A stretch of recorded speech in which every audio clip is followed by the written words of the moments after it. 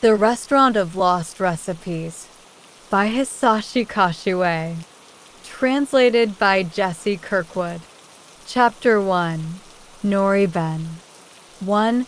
Kaisuke Kitano jumped off the Keihan Express at Shichijo Station, walked up the stairs and out into daylight, then stopped to gaze at the swirling waters of the Kamogawa. It was 5 years since he'd moved from the southern prefecture of Oita to nearby Osaka, and yet this was his first trip to Kyoto. Slung over his shoulder was a navy sports bag printed with the name of his university, its straps digging into his upper arm. Tiny rivers of sweat were running down his muscular neck, leaving damp patches on his white polo shirt.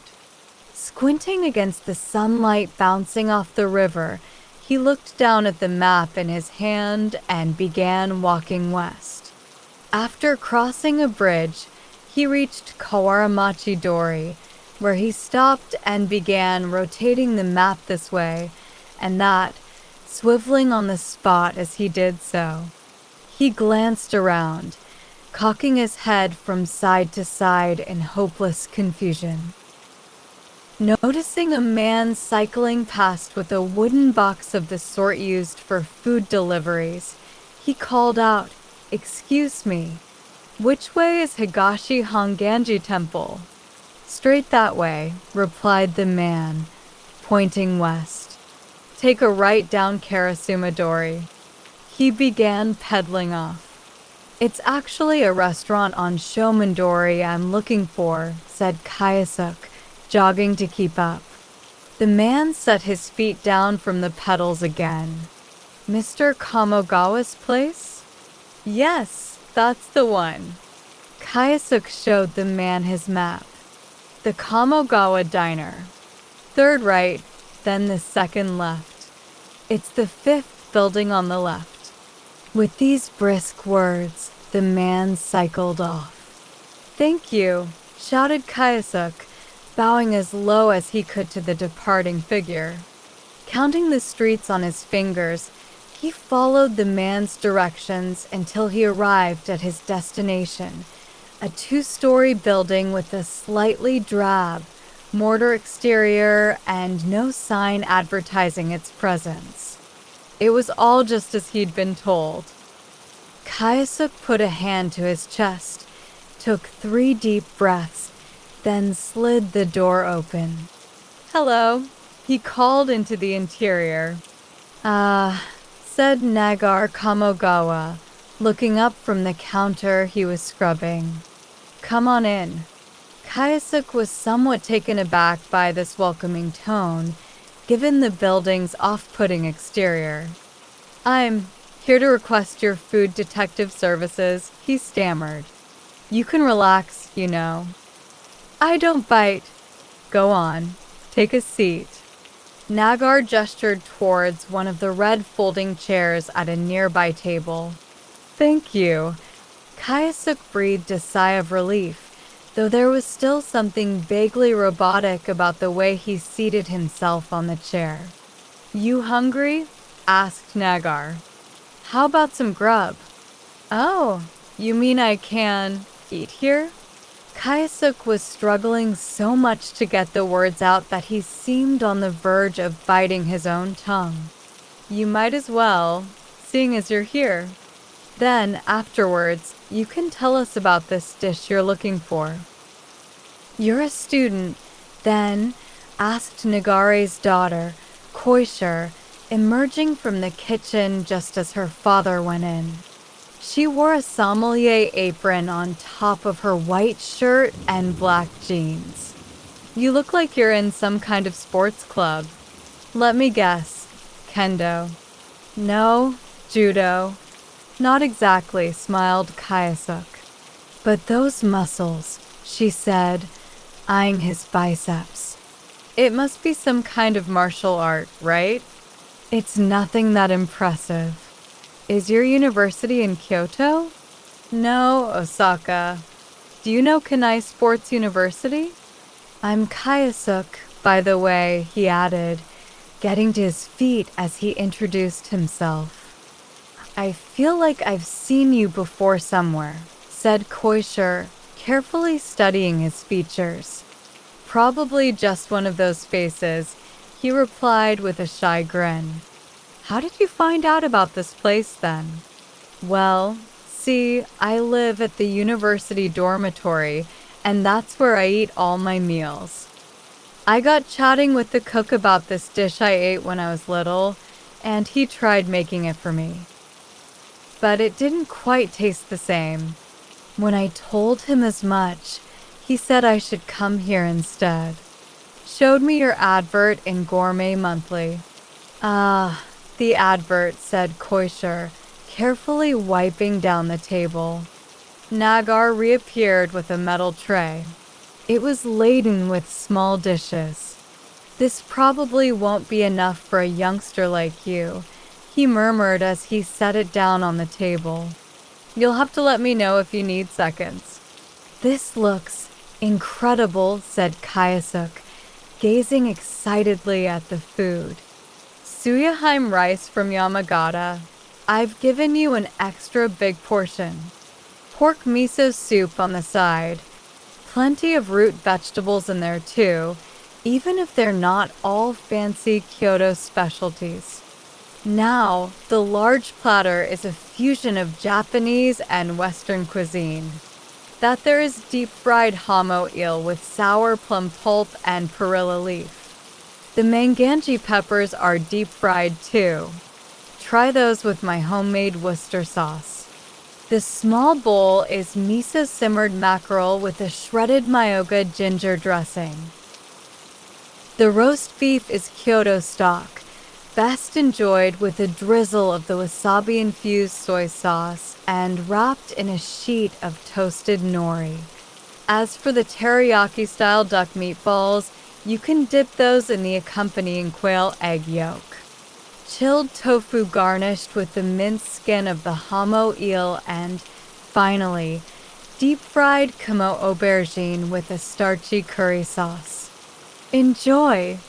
Kayasuk licked his lips, nodding along enthusiastically to Nagare's every word. The food isn't always this fancy, you know, said Koisher with a wink. Dad got all excited when he saw we had an eligible young bachelor visiting, and now he's pulling out all the stops. Shush, you, said Nagar, dragging her into the kitchen. For all his enthusiastic nodding, Kayasuk had almost no idea what any of the food in front of him was. Hamo and mackerel were types of fish. He knew that much.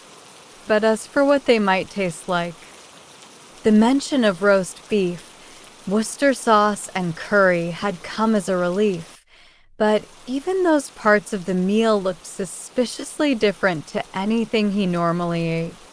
After 10 seconds or so of silent contemplation, he gripped the bowl of rice firmly in his left hand, reached for one of the duck meatballs with his chopsticks, dipped it in the small bowl of quail egg yolk, set it down on his rice, then popped it into his mouth. He let out a quiet gasp of delight, then immediately began working his way through the deep-fried eel and roast beef, his chopsticks working at lightning speed. Every mouthful triggered a murmur of appreciation.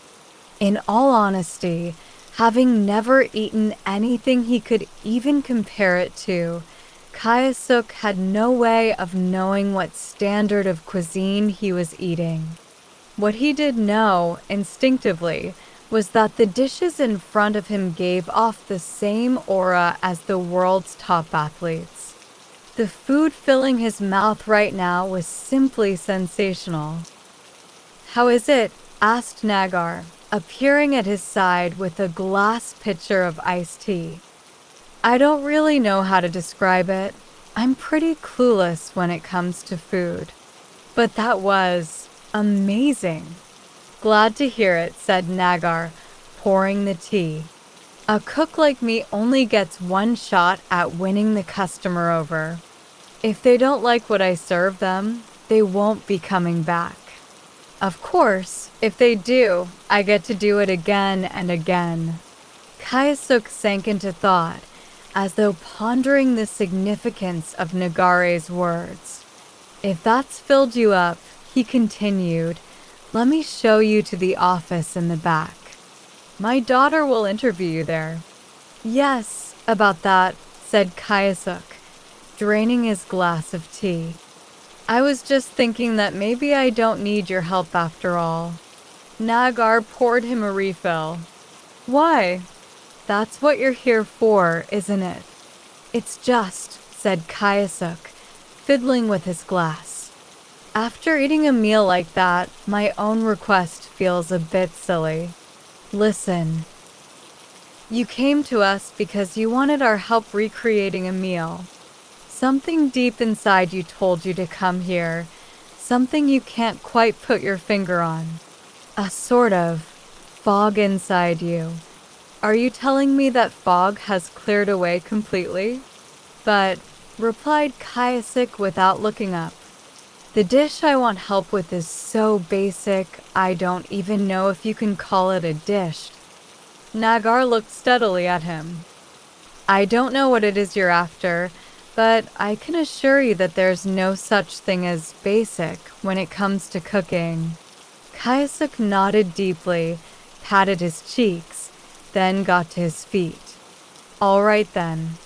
I'm in. Nagar smiled. Glad to hear it. Follow me.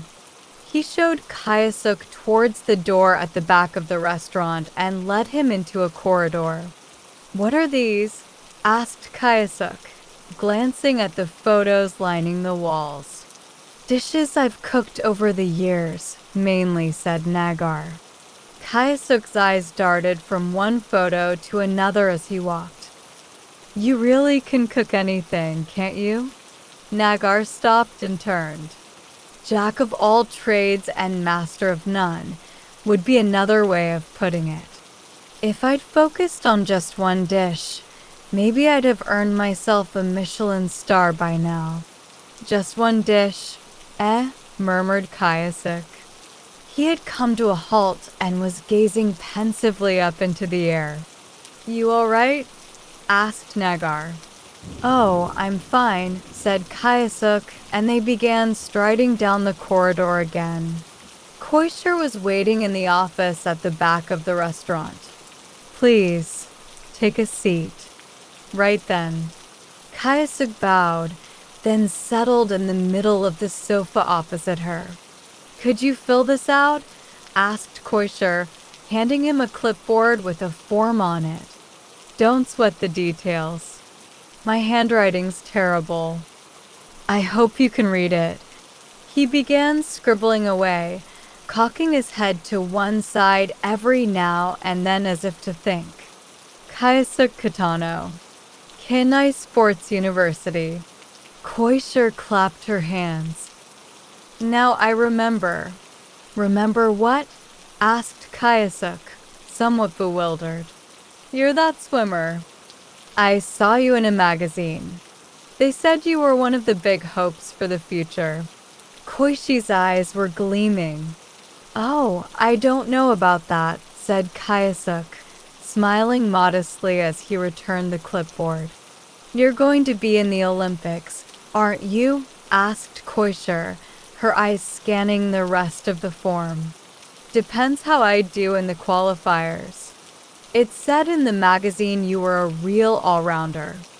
Freestyle, backstroke, the whole package. Actually, people keep telling me I should just focus on one stroke. Well, we'll be rooting for you. Koisher pursed her lips. So, what's this dish you're looking for? I can't believe I'm asking you this, said Kaisuke, dropping his voice and looking down at his feet, but I'd like you to make me a Nori-Ben. Nori-Ben? You mean like the bento box? Nori seaweed on a bed of rice, with deep-fried fish or chikuwa tempura or something on the side. No, nothing on the side. Kaisuke's voice was even quieter now.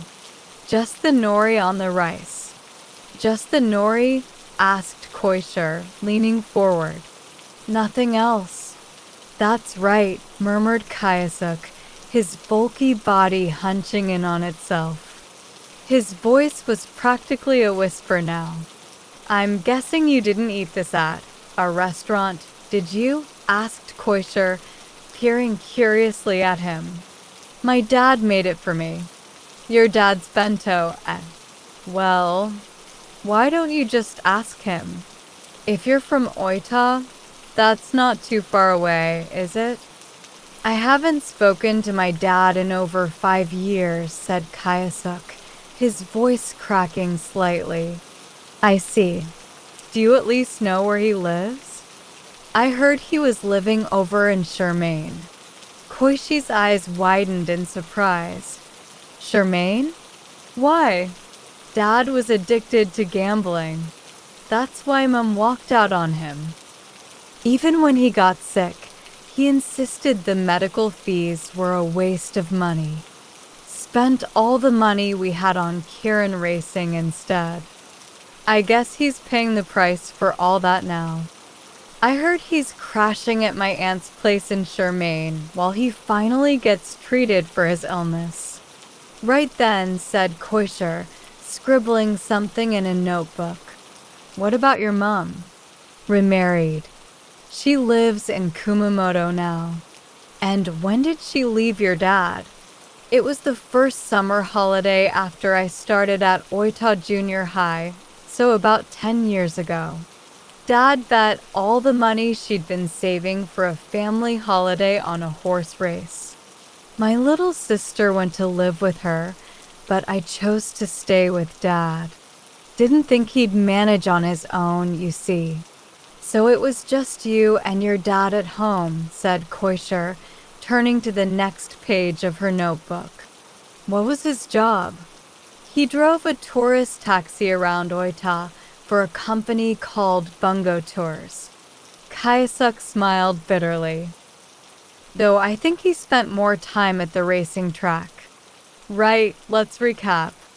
Until you started junior high school in Oita, it was the 4 of you at home. Then, in the summer of your first year at junior high, your mom left home with your little sister, leaving you in your dad's care.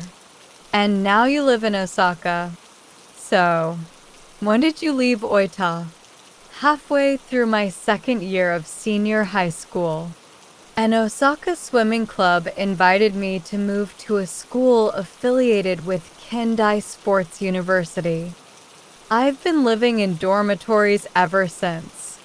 So you and your dad lived together for, Koisher counted on her fingers, for years. Is that right? Yeah.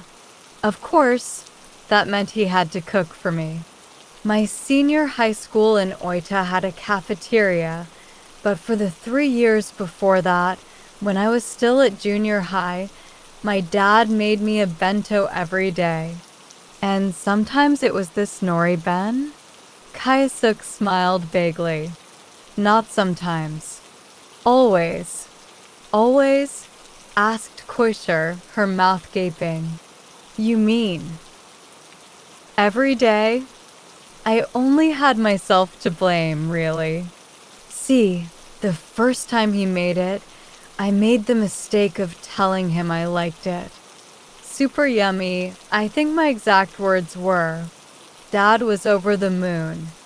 After that he started making it every day. Kayasuk's expression had turned slightly morose. Koisher sighed. Got a little carried away, did he? My friends started making fun of me for always eating the exact same thing. I'd hide the inside of my bento with the lid and shovel it down as fast as I could. That's probably why I don't recall much about the flavor. All I do remember is that, well, I did like it. Kayasuk said these final words with conviction. I've only had Nori-Ben from bento shops, so I don't know how people make it at home, but was it really just nori and rice? He didn't add a layer of bonito flakes in between. Koisher drew an illustration in her notepad and showed it to Kayasuk. No, you're right. It had 3 layers. First a layer of rice, then some bonito flakes soaked in soy sauce and the nori on top. He added these details to Koishi's illustration. The exact same thing every day. Was there anything distinctive about the flavor? It wasn't particularly sweet or salty or anything. No, nothing like that, replied Kayasuk, staring intently at the drawing. I think it was pretty ordinary, though I do remember it being a little on the dry side. Koisher cocked her head to one side. Dry? That doesn't sound very tasty. I always thought nori and bonito flakes tasted their best when they still had a bit of moisture. Kayasuk smiled faintly.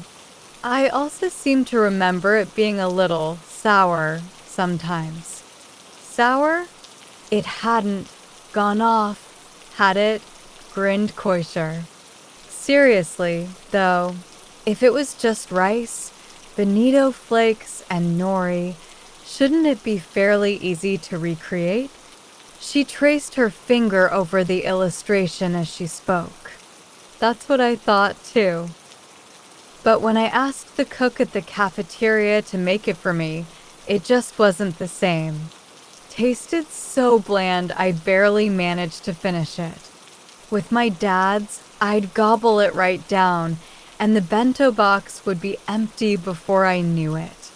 A note of passion had crept into Kayasuk's voice. Maybe that was just because you were still young, said Koisher, failing to match his enthusiasm. I mean, it was all you had for lunch, wasn't it? Anyway, weren't you saying you ate it quickly on purpose because you didn't want your friends to see? Well, yeah, but, replied Kayasuk, his enthusiasm waning slightly. Was your dad a dab hand in the kitchen then? No. In fact, I barely saw him set foot in there until Mum left. So this was his one and only signature dish. But what made you want to eat it again all of a sudden? My aunt got in touch. Apparently Dad's condition has gotten worse. She wants me to at least come and visit. Why don't you go then? It'd be your chance to thank him for all those bentos. Kayasuk frowned. If he only made them because anything else would have been too much effort then. I don't think I want to see him. Really? I still think you should go, personally, shrugged Koisher. Maybe I will, replied Kayasuk, his jaw clenching slightly. But first, I want to remember what that Nori-Ben tasted like. I reckon that'll help me understand how he felt about the whole thing. Well, we'll do our best, and with a bit of luck, you'll be able to patch things up with your dad. I say we, Koisher grinned, but it's my dad who'll do all the investigating. Thank you. It means a lot, said Kayasuk, getting to his feet and bowing deeply. His voice had regained its earlier vitality. When they returned to the restaurant, Nagar reached for the remote control and switched off the television that sat on a shelf near the entrance. Did that all go okay? Oh, it went fine, replied Koisher, but I think we've got our work cut out for us. You always say that. Well, all we can do is try our best. Something tricky, is it? Dad, it's Nori-Ben. Kayasuk smiled awkwardly, hunching his shoulders in embarrassment. Replied Nagar. The simplest dishes are always the hardest to get right. At this, the smile vanished from Kayasuk's lips. Don't worry, said Koisher, patting him on the back. Dad'll work it out. Kayasuk bowed to them both, then took his leave. As he slid open the door to the restaurant, a tabby cat came rushing over to his feet. "Oi, you," snapped Nagar. "Don't even think about coming in here." "We had a tabby back in Oita, too," said Kayasuk. "What's its name?" "Drowsy," replied Koishir. "Sits around all day snoozing, see." She beckoned to the cat who, warily eyeing Nagar, tiptoed over to her. "So, when should I come back?" Kayasuk set his bag down from his shoulder and fished out his phone. "Will 2 weeks from now be all right?" asked Nagar. Kayasuk swiped at his phone screen to check his schedule. I have training camp in Kyoto starting next weekend, so that'll be perfect." "I'll confirm the details by phone," said Koishir, scooping Drowsy up into her arms. Kayasuk put his phone away, thanked them again, then set off west down the street. "The Keihan station's the other way, called Koishir." Kayasuk stopped, did an about turn, and sighed. "My sense of direction is atrocious." With an embarrassed grin, he made his way back past them and down the street. "See you soon," called Nagar from behind him. Kayasuk stopped again. "Oh!" "I completely forgot to pay." He made his way back towards them, sheepishly scratching his head. "You can pay next time," said Koishir, "together with the fee for the detective service." "How much should I, bring?" asked Kayasuk, looking helplessly at Koishir. "Don't worry. It won't be anything excessive," said Nagar. "Okay. Well, thank you." Kayasuk bowed again, then hurried off down the street.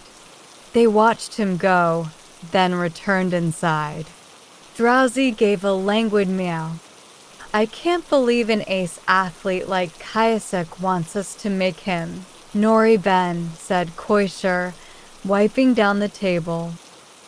"Not quite the combination I was expecting."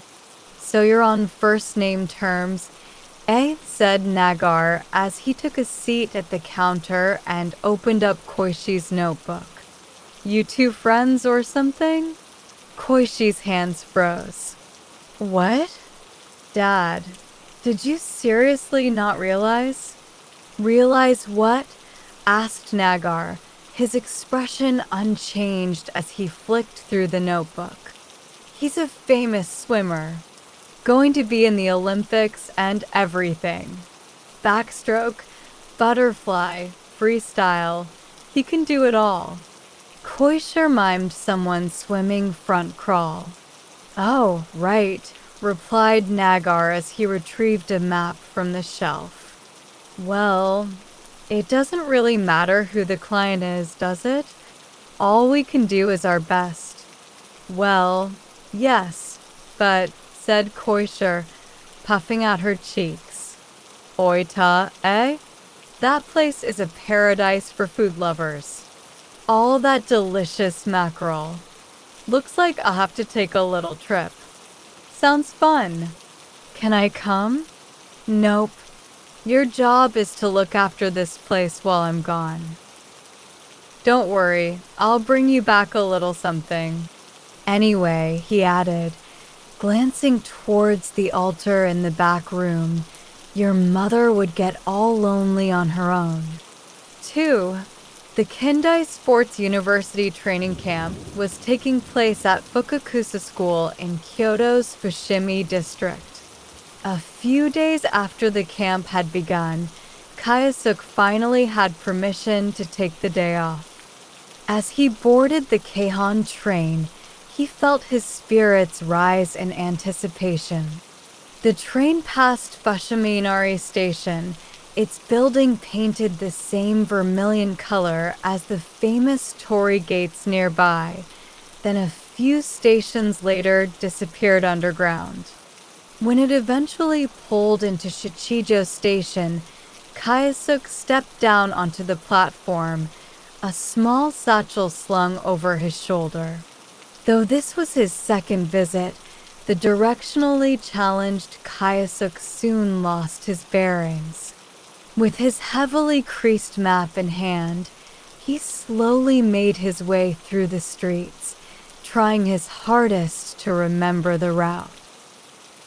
Finally, a building he recognized came into view. Inside, Koisher greeted him with a smile. "Welcome back." "Hello again," replied Kayasuk, before anxiously looking around for Nagar. "Don't you worry. Dad worked it all out," said Koisher.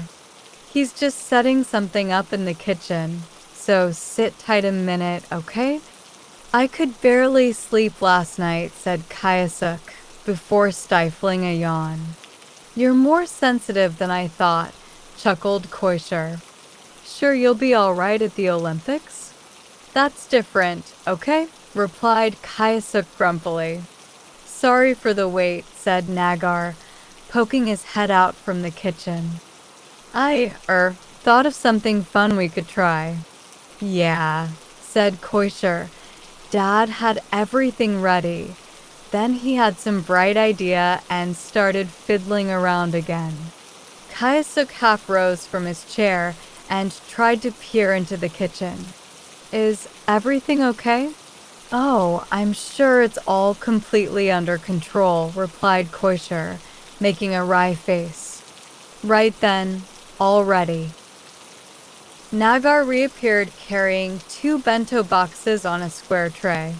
Kayasuk, who'd refilled his rice bowl 3 times at breakfast that morning, winced slightly. "Is that 2 portions?" "You don't have to finish both," replied Nagar, setting the lidded bento boxes down on the table.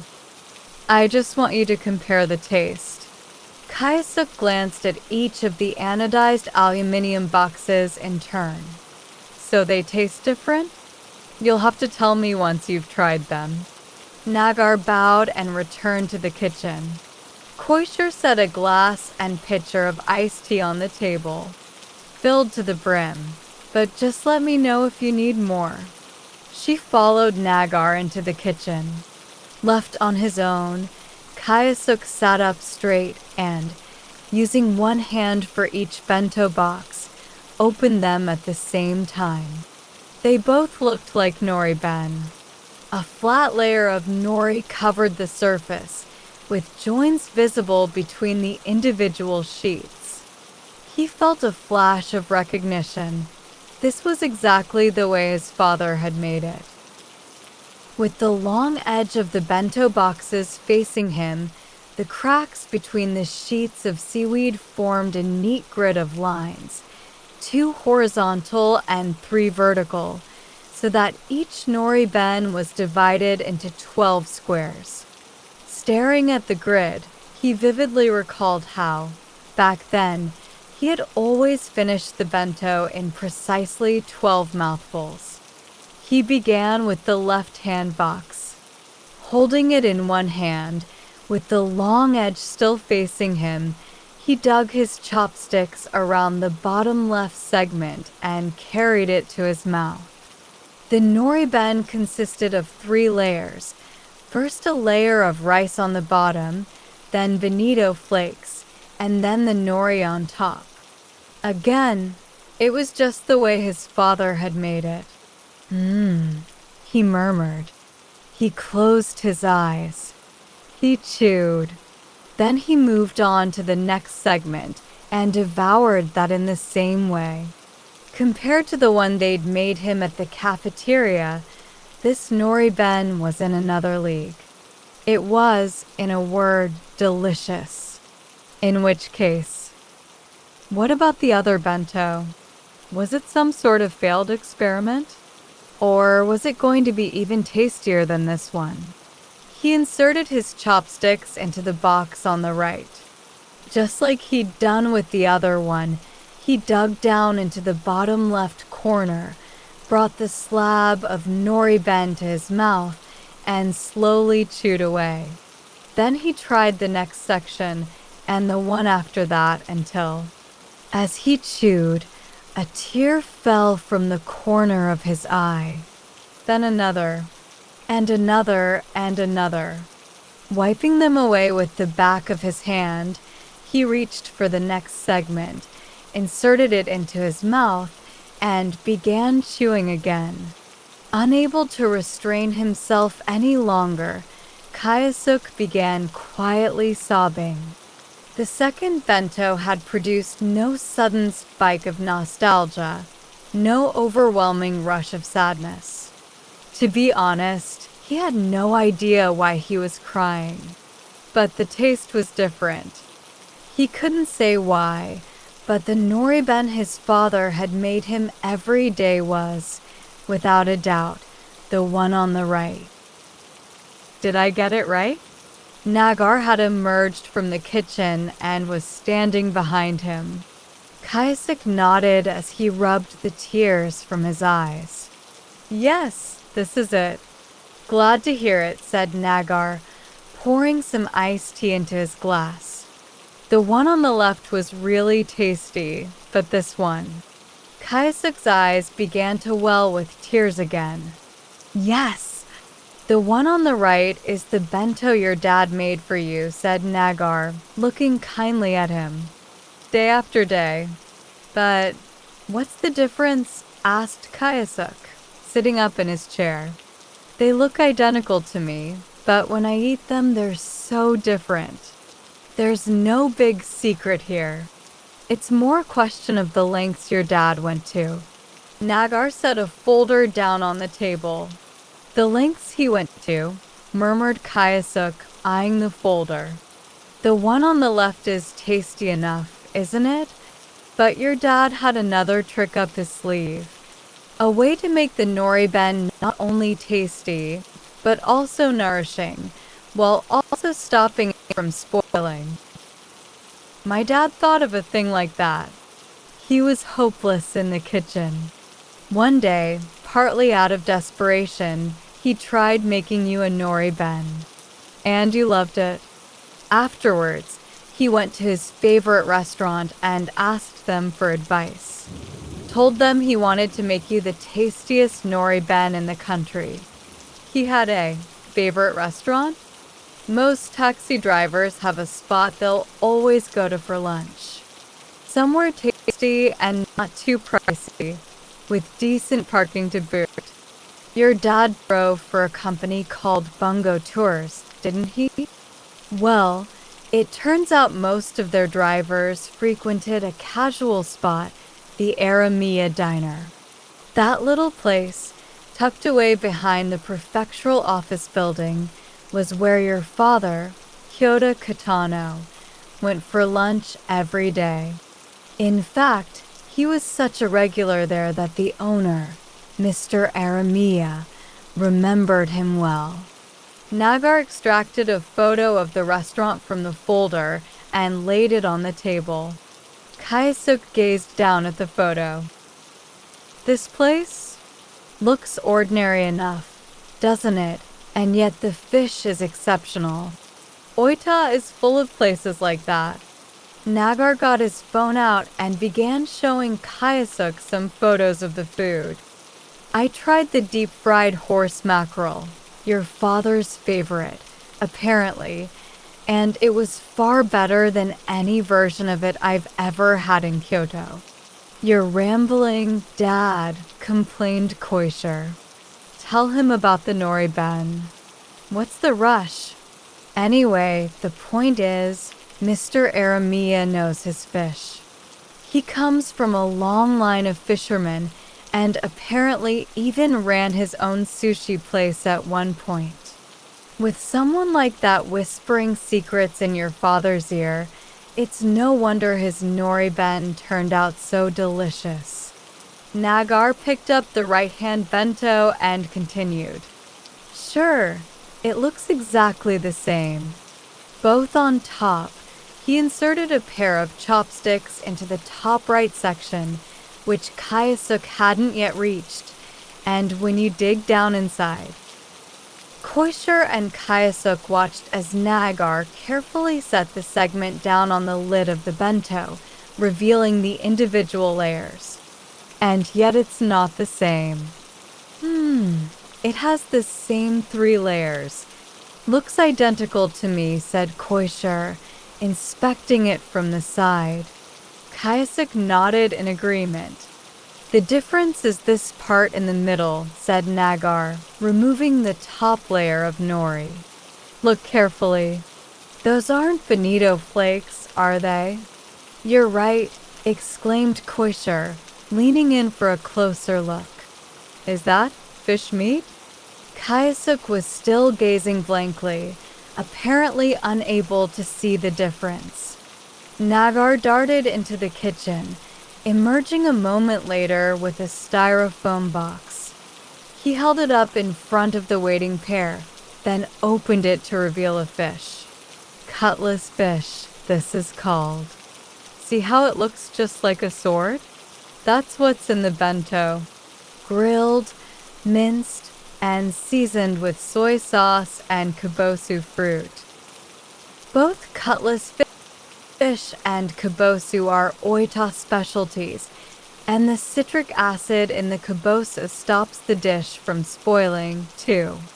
If you just use bonito flakes, the flavor can get a little monotonous, but this gives it heaps of depth.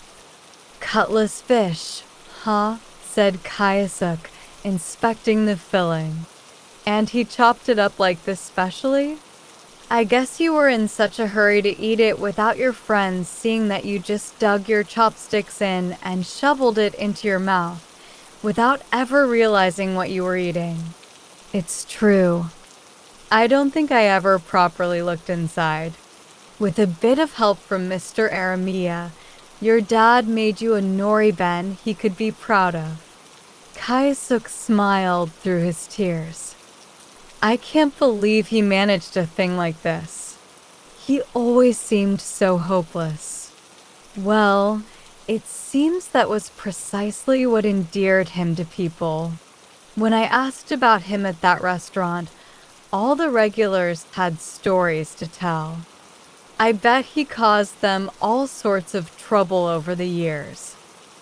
Like I say, there were plenty of stories. But I can tell you this, no one there had a bad word to say about him. Well, that's a relief, said Kayasuk. And it was true. He looked as though a heavy weight had been lifted from his shoulders. He was learning about a side to his father he'd never known. Apparently, one of the other taxi drivers once pointed out to your father that there was no way of knowing you'd actually eaten his bentos.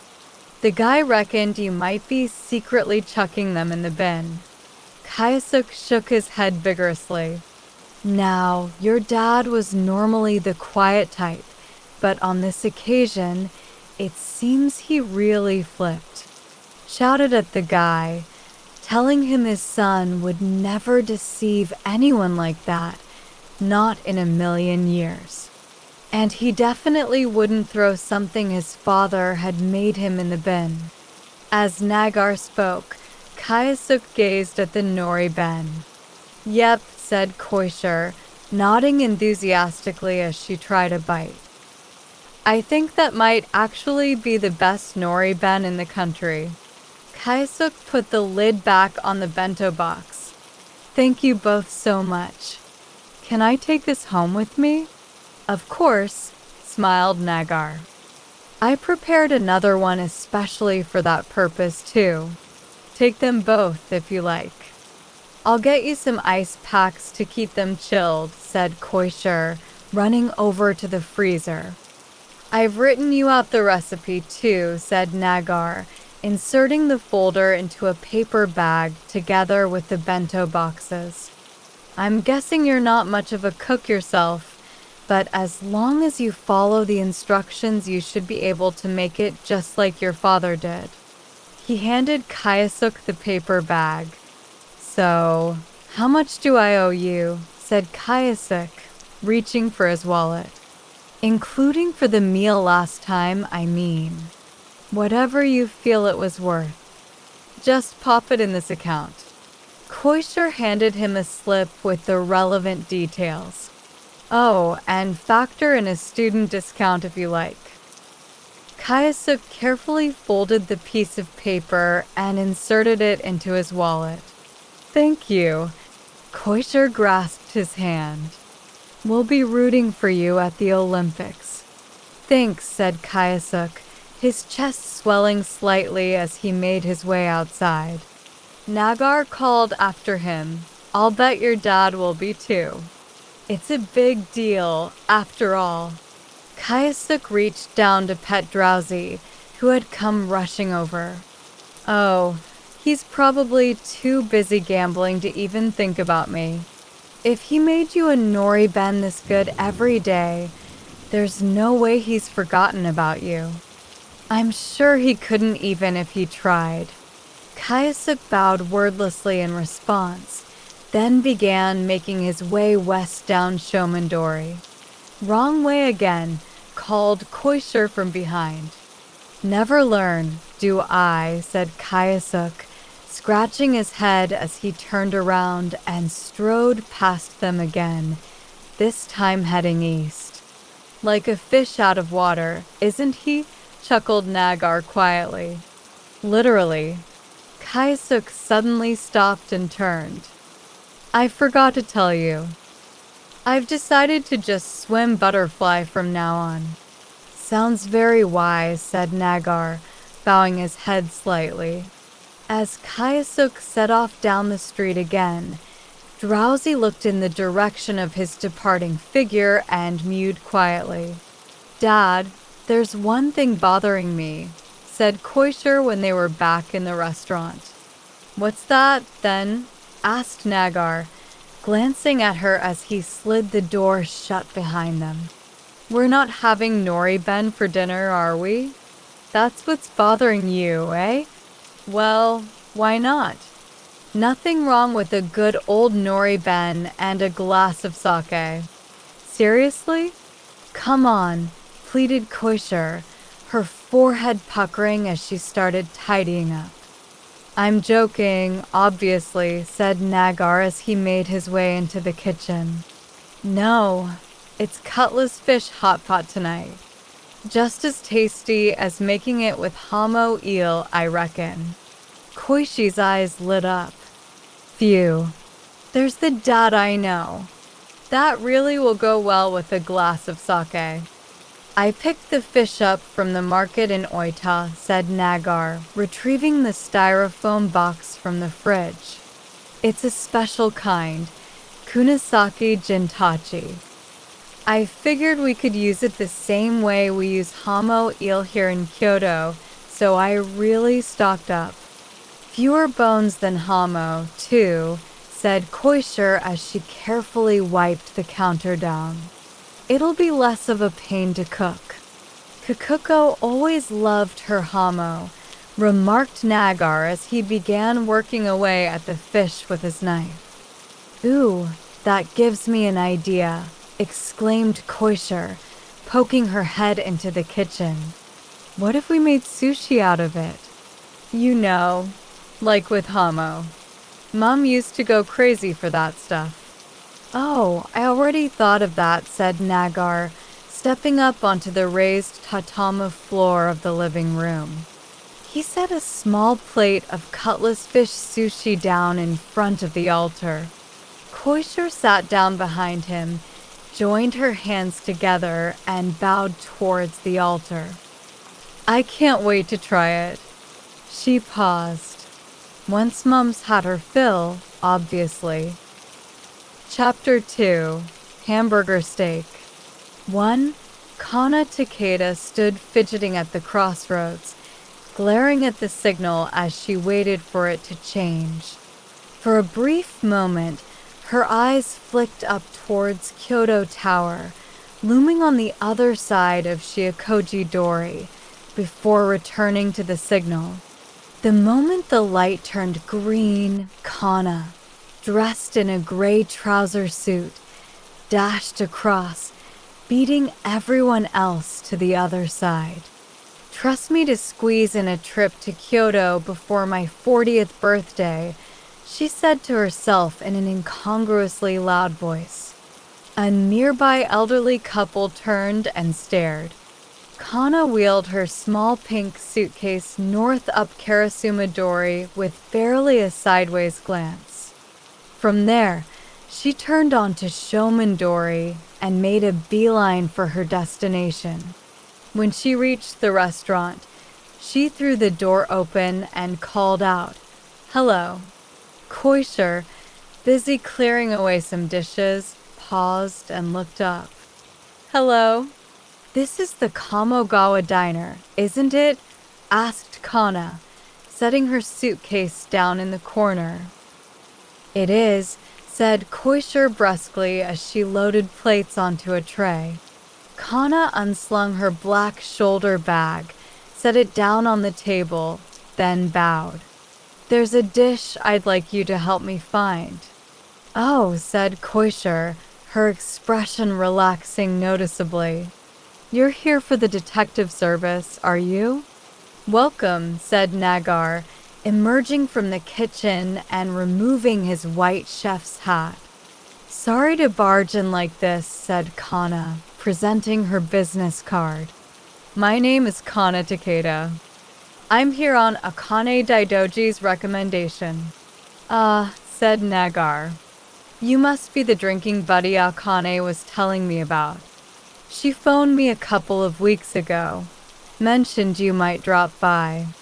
Still gripping her card in one hand, he gestured towards one of the tables.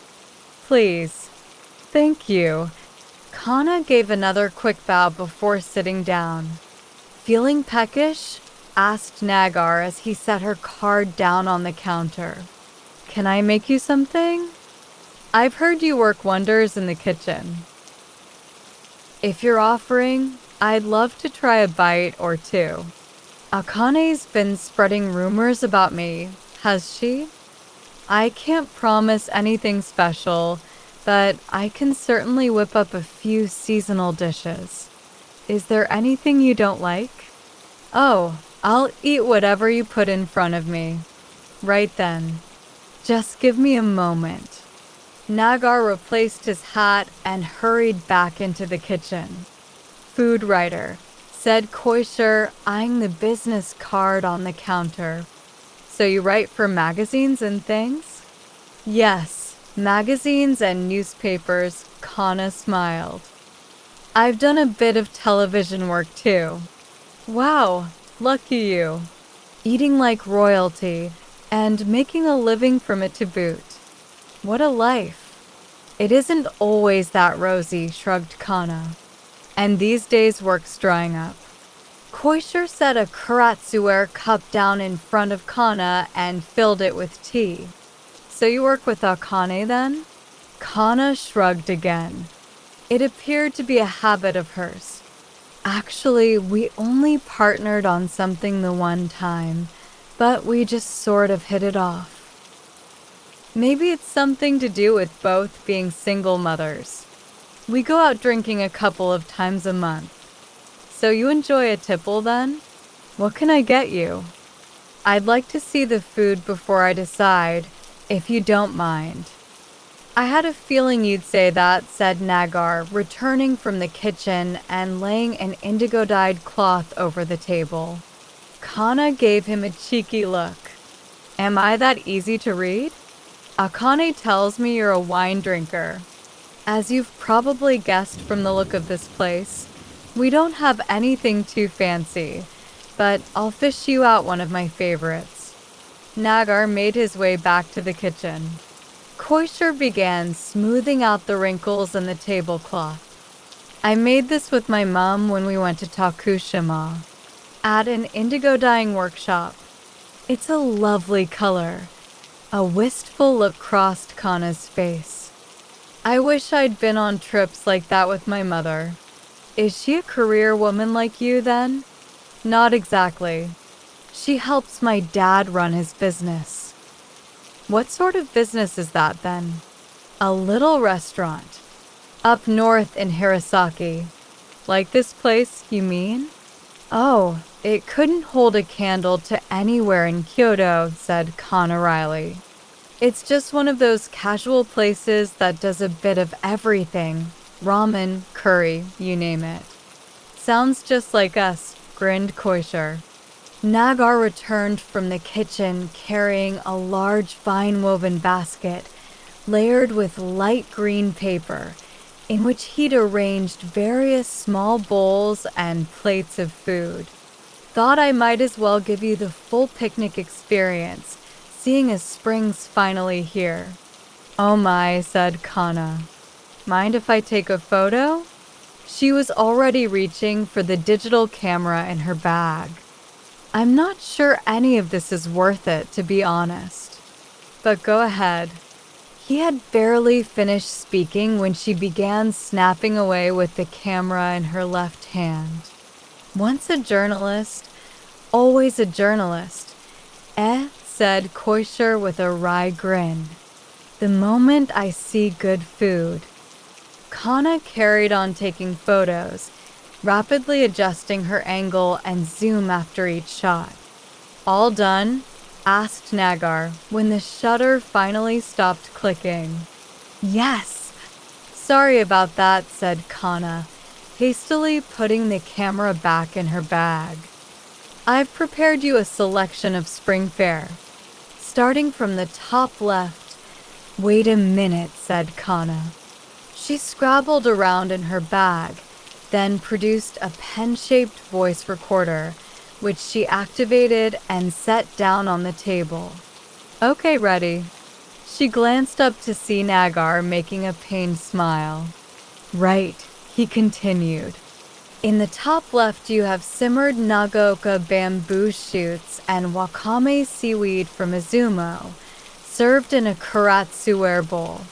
Next to that, on the long oribe dish, is grilled masseuse salmon seasoned with pepper tree leaves.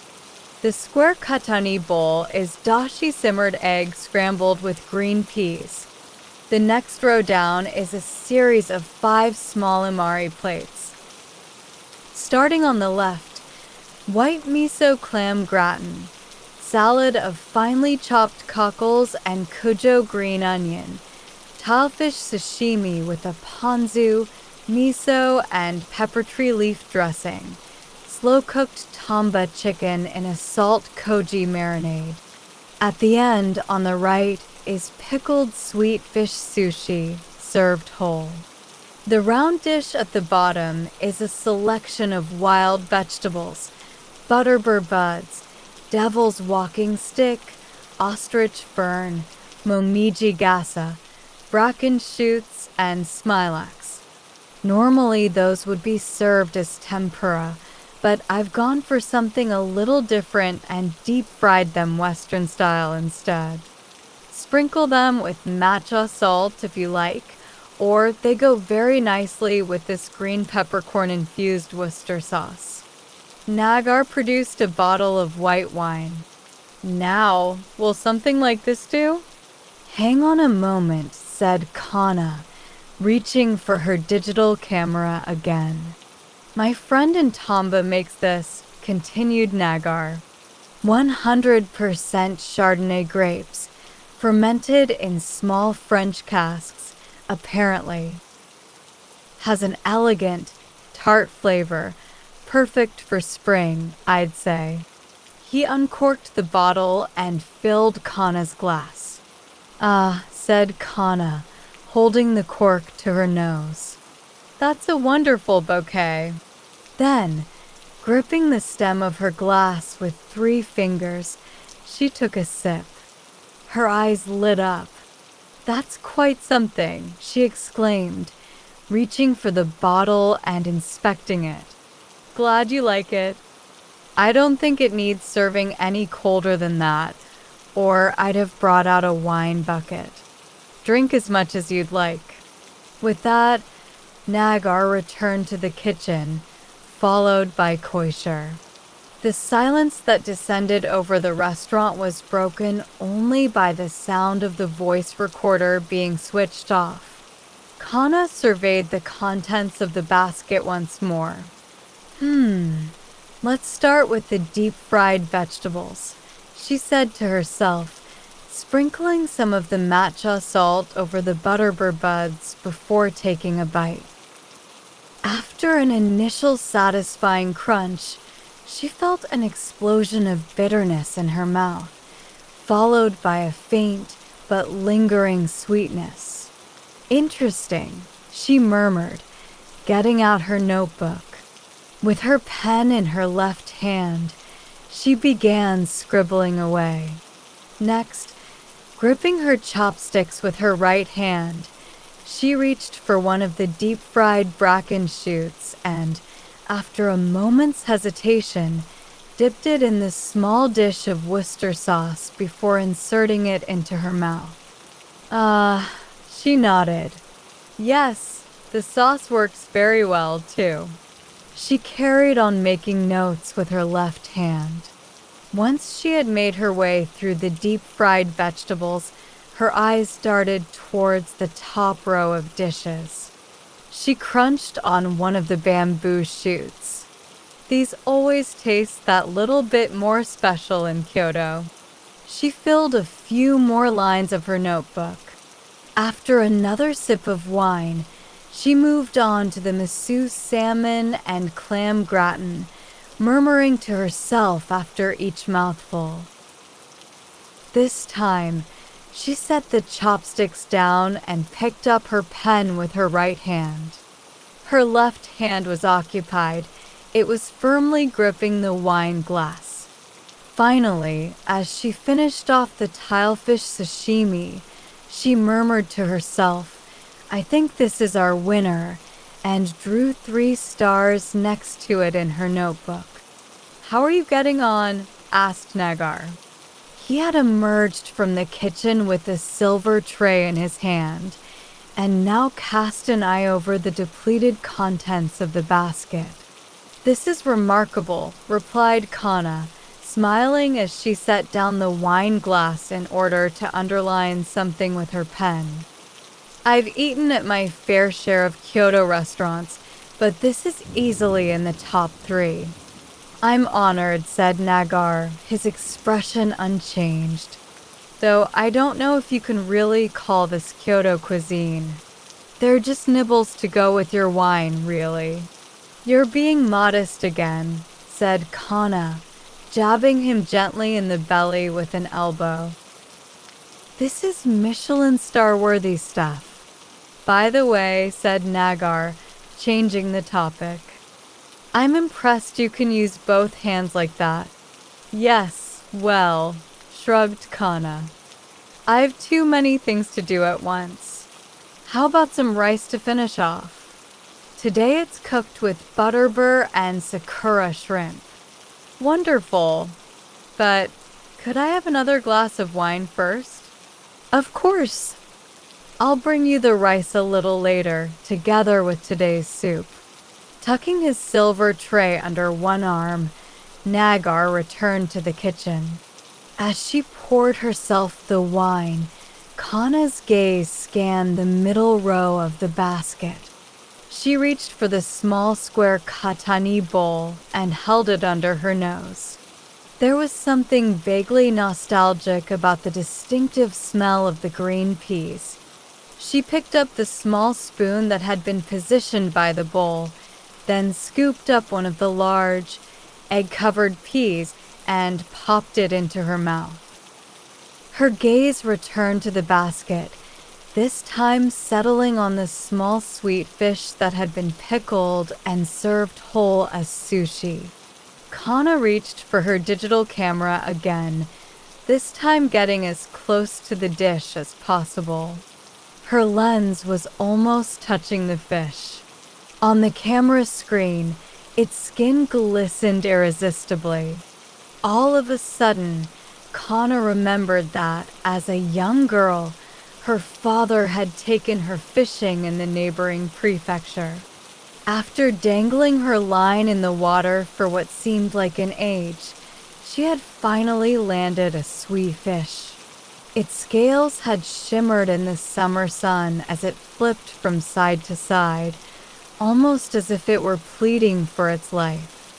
But when she told her father that if they were just here to enjoy catching it, they might as well throw it back in the river, he had scolded her sharply.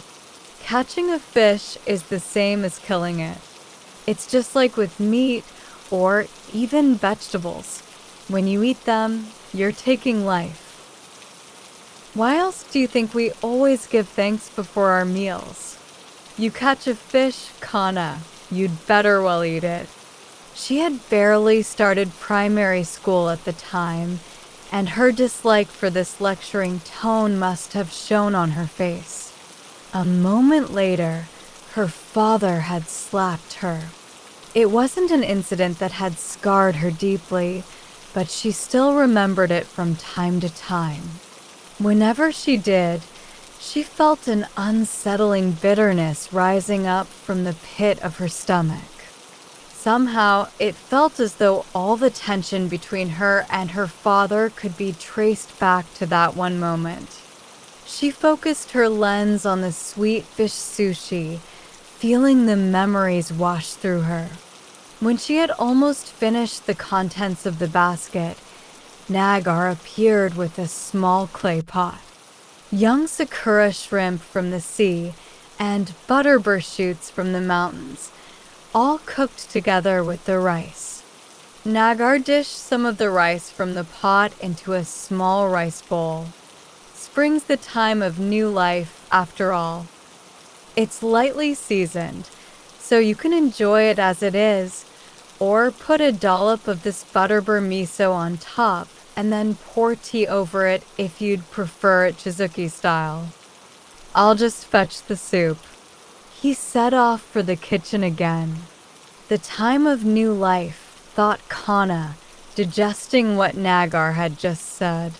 Why had those words triggered another rush of memories? Was it because Nagar was about her father's age, or because he also worked with food for a living? With these thoughts swirling in her mind, Kana tried a mouthful of the rice. Incredible! Without even remembering to take a photo, she began shoveling the rice into her mouth. In next to no time, her bowl was empty. Just as she began refilling it from the pot, Nagar appeared at her side with an oblong tray on which he'd positioned a small soup bowl. How's that then? Kana looked up with a smile as she served herself the rice. Even tastier than I was expecting. Glad to hear it. The sakura shrimp fishing season has just started in Yui, so that's the first catch you're eating. If you believe what they say, that means you'll live a long and healthy life. Nagar removed the lid from the bowl, releasing a cloud of steam. Kana leaned over, closed her eyes, and took a deep sniff of the clear broth. It smells wonderful. The only solid ingredient is diced tofu, plus a garnish of pepper tree leaves. Just tofu? But this aroma, it's so complex. The stock is from quick-grilled sweet fish bones. I had plenty of them left over from all that sushi. So that's what I'm picking up, replied Kana, sniffing the steam again. Who'd have thought those tiny little bones could add so much flavor? Did you know that one way of writing sweet fish is to use the characters for year and fish? The poor things only live for a year, see? All the more reason to make sure we eat every last bit of them. Again, Nagare's words seemed to make a deep impression, and the normally talkative Kana fell abruptly silent. Well, when you're finished, I'll show you to the office at the back. Nagar retrieved his tray and disappeared into the kitchen once more. Kana raised the bowl of broth to her lips. The tofu, diced into 5mm cubes, slipped smoothly down her throat, while the fragrance of the sweet fish and pepper tree leaves filled her nostrils. She let out a deep, satisfied sigh. All this talk about the preciousness of life had very little to do with actually enjoying your meal, she thought to herself. She had soon drained the entire bowl of broth, but the clay pot was still 1/3 full of rice. Kana's cheeks had flushed, probably because of how much she'd had to drink. "Ah," she said, remembering Nagare's suggestion. Almost forgot to try it Chizuki style. Hastily, she transferred the remaining rice to her bowl, spooned over some of the butterbur miso, then reached for the teapot and poured hot green tea over the lot. She picked up her chopsticks and began quietly slurping away at the Chizuki rice.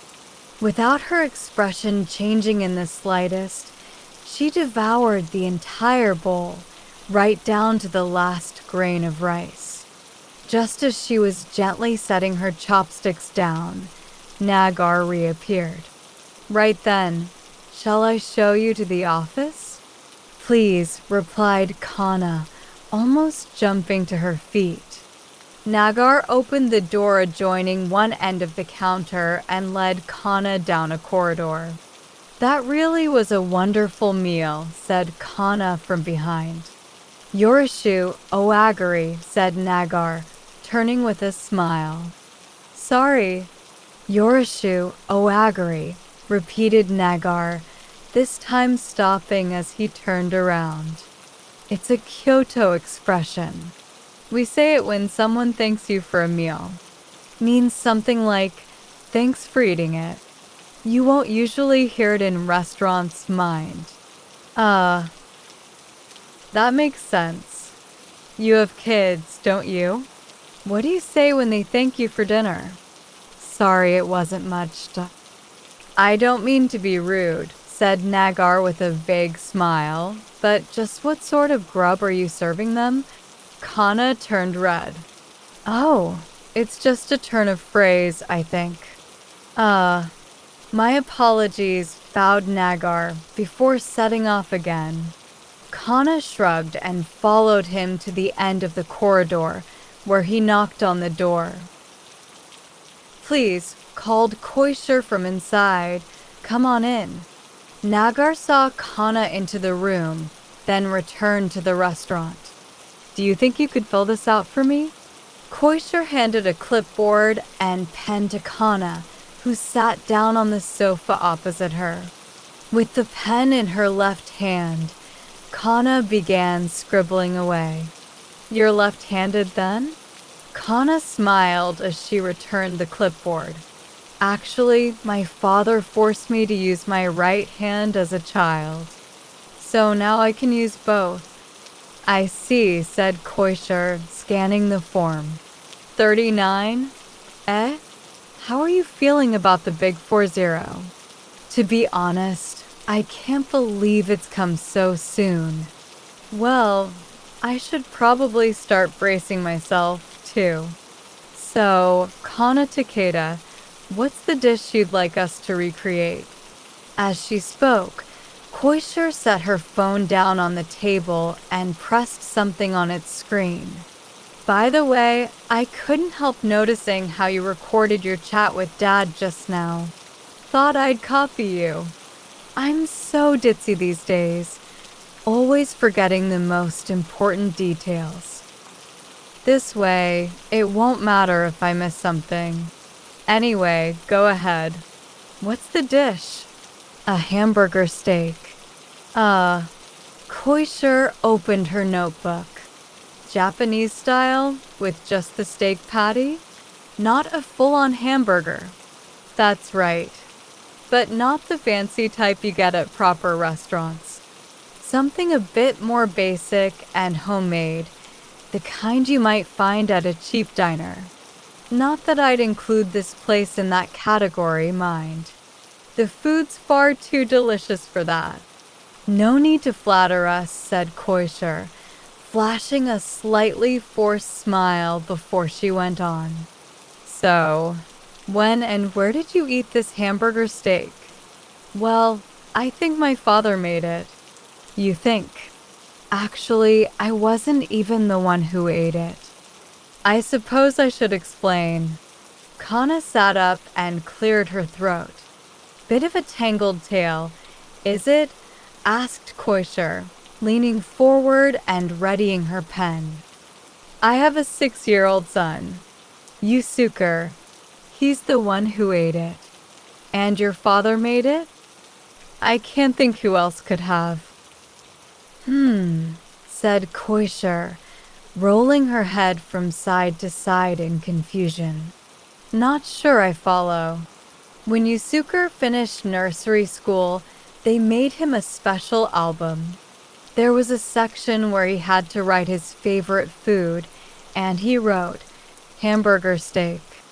But I've never made him one, and we've never eaten anything like that in a restaurant. The only thing I can think of is the year before last, when I went back to Hirasaki to tell my father that it was just me and Yusuker at home now. I nipped out during the day, and it seems my father made Yusuker something to eat while I was gone. Kana frowned. That's the only time he could have had a hamburger steak. But it's always a popular dish with kids, isn't it? Replied Koisher. Are you sure he didn't have it for lunch at nursery school or something? They don't provide lunch at his nursery.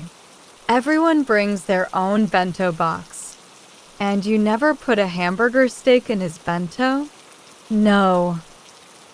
You have to realize that my husband was very particular when it came to food. He refused to eat meat or fish that had been processed in any way. Minced beef, sukun meatballs, he couldn't stand that kind of thing, and I felt similarly, so Yusuker never had anything like that. I feel sorry for him, said Koisher, unable to stop herself. Even the frozen ones can be pretty tasty, you know. Kana's expression grew severe. Well, I feel sorry for kids who are forced to eat meals stuffed with additives, preservatives, and MSG, but you wouldn't have to use anything ready-made, said Koisher, determined to make her point. You could grind the beef yourself and make it at home. What'd be the point? Replied Kana, standing her ground. I'd just be ruining a perfectly good cut of beef. I don't see why anyone would opt for a substitute over the real thing. It's not a substitute, exclaimed Koisher in a shrill voice. An awkward silence ensued. It was Koisher who eventually broke it. Sorry. Got a little carried away there. No, said Kana, bowing her head slightly. I was rather rude myself. Well, getting back to the matter at hand, if it was your father who made it, can't you just ask him for the recipe? We're not on very good terms, unfortunately, said Kana, her lips tightening. I haven't even been back to Hirasaki this year or last. I can't just suddenly call him up and ask him for a hamburger recipe. And the last thing I want to do is tell him it's Yusuker's favorite. Well, I don't know what caused this rift between you, but your father and daughter, aren't you? I can't help feeling it'd be easier just to go ahead and ask him. Koisher looked pleadingly up at Kana, but she was staring glumly off to one side. All right, don't worry. I'll get Dad on the case. He can visit your father's restaurant and try this hamburger steak. That'll tell him everything he needs to know. No, that won't be enough, said Kana, turning to face her before continuing. See, I have no way of knowing whether the hamburger steak he served Yusuker was the same one he normally serves at the restaurant. Your father will need to ask about that, too. But please, she added suddenly, I really don't want my father to know it was me who put you up to this. Koisher looked troubled. But how's Dad supposed to? Wait, I have an idea, said Kana. He could pretend to be a journalist. We get all sorts of them at the restaurant, and my father never turns them down. Especially if you told him it was for Gourmet Monthly. He'd be delighted. If we can just get Akane in on it, it'll be perfect. A mischievous grin had spread across Kana's face. Very clever. Not sure Dad'll be up for it, though. He hates deceiving people. I guess we'll have to leave the exact method up to him. Anyway, what's the restaurant called? Koisha readied her pen once more. The Takeda Diner. The place has been around for almost a century. Kana reached into her bag, produced a photograph of the restaurant, and laid it on the table. Ooh, all buried in the snow. Very atmospheric. Is this an old photo then? No, it's from 3 years ago. I think the only reason the place gets so much media attention is because of how ancient it is. I didn't know restaurants like this still existed, said Koisha, picking up the photo and gazing at it. A century old, did you say? Wow, maybe I should go there myself. Kana shrugged. It might look good in photos, but you'd be disappointed. By the way, said Koisha as she returned the photo, why this sudden urge to try this particular dish? It's for Yusuke, really. See, I want him to have a chance to compare 2 dishes. The dish I think is tastiest, and his so-called favorite, that hamburger steak. Kana tucked the photo into a notepad, which she returned to her bag. What's this dish of yours then? In all my years of writing about food, the tastiest thing I've ever eaten was a Tornado's Rossini from a steakhouse in Shirokane.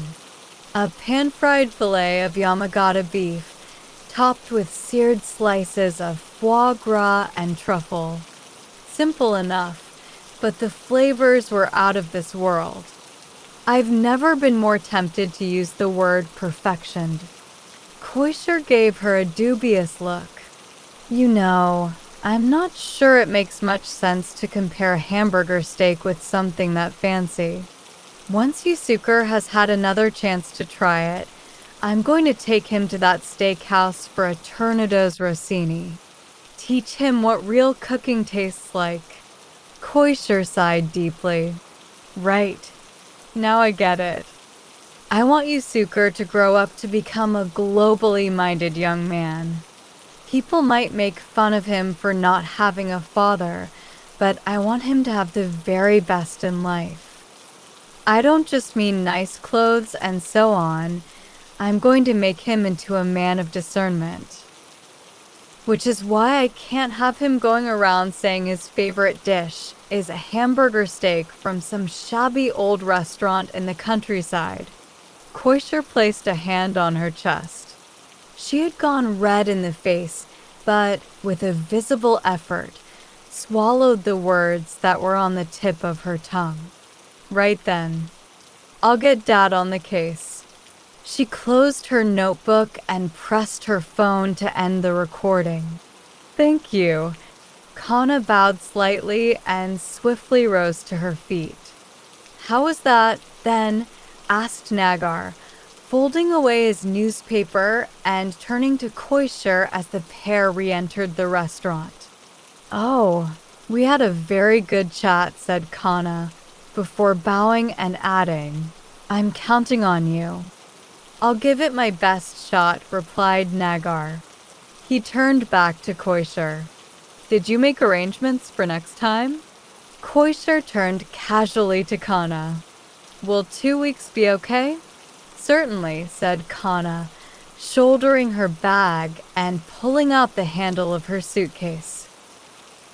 I assume you'll send it by refrigerated shipping, together with the recipe? I'll pay the postage, of course. Send it, said Koisha, giving her a baffled look. Oh no, That's not how we do things. Anyway, we'll need to talk you through the meal. But Yusuke starts primary school in 2 weeks, pouted Kana. I'll be rushed off my feet getting him ready. I'm sure you will be, said Nagar, smiling gently at her. But I can't serve you a meal by post, I'm afraid. I'd really appreciate it if you could come in person. Right. Well, I'll see what I can do. With a shrug, Kana slid open the door of the restaurant and stepped outside. Stopping off somewhere? Asked Nagar, glancing at her large suitcase as he followed her out. Kana shrugged again. I thought I'd check out a few restaurants that have just opened in town. For our Kyoto issue in the autumn. Staying overnight then? Yes! A new hotel on the banks of the Kamogawa. Will Yusuke be alright on his own? Asked Koisher, reaching down to pick up Drowsy, who had sprawled himself at her feet. He's with the sitter tonight, said Kana. With a final bow, she turned and made her way east along Shomondori. Take care, called Nagar. When she had disappeared from view, he turned and glared at Drowsy. All right, Dad. No need for the evil eye, protested Koisher. I won't let him in. And you know better than to try, don't you, Drowsy? Go on, off you trot. She set the cat back down and gave him a little wave. Back inside, Nagar seated himself at one of the tables. Right then, what's the dish? Hamburger steak, replied Koisher flatly. Okay, from a particular restaurant? You could say that. Koisher sat down opposite Nagar and opened up her notebook on the table. You've hardly written anything, frowned Nagar, flicking through the pages. What am I supposed to do with this? Don't worry, I've got a secret weapon. Koisher set her phone down on the table and tapped away at the screen until the recording started to play. Always looking for new ways to slack off, aren't you? Said Nagar, reluctantly leaning in to listen. That lady was a real pain, Dad. I don't know what Akane sees in her. Hey, enough of that, said Nagar forcefully, still hovering over the phone. Our job is to find the dish our client asks for. There's nothing else to it. Just wait for the bit at the end, said Koisher, opening her notebook to the relevant page. She wants you to lie to her father. Lie to him. I'll fast forward it so you can hear for yourself. I just know you'll hate it. Koisher swiped at her phone screen, then shrugged as if in imitation of Kana. After listening to the section in question, Nagar turned to Koisher with a smile. Oh, I don't know. Sounds quite fun to me. Just imagine, your old man, pretending to be a food writer. But, Dad, you'd be deceiving him. You know Shotaro Ikonami, the writer? I read somewhere that he used to do something similar when the mood took him. He'd be staying in a hotel somewhere and start telling people he was a medicine salesman from Toyama or something, just for kicks. Apparently he used to call it going undercover. Well, I guess it's not exactly a crime. But still, I'll head to Hirosaki first thing tomorrow. Better bring me back something tasty, said Koisher, slapping him on the shoulder. Nagar simply frowned in response. 2. Cherry blossom season was in full swing, and Kyoto was heaving with visitors. Weaving through the crowds, a small pink shoulder bag at her side, Kana soon found herself standing outside the Kamogawa diner. Drowsy glanced up at her from his spot by the door, then yawned lazily. Hello, she called, sliding the door open and stepping inside. "Hello again." "Lovely day, isn't it?" replied Koisher, glancing up at the spring sky before closing the door again. Nagar appeared from the kitchen and removed his hat. "Good to see you again."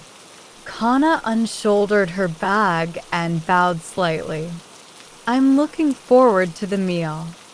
I know you must be very busy, but I hope you'll try it yourself before you go, fresh from the kitchen. I've prepared a portion to take home with you, too." "Well, all right then," said Kana, glancing at her watch as she pulled out one of the folding chairs. "It'll just be a moment." Nagar hurried back into the kitchen. "What did you like to drink?" asked Koisher as she wiped the table down. "I can't stay long," replied Kana curtly as she began swiping away at her phone. "I'll stick with tea today." Koisher filled a teapot with hot water from a large vacuum flask. A hush fell over the restaurant, only to be broken by a series of loud, evenly spaced thumps from the kitchen, reminiscent of the sound of sticky rice being pounded into mochi. This was followed by a high-pitched hissing and crackling like the spatter of sparks from a flame. Before long, a tempting aroma was drifting over to Kana's table. She raised her eyes from her phone screen as her nose began to twitch. "It smells fantastic." "I thought so too at first," said Koisher, giving a little half-smile as she filled a Kayamiza teacup for Kana. "But try smelling it every day for 2 weeks." Kana put her phone away in her bag and bowed her head slightly. "Sorry. I did ask rather a lot of you too." "Not at all. I mean, it's our job. Dad's a real perfectionist. He cooks everything hundreds of times until he's happy with the result. And I'm the designated taste tester, which explains this." Koisher patted her slightly round belly through her black apron. "Ready in there," Koisher called Nagar through the curtain separating the kitchen from the restaurant. Koisher positioned a yellow place mat in front of Kana, together with a small fork and a similarly diminutive pair of chopsticks. "Yep, all set." "A Mickey Mouse fork and Donald Duck chopsticks," said Kana. "Getting the kids' menu, am I?" Koisher chuckled. "Dad insisted. Said it was all part of the culinary experience." Just then, Nagar arrived carrying a silver tray. On it, sitting on a round, white Western-style plate, was the hamburger steak. "This, I believe, is the dish Yusuker was so keen on," said Nagar as he set the plate down on the mat. "Please, tuck in while it's hot. I'll leave the teapot here, but just let me know if you need a refill." With a smile, Koisher followed Nagar back into the kitchen. Kana got her digital camera out from her bag and snapped a few photos. The hamburger steak in front of her looked just like any other. It was smeared with a red sauce that looked more like simmer-down ketchup than the demi-glace sauce that usually came with hamburger steaks served this way. On top of that was a fried egg, its yolk still runny, and on the side were some French fries, glazed carrots, and some buttered corn. This, too, was all par for the course. To top it off, there was even a small side portion of tomato spaghetti, the kind kids went wild for. Kana let out a deep sigh before, somewhat reluctantly, cutting off a bite-sized piece of the steak with her chopsticks and raising it to her lips.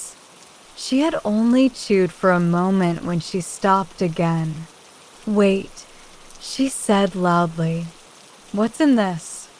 Swapping her chopsticks for the fork, She hacked off a larger part of the burger, rolled it around in the red sauce, and stuffed it into her mouth. As she slowly chewed, she gazed up at the ceiling and, after a moment, closed her eyes. Like the wind coming racing down a valley, the burble of conversation suddenly filled Kana's ears. Her father's low, gravelly voice after a few too many drinks, her mother's high-pitched giggle, her little brother protesting loudly about something. There they all were, happily sharing a meal around the small, low dining table in the living room that was only a couple of tatami mats wide. That was what it tasted like.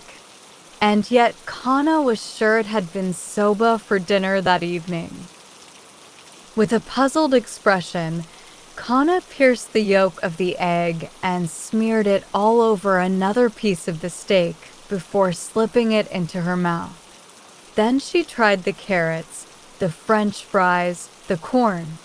One by one, she pierced them with her fork and ferried them to her lips. As she ate, she noticed the tension dissipating from her shoulders.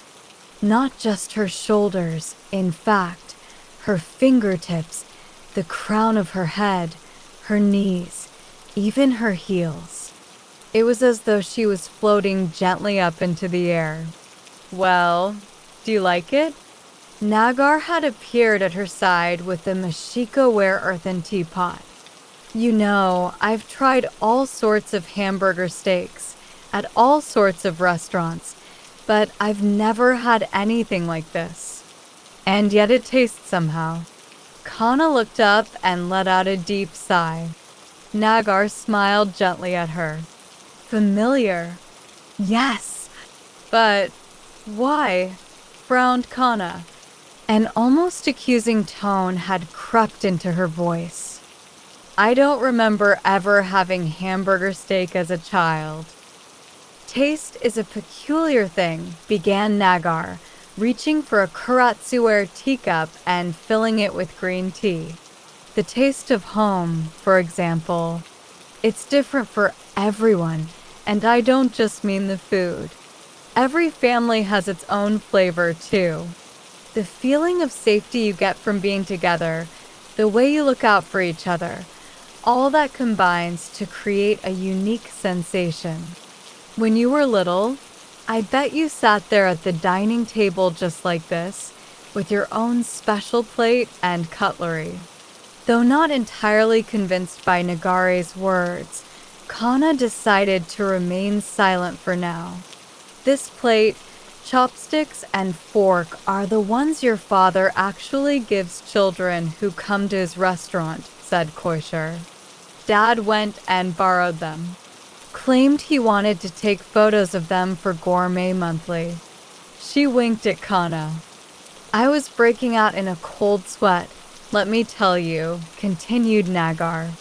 "Akane had phoned him in advance for me, so he fell for it hook, line, and sinker. Felt awful tricking him like that, you know." "So you didn't tell him I sent you, then?" said Kana, smiling with evident relief. "I didn't mention your name, no. But your father did." Kana's expression froze. "What?" "Well, he thought I edited a food magazine, so he must have planned it in advance. Suddenly turns to me and says, 'Do you know Kana Takeda, by any chance?'" Chuckling to himself, Nagar handed her a photo of her father, Yoshio Takeda. He hasn't changed at all." I played dumb, told him I wasn't sure. Well, he didn't like that.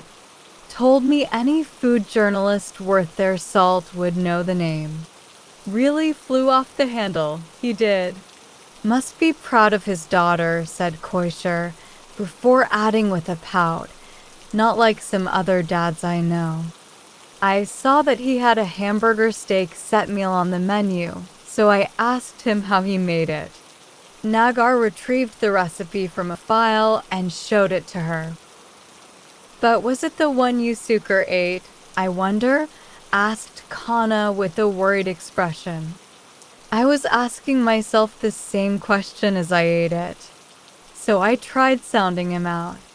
I said, "Do you have any grandchildren? I bet they'd love this." He leaned over with this proud look on his face and said, "It was a big hit with my grandson. He wouldn't stop saying how tasty it was. Even asked for seconds. So yes, I think we can be pretty sure it's the one Yusuke ate." Kana scanned the recipe, then gave him a puzzled look. "Soybean flour?" "Yes. Apparently he uses it to bind the hamburger. You know, just like in Sagaru's soba, your hometown's pride and joy." Nagar produced a leaflet about the soft soba noodles that were a Hirosaki specialty. Now that she knew why the hamburger steak tasted so familiar, Kana wrinkled her nose in embarrassment. Sagaru soba was the most popular dish at the Takeda diner, and the subject of most of the articles that were written about it. Before moving to Tokyo, she'd eaten it almost every day, but she remembered it tasting rather bland compared to the higher grade, 100% buckwheat soba you could get in the capital. It seemed ridiculous to have felt so nostalgic for an ingredient that was, to her, synonymous with poverty.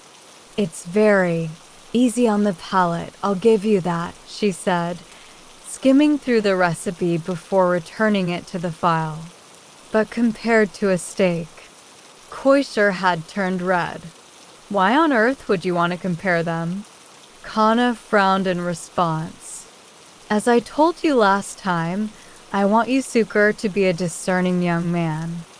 I want him to develop a taste for the finer things in life, and that includes food." "But that's just your opinion as his parent," exclaimed Kusher, staring back at her. "What about what he actually wants?"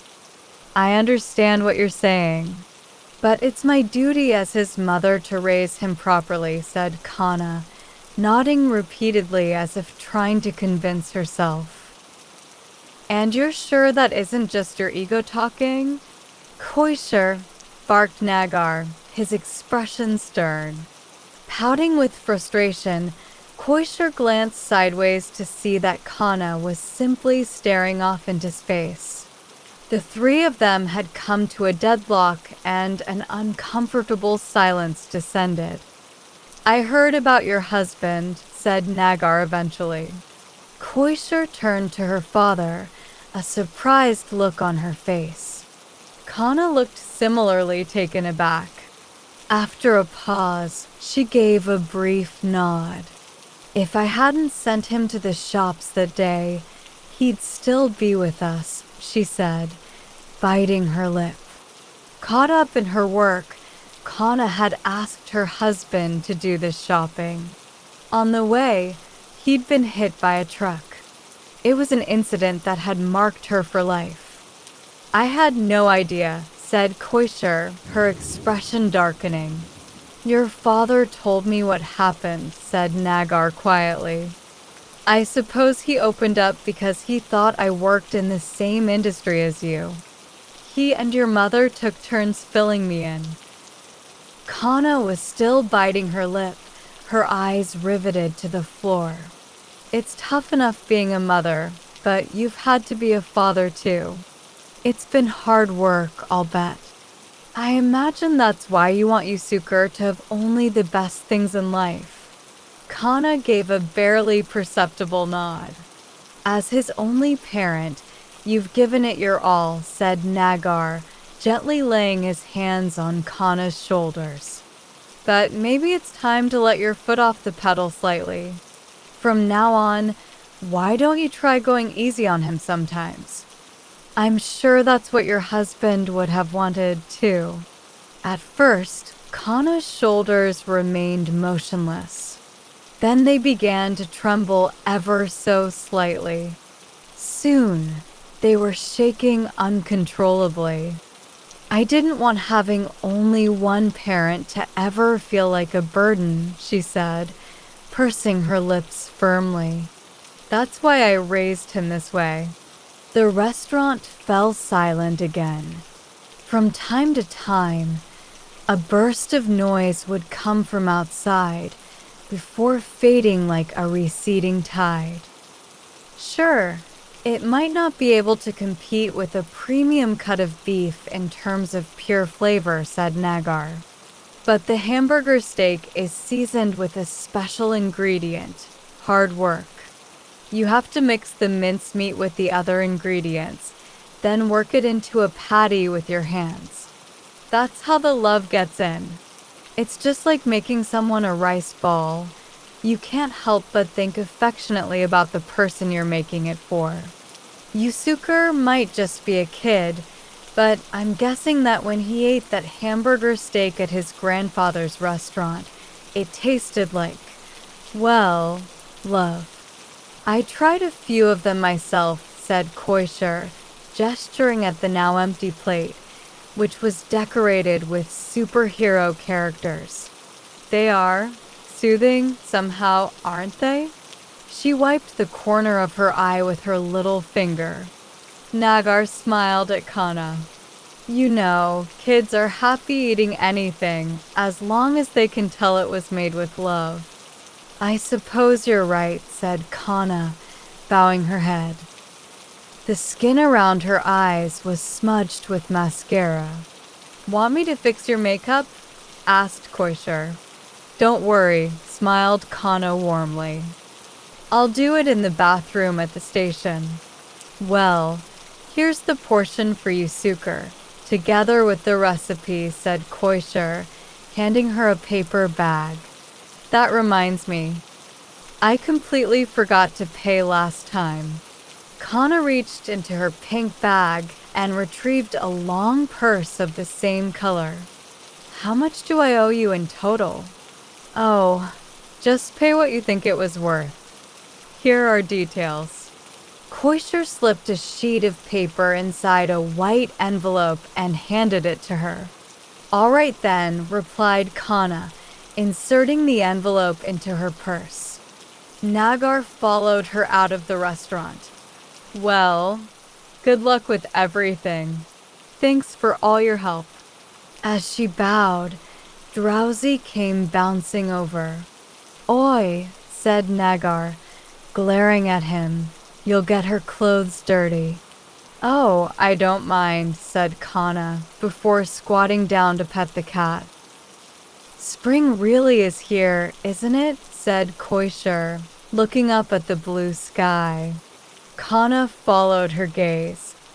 I'll cook that hamburger as a bento for you, Yusuke. We can have a picnic under the cherry blossoms. Very good, murmured Nagar. Kana made to leave, then turned. I meant to ask. That sauce, it had an unusual flavor. Worcester sauce and ketchup, reduced in the pan. Plus a dash of Kennishiru soup. Kennishiru soup. Kana gazed off into space for a moment, then began slowly making her way down the street. That's right. He's a kind man, your father, called Nagar from behind.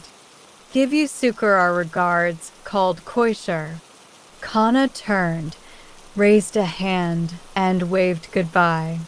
Back in the restaurant, Nagar sat at the counter and opened up his newspaper.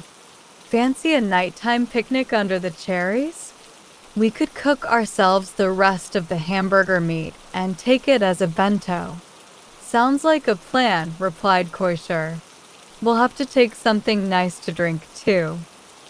Says here that the blossoms are looking spectacular at the Imperial Palace, said Nagar, eyeing the cherry blossom forecast in the newspaper. Dad, what was that soup you mentioned just now? Asked Koisher as she wiped the table down. Kennishiru, did you say? Chopped vegetables, daikon, carrot, and so on. deep-fried tofu and konnyaku simmered in kombu stock. Apparently the trick is to mix in something called jinda, mashed soybeans, basically, right at the end. "Why did you say that made her father a kind man?" asked Koisher as she made her way into the living room. "See, the snow's so deep in winter up there that they can't pick the traditional 7 herbs of spring," replied Nagar, folding up his newspaper and following her. "So instead of making 7-herb porridge on the 7th of January like everyone else, they make kennishiru soup. A huge pot of it, which they eat right through until the middle of January." Apparently, the original idea was to give women a break from working in the kitchen all the time.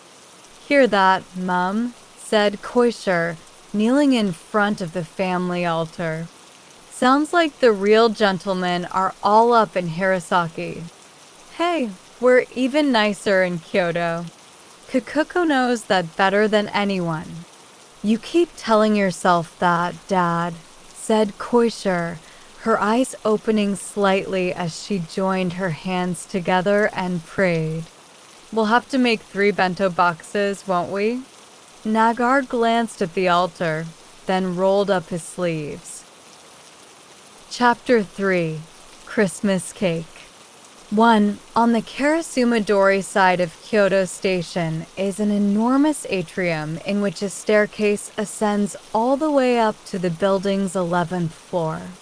In December, the screens built into each of the 171 stairs, as well as the adjoining floors, form a gigantic Christmas light display that has become one of the city's winter attractions. Yoshi Sakamoto made her way through the ticket gate, turned to gaze up at the staircase, and reflexively tugged on her husband Masayuki's sleeve. "Just look at that. Beautiful, isn't it?" "Very clever, using the stairs like that," replied Masayuki. "What do you say we put a tree up this year?" said Yoshi, gazing up at the enormous Christmas tree. Rather than replying, Masayuki simply followed her gaze in her silence.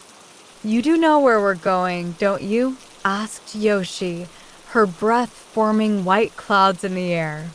She huddled closer to Masayuki, seeking protection from the icy northerly wind. "I'm just working it out." But even after the signal turned green, Masayuki remained rooted to the spot. Yoshi glanced sideways at him, then gently prodded him in the back. He began to walk. They made their way north up Karasumadori, crossing Shichijodori and then turning east. They found themselves on Shomondori, both sides of which were lined with shops that sold Buddhist prayer beads and temple robes. These had closed for the day, but amid the dark frontages, there was one small building whose windows glowed with warm light. "Reckon that's it?" asked Yoshi, pointing. No sign, no curtain over the entrance. 2 stories, mortar walls.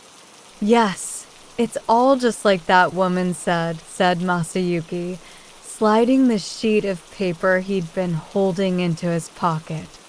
The building didn't look much like a restaurant, and the upstairs windows were all pitch dark. Only those on the ground floor glowed. The place looked closed, but there were definitely people inside. Yoshi and Masayuki stood at the entrance, glanced at each other, then removed their coats.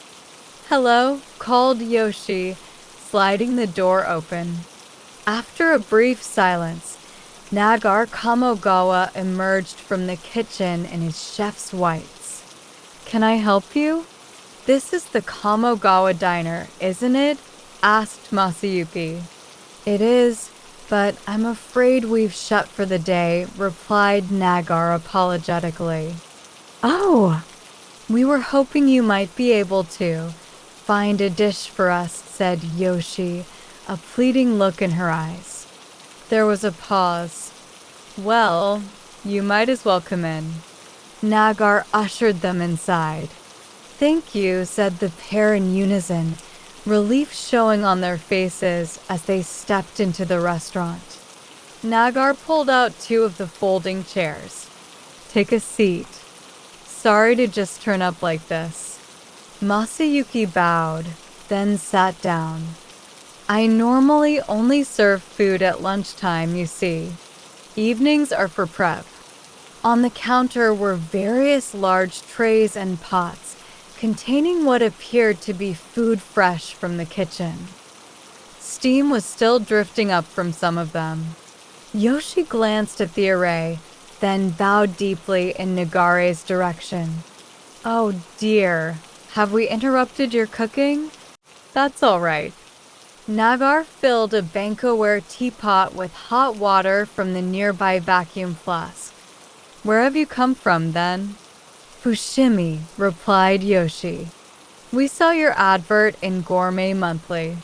Not too far, then. And that one-line advert was enough for you to find us? Asked Nagar, setting 2 Kayamiza-ware teacups down in front of them. Yoshi smiled. We phoned the publisher. At first they refused to tell us anything, but we kept pestering them until they put us through to the editor-in-chief. That Akane, muttered Nagar to himself before turning to face them. Well, it looks like fate has brought you here. We're glad it did, smiled Masayuki. Just then, the door to the restaurant flew open. Koisher tramped in, laden with bulging shopping bags. Easy, called Nagar. You'll scare our customers. Sorry, said Koisher, wincing. Hope I didn't give you a fright. This is my daughter, Koisher. Technically, she's the one in charge of the detective agency.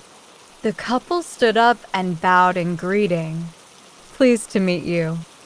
I'm Masayuki Sakamoto, and this is my wife Yoshi. We're trying to track down a certain dish, and we're hoping you might be able to help. Are you hungry? Asked Koisher. Bet you haven't had dinner yet. The pair's eyes lit up. Oh, we couldn't possibly, said Yoshi, glancing sideways at Masayuki as if to gauge his reaction, especially after turning up out of the blue like this. Nagar eyed them for a moment, then said, I was just getting a few things ready for tomorrow. There's plenty to spare. Just give me a moment. He bustled off to the kitchen.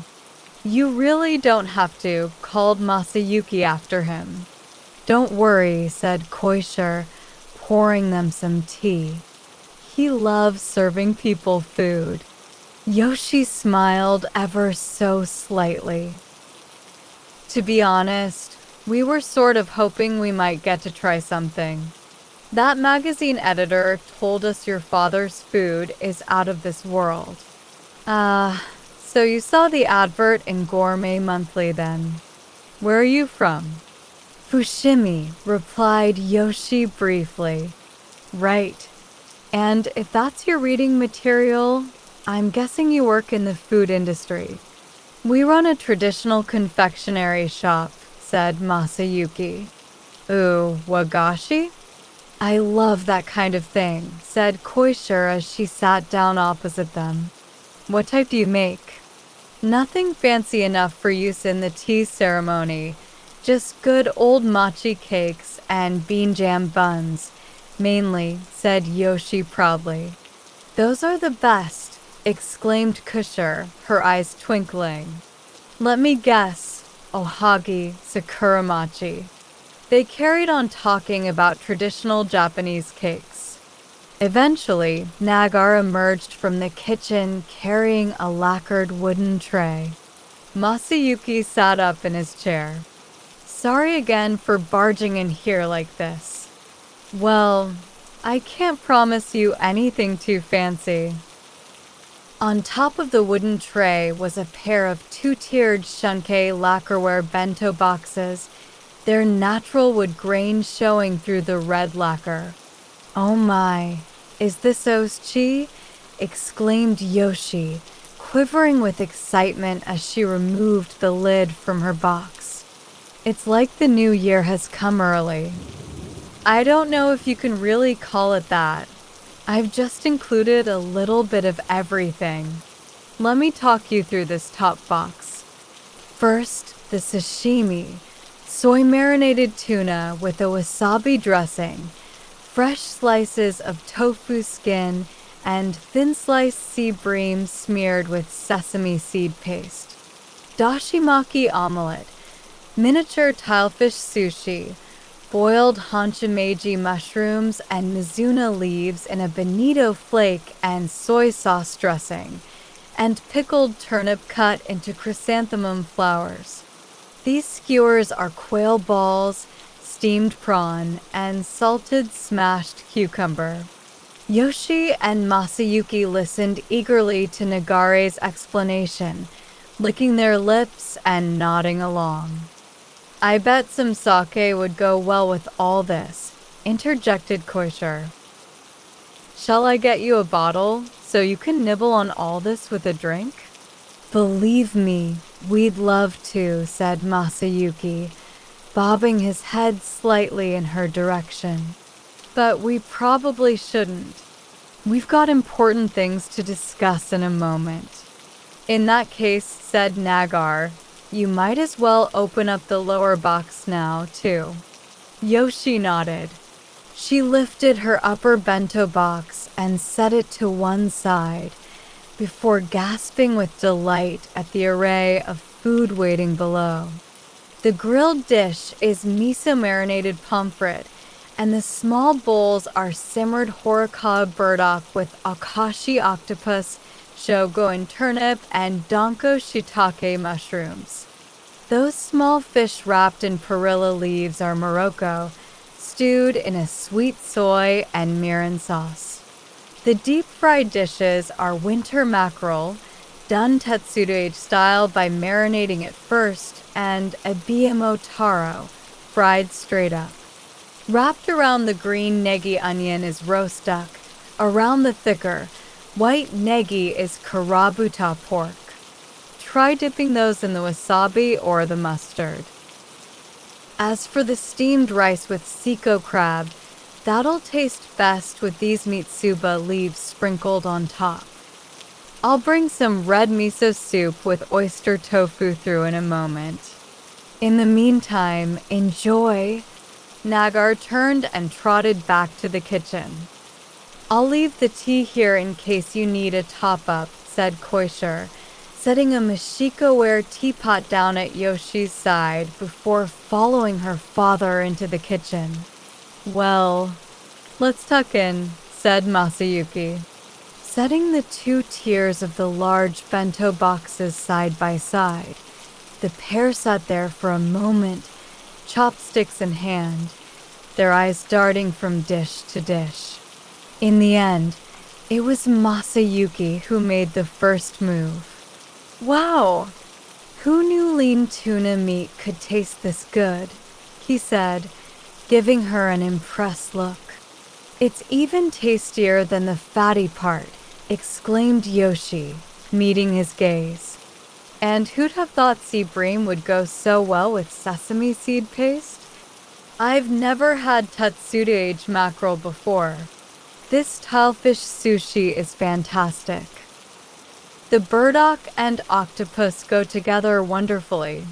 They carried on sampling this dish or that, picking up individual morsels with their chopsticks and showing them to each other. "And here's that miso soup," said Nagar, returning with two bowls on a tray which he set down at one end of the table. "This food is extraordinary," said Yoshi, half rising from her seat in order to bow. "Glad you think so," said Nagar as he positioned the bowls of soup on their wooden trays. "Take your time, now." Masayuki smiled at him. The craft that's gone into these dishes, it's incredible. Oh, I bet it's nothing compared to the amount of work that must go into your cakes.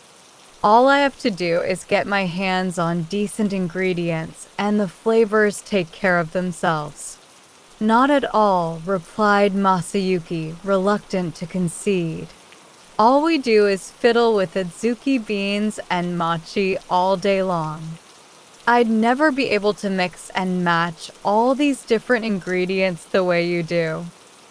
There was a pause before he asked, shyly, I don't suppose there's any more of that crab rice. Oh, plenty, replied Nagar.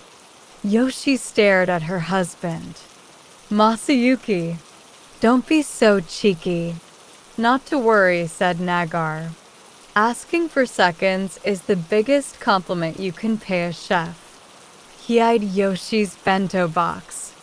How about you, Mrs. Sakamoto? Fancy a little more rice? Yoshi laid a hand over the box and replied, Oh, I've had plenty, thank you. Nagar returned to the kitchen, and the pair continued working away at their food with their chopsticks. Sipping on the red miso soup, Masayuki turned to Yoshi. How many years do you think it's been since we sat down for a good meal like this, eh? I wouldn't even know, replied Yoshi, gazing into the air. Feels like the distant past. Masayuki pressed his lips together decisively. Well, it certainly looks like we've come to the right place. Yoshi nodded in agreement, a smile spreading across her face. Soon not even a single grain of rice remained in their bowls. They sat there, sipping their tea restlessly while they waited for Nagar. Sorry for the wait, he said when he eventually returned. I had a few things to finish off for tomorrow. Not at all, said Yoshi with an apologetic shake of the head. It's our fault for turning up unannounced. I'm glad you did. Seeing you polish all that food off has made my day. Now, let me show you to the office. Nagar opened the door at the back of the room. Following Nagare's lead, Masayuki and Yoshi slowly made their way down the long, narrow corridor that led to the rear of the restaurant. So this is what a proper old Kyoto house looks like, as long and narrow as an eel's bed, as they say, said Masayuki, turning around to glance at Yoshi. Living on the outskirts of the city like we do, we don't set eyes on a place like this too often. The plot of land just happened to be shaped this way, smiled Nagar. It isn't a proper old machiya or anything. Yoshi, meanwhile, was gazing at the photos of food that adorned both walls of the corridor. Are these all your creations? Yes. My way of keeping track. Not very good at writing my recipes down, you see. We do that too, said Masayuki, pausing to inspect the photos. Whenever we come up with a new treat, we take a photo and put it in our album. I've never been the organized type, said Nagar, which is why this place looks the way it does. He chuckled, then opened the door at the end of the corridor. In you come, called Koisher from inside. I'll leave you to it, said Nagar, before returning to the restaurant. Masayuki and Yoshi made their way into the room and sat down on the sofa opposite Koisher. Sorry, I know it's a pain, but could you fill this out for me? Asked Koisher, setting her clipboard down on the table between them. Can you do it? Masayuki asked Yoshi, handing her the form before glancing at Koisher. My handwriting's abysmal. With the clipboard on her lap, Yoshi jotted down their details and returned it to the table. Yoshi and Masayuki Sakamoto, said Koisher, tracing Yoshi's neat writing with her finger. owners of Kagando, a Japanese confectionery store. I bet that's been around a long time. Founded in 1928, so not that long ago by Kyoto standards. You have to have been around for at least a century for people here to take you seriously. Koisher warmed to his modesty. 1928? Then you're only, she counted on her fingers, 15 years off 100. Do you have a successor in mind? Well, that's partly why we're, said Masayuki. He and Yoshi exchanged a look. Koisher adjusted her position on the sofa. Shall we talk about this dish then? What is it you'd like us to help you with? Christmas cake, replied Yoshi shortly. I suppose it is that time of year, isn't it? Koisher said, before her shoulders visibly drooped. A cake, huh? Masayuki leaned forward. Are cakes a no-go? Not exactly. It's just, they're not exactly Dad's specialty. Koisher began sketching a Japanese-style Christmas cake, a sponge cake layered with whipped cream and topped with strawberries. I do hope you'll still be able to help us, said Yoshi, pressing her palms together imploringly. Koisher sat up straight. Why don't you tell me the details? Well, 6 years ago, began Masayuki, at about this time of year, our only son, Kakeru, died in a car accident. There was a pause before Koisher replied, I'm very sorry to hear that. How old was he? He'd just turned 10, said Yoshi in a low voice. That must have been a huge shock, said Koisher, studying the pair opposite as she carefully chose her words. It was very sudden, said Masayuki. At first we couldn't even process it. Yoshi nodded slightly in agreement. With downcast eyes, he went on in a faltering voice. Our shop's near Gokunomiya Shrine, but we live a little further out of town, so we can't really pop back to the house during the day. Kakeru was always home alone. My mother used to watch him for us, but after she fell ill, it was just him. He was a sensible kid, said Yoshi, taking over, so we didn't worry too much. Then one day, when he was walking home from school with his designated group, he was hit by a car. I see, said Koisher, barely able to get the words out. At the time, continued Masayuki, there'd been a spike in road accidents involving school kids, and a lot of parents were insisting on picking up and dropping off their children themselves. If we'd only done the same, the poor boy would still be with us. Masayuki bit his lip.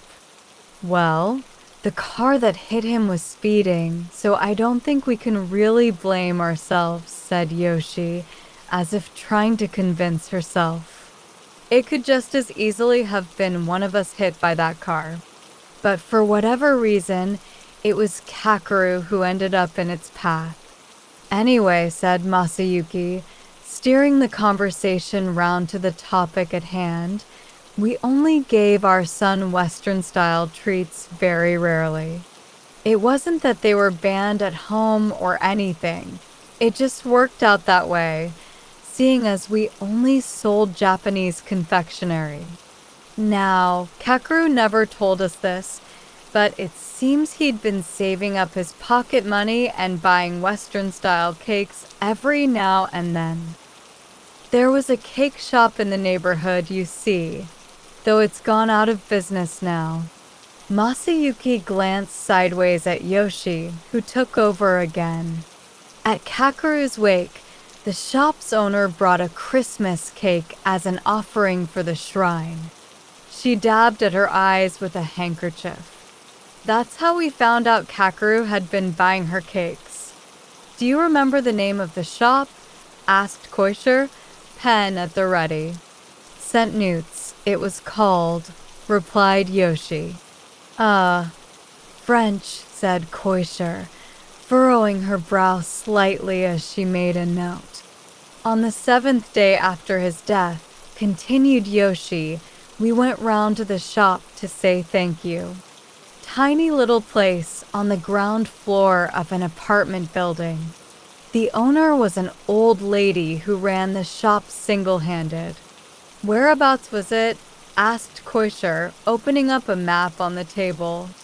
Well, said Yoshi, studying the map, if that's Sumizome Station and that's the post office, it was somewhere around here.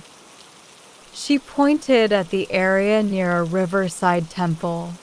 And what was the name of the old lady? Asked Koisher. We completely forgot to ask, replied Yoshi. When the morning period was over, we went round again with a card, but by then the shop had closed down. We were a bit of a mess at the time, explained Masayuki. We couldn't do anything right. Well, let's talk about the most important part. This Christmas cake. What did it taste like? Koisher readied her pen. Well, began Yoshi, exchanging a glance with Masayuki, I only tried a single bite of the one she brought to the wake. I didn't eat much of it, either, murmured Masayuki. Oh dear, sighed Kishore. So it went to waste?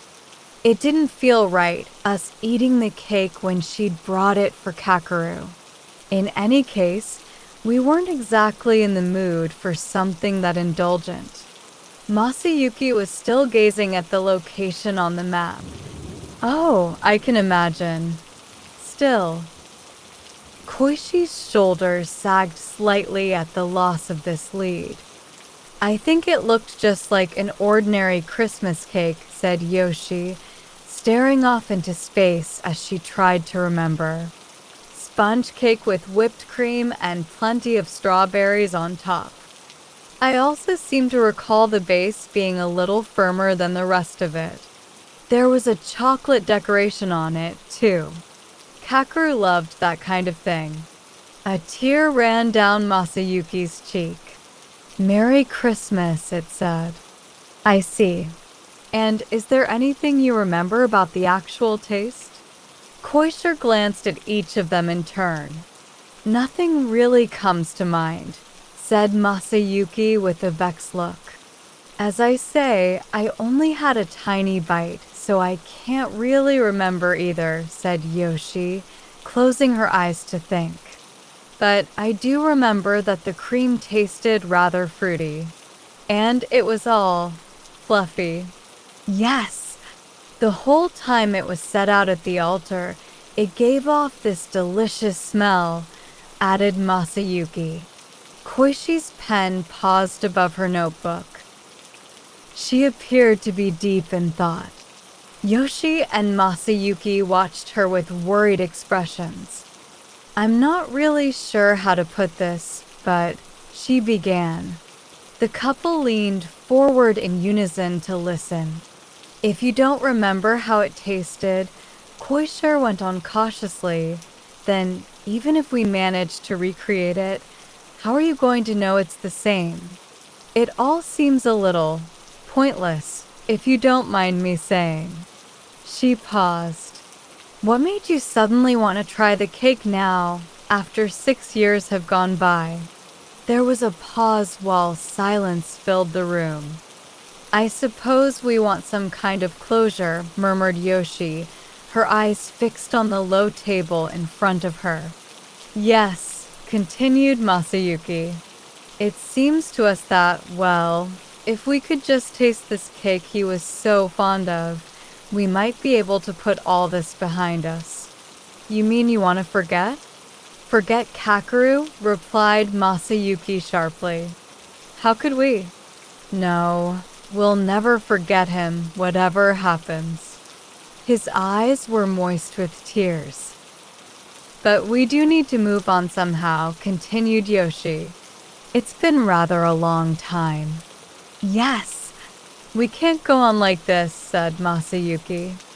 He seemed to be addressing himself more than anyone else. "We just can't." He said these last words with such forcefulness that no one seemed able to break the ensuing silence. "The shop's been in our family for generations. I'm the fourth," he eventually continued in a restrained voice. Koisher waited for him to go on. "And at this rate, I'll be the last," he said, gazing up at the ceiling. "Now, until a couple of years ago, I was fine with that. I convinced myself my forebears would forgive me if I chose to bow out now. But there's this student," said Yoshi, "a boy with a bit of a sweet tooth.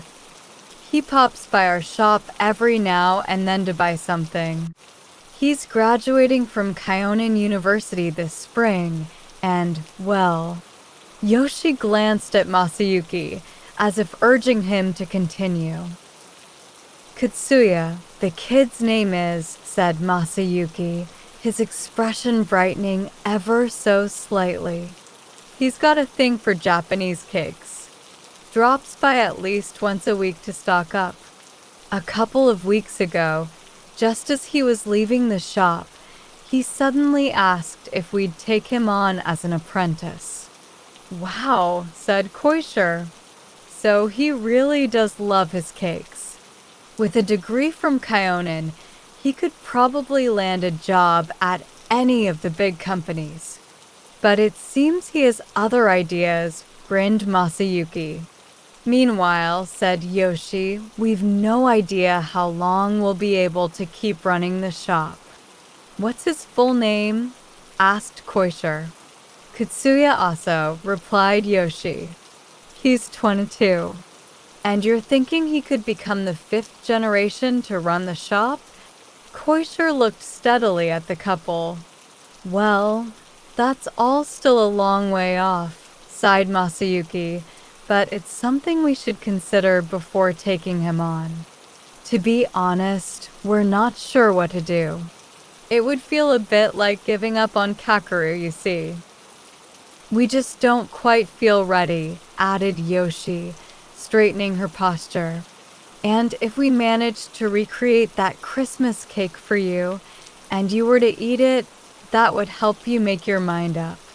"Is that what you're saying?" asked Koisher. They shook their heads vaguely. "I'm not sure it's that simple," said Yoshi. Koisher paused, unsure how to continue.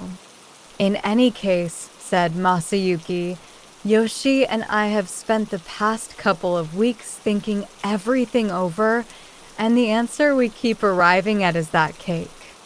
I know it might seem a little strange, but please, we need your help." He bowed his head deeply. Yoshi glanced at him, then hurriedly followed suit. "Right then," said Koisher, closing her notebook. "I'll make sure Dad knows just what's at stake." "Thank you," said the pair in unison, bowing again. Back in the restaurant, Nagar smiled as if he'd been eagerly awaiting their return. "All sorted." Yoshi returned his smile. "We gave her the whole story. Glad to hear it." "Dad, this one's going to take some serious investigating."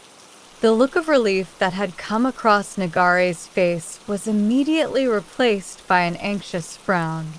"We're asking rather a lot, I'm afraid," said Masayuki, bowing his head. "Whatever it is, I'll do my best not to let you down." "Thank you," said Yoshi, making a bow of her own. "Koisher, did you make an appointment for next time?" "Oops," exclaimed Koisher, before turning to the couple. How does 2 weeks from today sound?"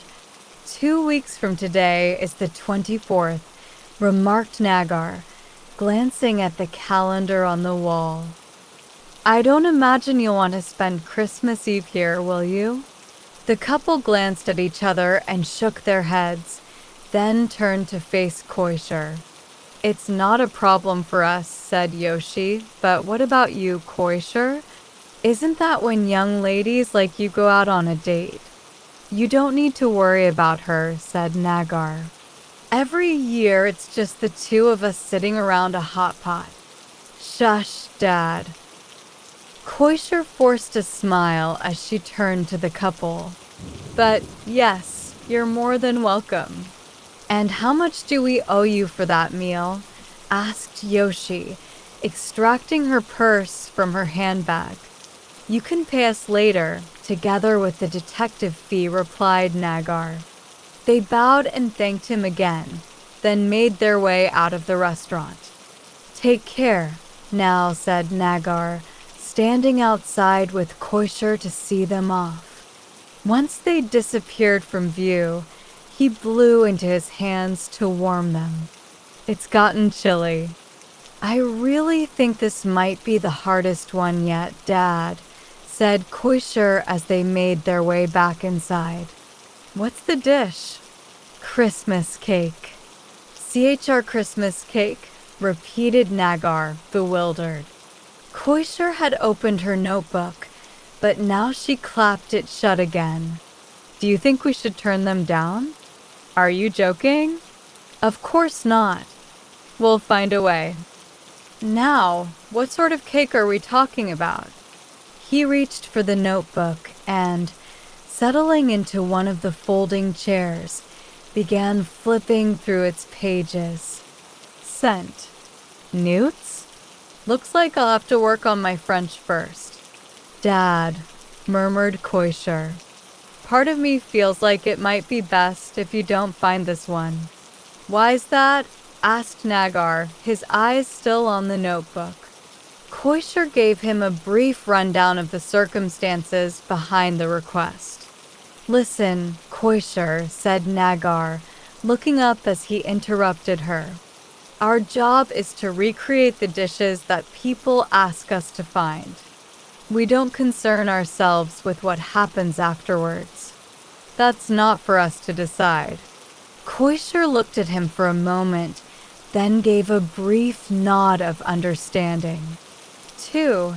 It felt as though the Christmas music had followed them all the way from their doorway to Kyoto Station. When they noticed their fingers and feet tapping along to the beat, Masayuki and Yoshi could only laugh. Remember when Kakeru figured out that Santa was really just you in disguise? Asked Yoshi as they approached the Kamogawa diner. Oh, do I ever, smiled Masayuki. So, it was you along. There can't be many parents who'd keep their cool when their 5-year-old comes out with something like that. Sneaking a look when you were putting the presents by his pillow. That was just like him, wasn't it? Yoshi looked up at the restaurant. Was that a Christmas tree she could see in the first floor window? Through the lace curtains, she thought she could glimpse various other colorful decorations, too. Oh yes, said Masayuki. There was no hiding anything from that kid. He glanced up at the window, too, then raised his eyes to the thick cloud blanketing the sky. A tabby cat appeared as if from nowhere and, after curling itself around their legs, offered a single meow in greeting. Where did you come from? Asked Yoshi, squatting to stroke it on the head. Oh, he's ours, said Koisher, emerging from the restaurant and crouching down alongside her. We called him Drowsy because all he ever does is sleep. Masayuki looked puzzled. He wasn't here last time we called, was he? You'd think we'd have at least heard him meowing somewhere. Dad won't let him into the restaurant, replied Koisher, cradling the cat in her arms and getting to her feet. Says he can't have a cat running around while he's serving people food. So Drowsy spends a lot of his time at our neighbor's house. It's the same at our place. When I was little, I always thought we could at least have a pet at home, seeing as the shop was on separate premises. But my father said he couldn't risk a single hair getting in his cakes, so no dog for me. Masayuki's voice grew quieter as he went on. When Kakeru tried to bring a puppy home one day, I found myself telling him the same thing. It's cold out here. Why don't you come on in? Asked Koisher, setting the cat down and sliding the door open. I guess this is goodbye for now, drowsy, said Yoshi. She gave him a reluctant wave as she followed her husband inside. Smells like a cake shop in here, exclaimed Masayuki with a grin. Our customers have been telling us that, too, chuckled Koisher. They keep asking if we're planning on switching professions. I've been baking round the clock, said Nagar as he arrived from the kitchen. Thanks for coming back. Oh dear, we've really put you through the ringer, haven't we? Said Yoshi, folding up her coat and bowing. Not at all. It's our job. Please, take a seat. At his urging, the pair sat down. Meanwhile, said Koisher as she laid a red gingham check cloth over the table, I'm in charge of making things feel nice and Christmassy. Koisher, said Nagar, don't tell me you've forgotten the tree? Oops. I'll be right back.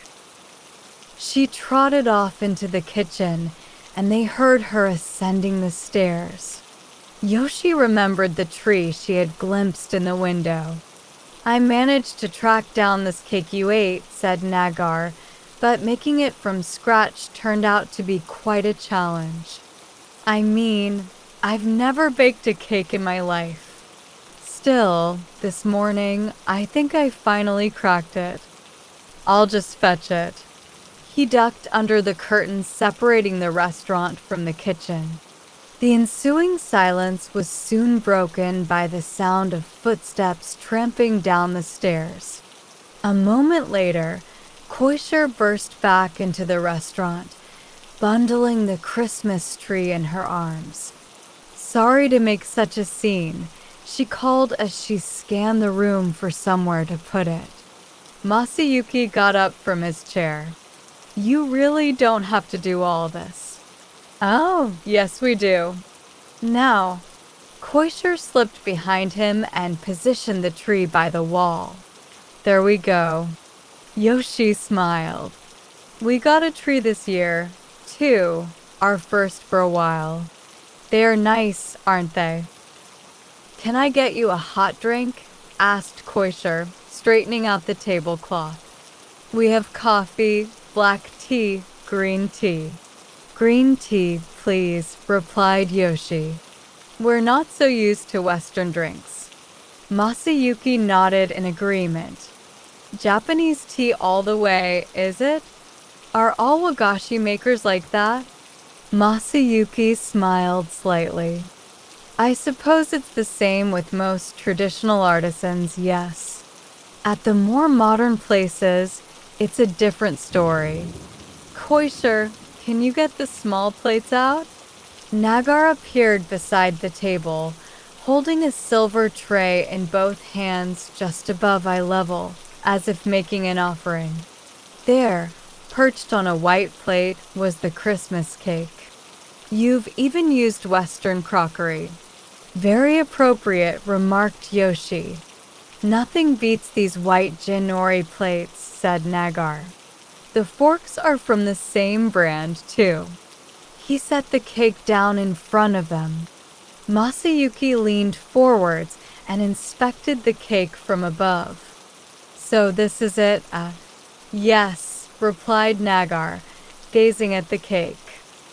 The Christmas cake that the owner of the cake shop gave in offering to your son. Yoshi's nose twitched. The smell. I remember the smell. Koisher positioned a Mashiko-ware teapot on the table. I went with roasted green tea in the end, but perhaps you'd have preferred unroasted? No, hojicha is perfect, said Masayuki with a faint smile. I'll leave the knife here. Please, eat it however you like. Nagar stowed the tray under his arm, then bowed and vanished into the kitchen. I brewed plenty, but just let me know if you need a refill. Koisher filled 2 karatsu teacups from the pot, then followed her father out of the room. For a moment, Yoshi and Masayuki sat opposite each other, facing the plate without moving a muscle. The cake, about 20 centimeters in diameter, was covered with whipped cream and topped with a layer of strawberries, among which nestled a marzipan Santa and a large chocolate star. "So this is it," said Masayuki. "Yes," said Yoshi. "I suppose it is." They continued simply gazing at the cake. After a few minutes, Masayuki seemed to summon up his resolve and reached for the cake knife. He positioned the tip of the blade in the center of the cake. Then, still gripping it firmly, he froze. A light sweat had formed on his brow. "It's no good," he said, handing the knife to Yoshi. "Can you do it?" I just wish he could have seen this. Her eyes swelled with tears as she grasped the knife. Masayuki's cheeks were also wet with tears. "Let's take it home with us. We can put it by his altar for a while first and eat it later. It just doesn't feel right, does it? Eating something this delicious without giving him a chance to try it first." I meant to say," said Nagar, poking his head through the curtain. "I made another one for you to leave by Kakeru's altar, so you can tuck in with a clear conscience." He disappeared back into the kitchen. "It's like he can read our minds," said Masayuki, wiping the tears from his eyes. "Well, I suppose we should do as he says." Yoshi inserted the knife into the cake. She felt it slide effortlessly through the cream and sponge before encountering a slight resistance at the base of the cake. "It's a lot firmer at the bottom," said Yoshi, placing a slice onto each of the 2 small plates. "It really does smell good, doesn't it?" said Masayuki, leaning in to sniff the cake as he readied his fork. In the meantime, Yoshi had already taken her first bite. "Wow," said Masayuki, his entire face creasing into a smile as he followed suit. "Delicious." As they chewed, they gazed down at the slices of cake in front of them. "Well, how is it?" asked Nagar, appearing at their side with a kyoware teapot. "Taste the same?" "To be honest," said Masayuki, "I don't remember well enough to be able to tell you. But I have a feeling it was something like this, yes." He nodded several times as he spoke. "I think it's coming back to me," said Yoshi, closing her eyes. "The smell, the taste, and most of all, this texture. Yes, it was just like this." "That's a relief," said Nagar, replacing their teacups and filling the new ones with unroasted green tea. Masayuki dabbed his mouth with a handkerchief. "But how did you manage it?" "At first," said Nagar, smiling as he clutched the teapot, "I thought it'd be a cinch. I mean, I didn't even have to leave Kyoto. But it all turned out a little trickier than I'd expected." "I can imagine," said Masayuki, gesturing for Nagar to join them at the table. "We tried asking around the neighborhood ourselves, but no one had a clue where the woman who ran that cake shop had gone."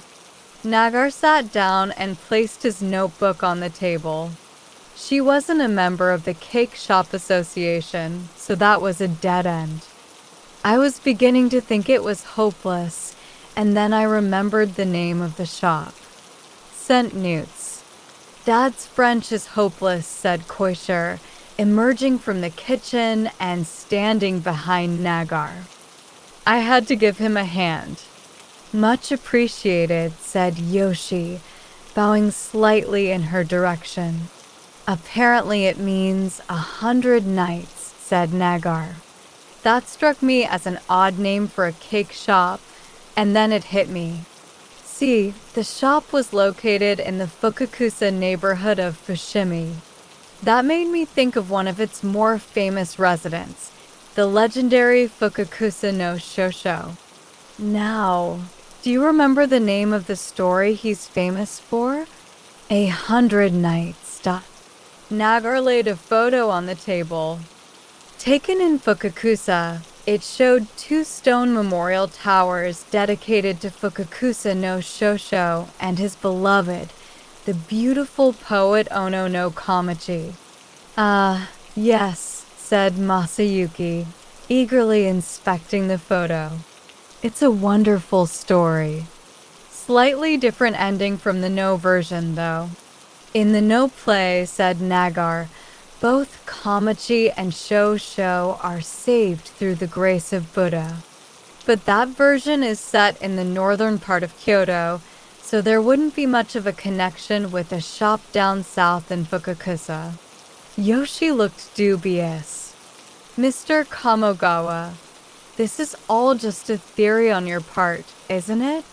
Dad's theories usually turn out right, said Koisher proudly. True, it was no more than a guess, at first.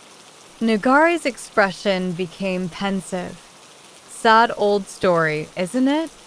Ono no Kamachi, famed for her poetry and beauty, promises Fukakusa no Shosho she'll marry him if he visits her for 100 nights in a row. He does exactly as she says, dutifully visiting her deep into the winter, but on the final night, he freezes to death in the snow. That's the story, anyway. And it turns out Satoko Oshima named her cake shop after it. Masayuki leaned forward. So that's her name? How did you find out? Nagar opened a Kyoto guidebook on the table. There I was, at my wit's end. Not a clue in sight. I was flicking through this guidebook aimlessly when a certain establishment caught my attention. A cake shop called 99 Nights. Nagar flicked to the page on the Kyoto Imperial Garden and pointed to the accompanying guide to nearby shops. Yoshi and Masayuki looked dumbfounded. 99? Asked Koisher. I figured there had to be some sort of connection, so I paid the place a visit. It turned out I was right. The shop was run by a pâtissier named Kaori Oshima, who turned out to be Satoko's granddaughter.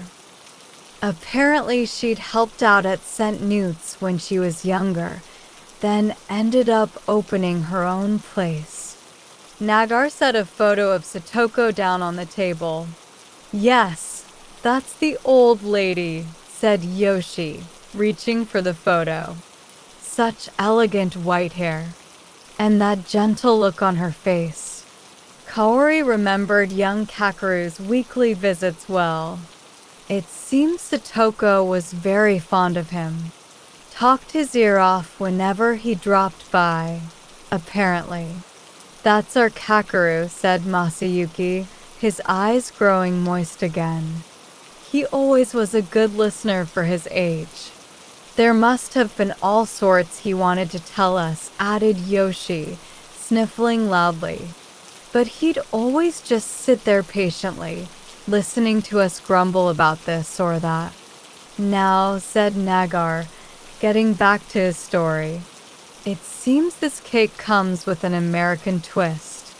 One with a deep connection to the Fukakusa neighborhood. An American twist? Asked Masayuki.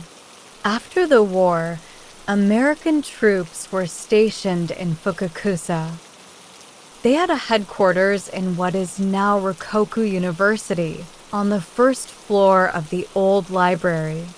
Satoko, who had studied abroad and spoke good English, managed to get a job there as an interpreter. She was regularly invited to one of the officers' houses, where she ended up learning how to bake American-style cakes. Later, she ran a cake-making school at her own apartment. Then, around 10 years ago, she finally opened her own little shop, open just 3 days a week.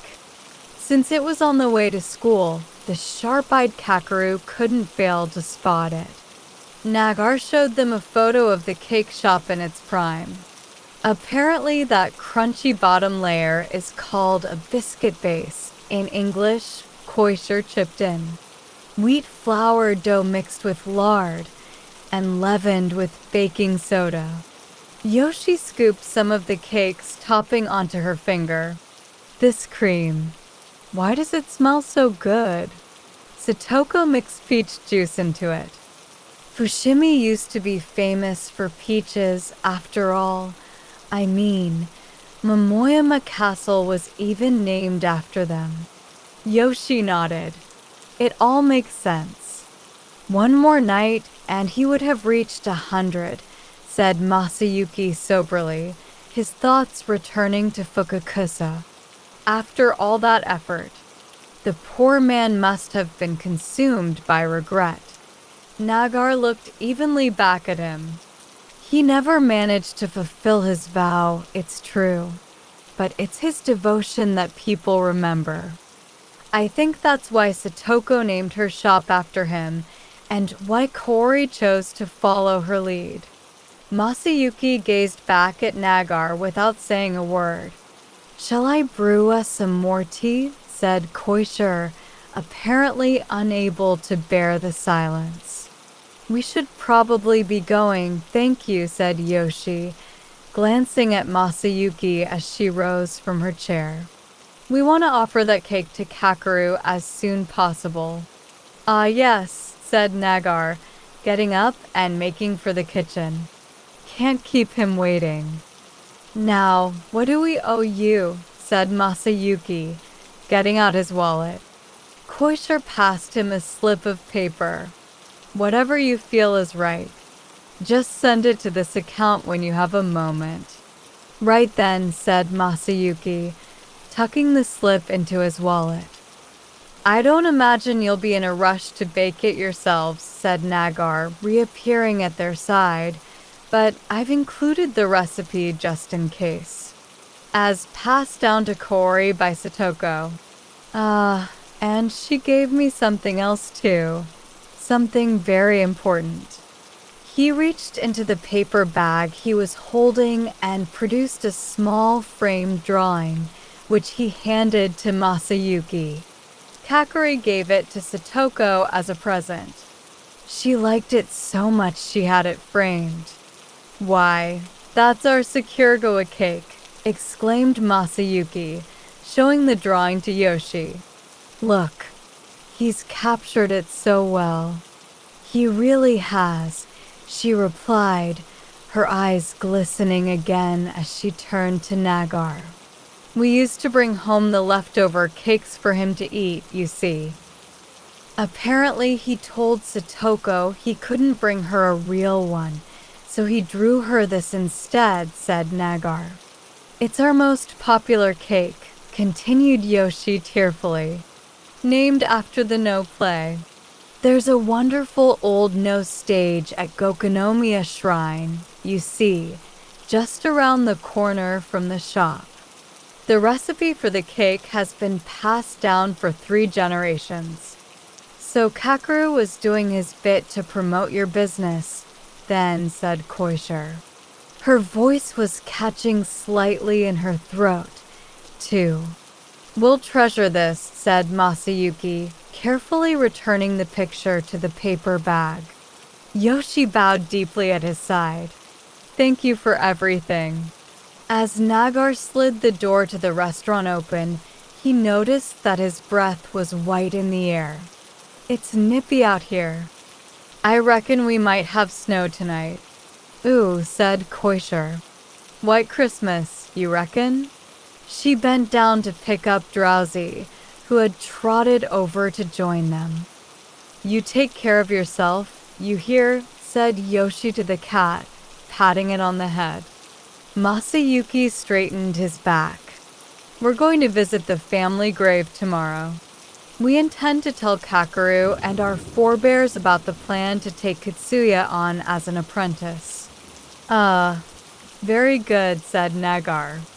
The couple thanked them again, bowed, and set off down Shomondori. Oh, one more thing, called Nagar. They stopped and turned. Remember what Zimi said. The true legacy lies not in the name, but in the teaching.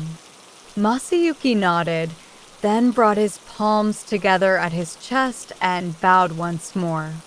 Once the couple had disappeared from view, Koisher and Nagar retreated inside. Drowsy, apparently reluctant to part ways, mewed plaintively after them.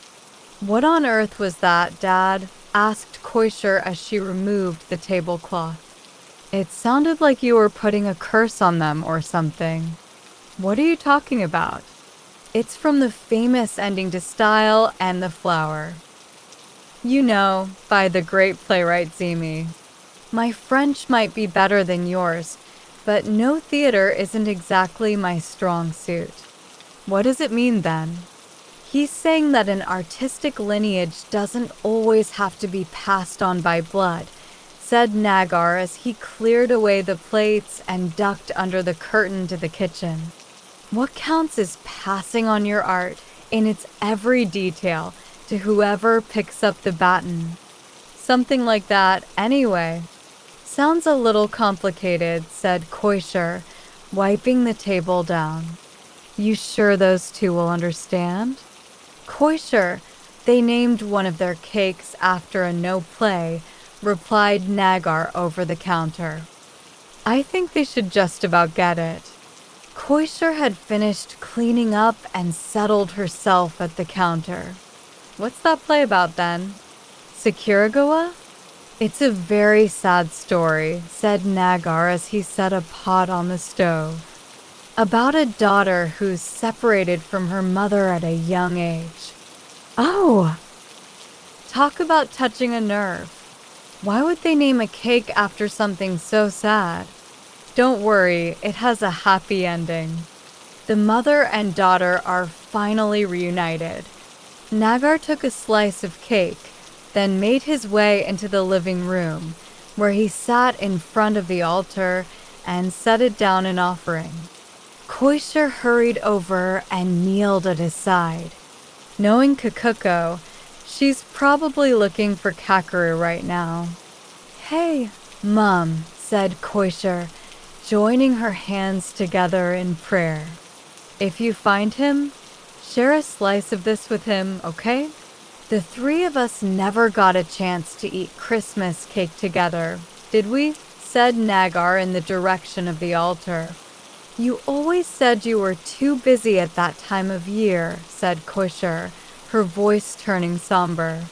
It was just the two of us, wasn't it, Mum? Mum says she's had enough cake and bring on the sake. Hey, chuckled Koisher. Stop putting words in her mouth. Laughing even as they sniffed back tears, Koisher and Nagar gazed up at the altar. Chapter 4. Fried Rice. 1. As a model, she was used to catching people's attention, but this was something else. With her black cashmere coat and chestnut hair rippling in the wind, and a designer patent leather handbag dangling from her shoulder, Hatsuko Shirasaki was strutting her way down the Kyoto streets. In Tokyo, she would have blended right in, but against the backdrop of Higashi Hanganji Temple or the shops on Shomondori selling Buddhist paraphernalia, she cut quite the unusual figure. Her bold looks and slim, tall figure turned the head of every passerby. Eventually, she grew so self-conscious that she could only stare down at the pavement, with the result that, when she reached her destination, It took her a moment to realize she'd arrived. A tabby cat approached her, mewing softly. "Hello, you," said Hatsuko, squatting and gently stroking the cat's forehead. "Drowsy, was it?" "Hatsuko," exclaimed Koisher, rushing out to meet her. "Been a while, hasn't it?" replied Hatsuko, getting to her feet. "I've come to see your dad about something," she added with a grin. "Well, come on in. Sorry the place is a bit of a mess." Koisher slid the door open and ushered her inside, stealing a glance at her outfit as she did so. "See you later, Drowsy," said Hatsuko with a wave. "How many years has it been, do you reckon?" asked Koisher, showing her to a chair. "I'm in Kyoto often enough for work," replied Hatsuko, removing her coat, "but I haven't seen you since." She looked up at the ceiling as if trying to remember. "Akemi's wedding, maybe?" "Well, you're looking as stunning as ever." Koisher was gazing at her as though transfixed. "I could say the same about you. The pride of Nishiyama University, and you haven't changed a bit." "Are you kidding?" said Koisher before shrugging. "These days, dowdy middle-aged waitress is closer to the mark." A man was sitting at the counter, facing away from them. "Thanks for the soba," he said, getting to his feet. "Delicious as always." "You're welcome," Hiroshi called Nagar from the kitchen. "Sure you've had enough?" "Plenty," grinned Hiroshi, slapping a 500 yen coin on the counter. "That kudzu starch you put in the broth makes it extra filling. Really hits the spot." "Hey, it's cold out there." "Take care," called Koisher. "You too," he said, patting her on the shoulder as he made his way out of the restaurant. Hatsuko gave Koisher a meaningful look. "Someone special?" "Of course not," blushed Koisher. "Hiroshi's just a customer. He runs a sushi place around the corner." "Well, you always did like your sushi," replied Hatsuko, studying her intently. "Is that really Hatsuko I can hear?" called Nagar, wiping his hands as he walked out from the kitchen in his apron. "Nagar," said Hatsuko, bobbing her head in his direction. "Funny, I see you so often in magazines that it only feels like a few days since we last met. You seem to be doing very well for yourself, unlike certain other people your age." "Seriously, Dad," huffed Koisher. "Anyway, Hatsuko, you must be hungry." "Well," said Hatsuko, "that advert did say Kamogawa Diner, so I was hoping there might be something tasty on the menu." She grinned mischievously. "I've barely eaten today." "She's here for the detective service, Dad," said Koisher. "Dish her up something tasty, all right? I'll take care of the interview." "Don't worry. I'll whip up something special for your talented friend. Just give me a moment." Nagar hurried off to the restaurant. "I'm impressed you found us," said Koisher, filling a teapot with tea leaves. "We still lived over in Shichiki when you used to drop by, didn't we? You told me you'd moved at Akemi's wedding, remember? To somewhere nearer the station." "That's right. We keep this place a bit of a secret for various reasons." "I had a brainwave when I saw that advert in Gourmet Monthly," continued Hatsuko, glancing around the restaurant. "Kamogawa Diner and Detective Agency, we find your food. I just knew it had to be you and your dad." "You always were a sharp one," said Koisher as she filled the Kyoware teapot with hot water. "And where's your mom's altar?" "In the living room," said Koisher, nodding towards the back of the restaurant. "Can I pay my respects?" "Of course." Koisher showed Hatsuko to the tatami-matted room. "You were like a daughter to Mom, you know," she said, her voice quivering slightly. She didn't care if we were the same age. I was the little baby, and you my big sister. Hatsuko kneeled, lit a stick of incense, and placed it in front of the altar. She always used to give me advice. "Never trust a man's cheap tricks," she used to say. "Oh, yes," pouted Koisher. "She always said you were the type to be tricked, whereas I was the trickster." "I mean, really?" Hatsuko got to her feet. She was probably just worried about me. "I mean, I did move here from the sticks." "Oh, sure," replied Koisher as they made their way back into the restaurant. "You could ask 100 people to guess which of us is the country bumpkin, and they'd all say it was me." Hatsuko simply chuckled in response. "That laugh of yours hasn't changed since your student days," said Nagar, arriving from the kitchen. "Well, here we are. A meal fit for a princess, even if it's just a bento. I've done it Shikado style, divided into 4 sections." As he set the lidded, black lacquered box on the table, Hatsuko hurried over and took her seat at the table. "I always thought your specialty was eating food rather than cooking it, Nagar. But it sounds like you're a real pro in the kitchen. Go on, take the lid off." The dramatic reveal, huh? Using both hands, Hatsuko carefully opened up the lid, then gasped with delight. "But this is high-end cuisine." Her eyes darted excitedly around the box. "And there you were, calling it just a bento." "Oh, I'm not sure it'll be up to your standards. You're always eating much fancier stuff in the magazines." Nagar folded his arms and gazed at Hatsuko as she surveyed the meal.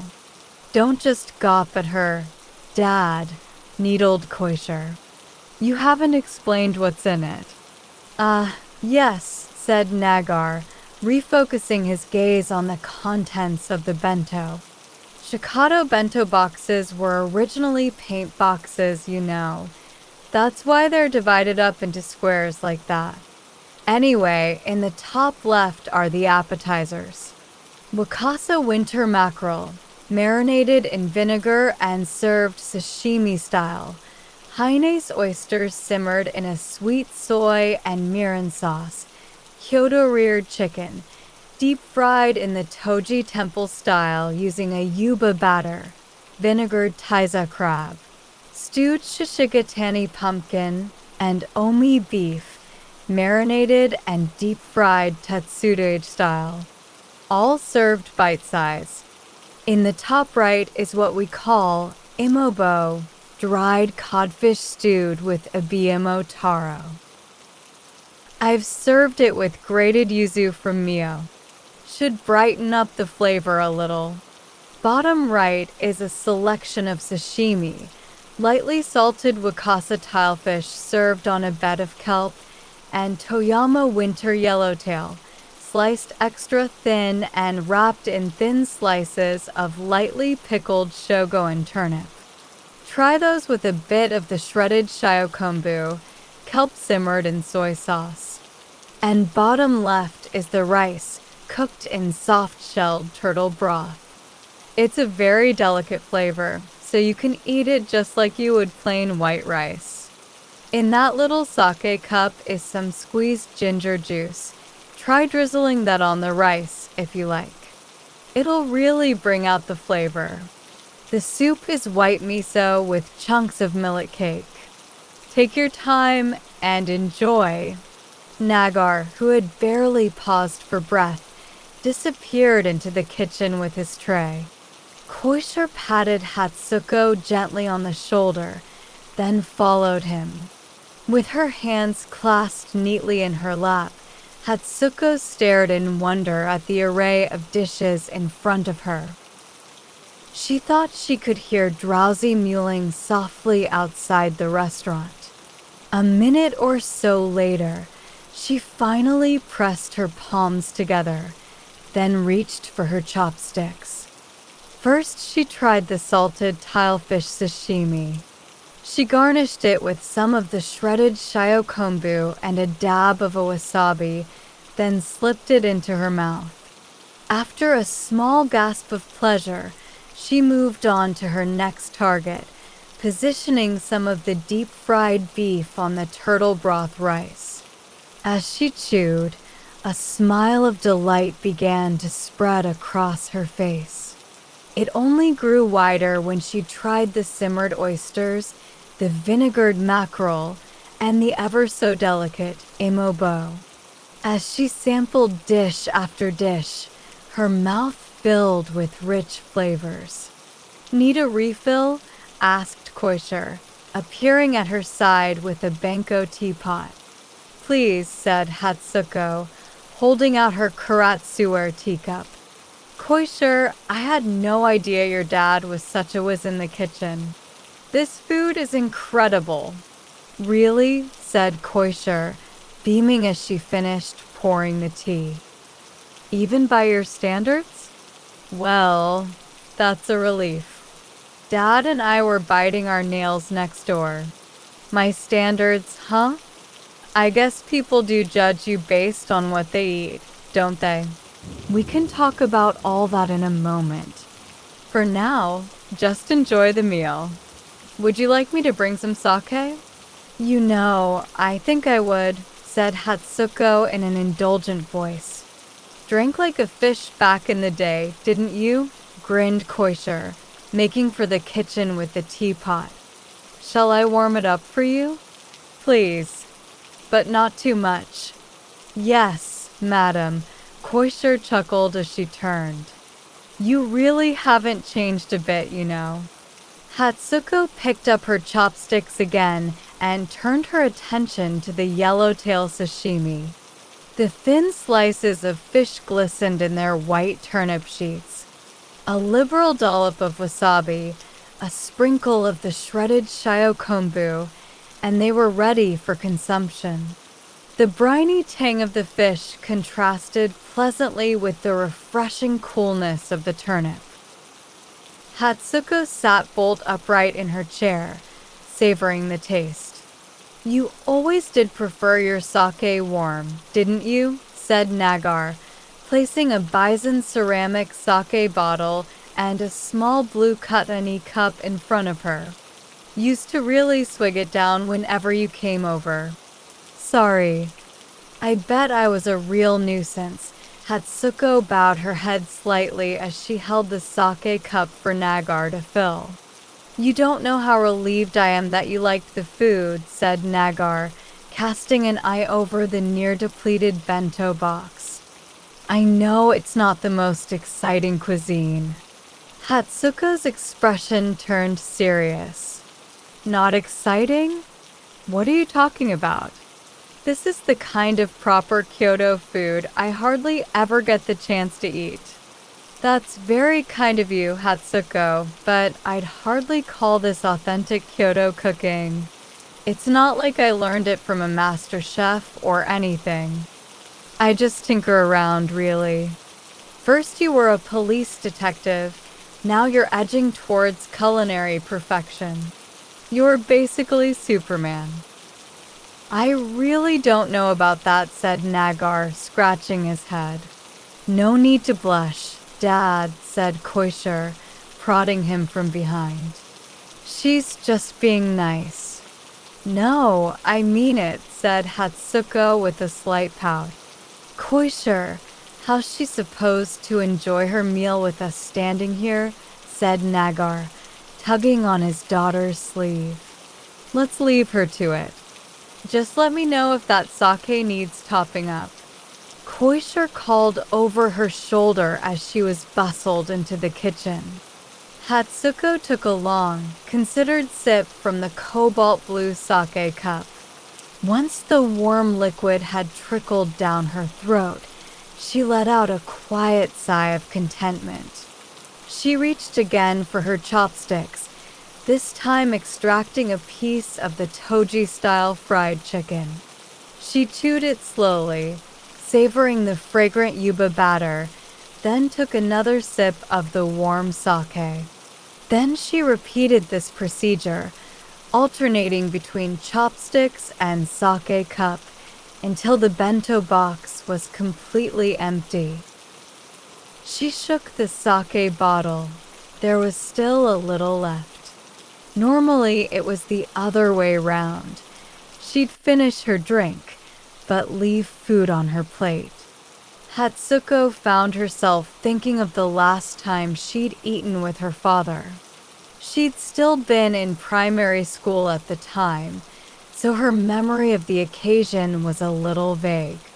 They'd eaten at an elegant ryodai restaurant, a rarity in the rural area where she'd grown up.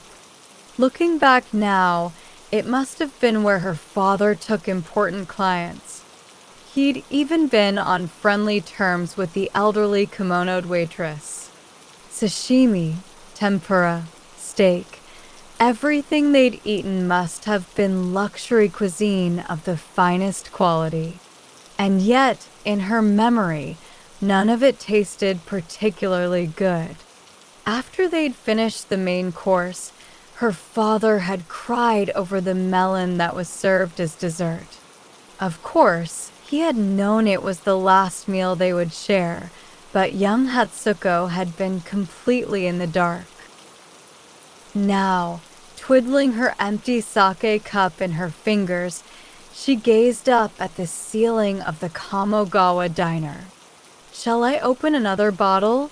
asked Nagar, appearing with his tray tucked under one shoulder. "No, thanks. That was plenty." Hatsuko pressed her hands together in gratitude. "Koishi's just getting ready in the office at the back," said Nagar as he replaced the lid on the bento box. "I'll show you through after you've had a moment to digest." "Thanks." And Nagar, Hatsuko went on, looking up at him sincerely. "That really was an amazing meal." "I'm not just saying that." "Oh, I know," replied Nagar, meeting her gaze. "You're not the type to go around flattering people without good reason. I know that better than anyone.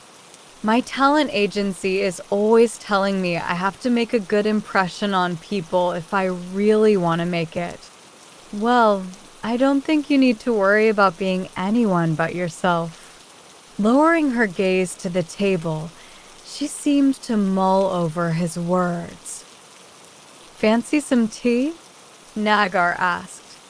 "Might help clear your head after the sake." "No, I'm fine," said Hatsuko. "Could you show me through to Koisher?" Nagar guided her down the corridor that led to the rear of the restaurant, her heels clicking quietly as she followed. "In you come," said Koisher, smiling through the doorway at the end of the corridor. "I'm counting on you, Koisher," said Nagar, before returning to the restaurant. Hatsuko bowed slightly as she entered the room. "Easier to talk here than in the restaurant, don't you think?" Koisher said, then gestured towards the sofa. "Go on, take a seat. I love the retro interior. And the garden view." Hatsuko glanced around the room, then slowly settled herself on the sofa. "I know it's a little formal, but could you fill this out for me?" said Koisher, sitting down opposite her and sliding a clipboard across the table. "We take record keeping very seriously, you see." "You're making me nervous," said Hatsuko, resting the clipboard on her lap as she filled it out. "Never thought I'd see you on the other side of this table," said Koisher, gazing at her friend's hand as she wrote. Hatsuko returned the clipboard.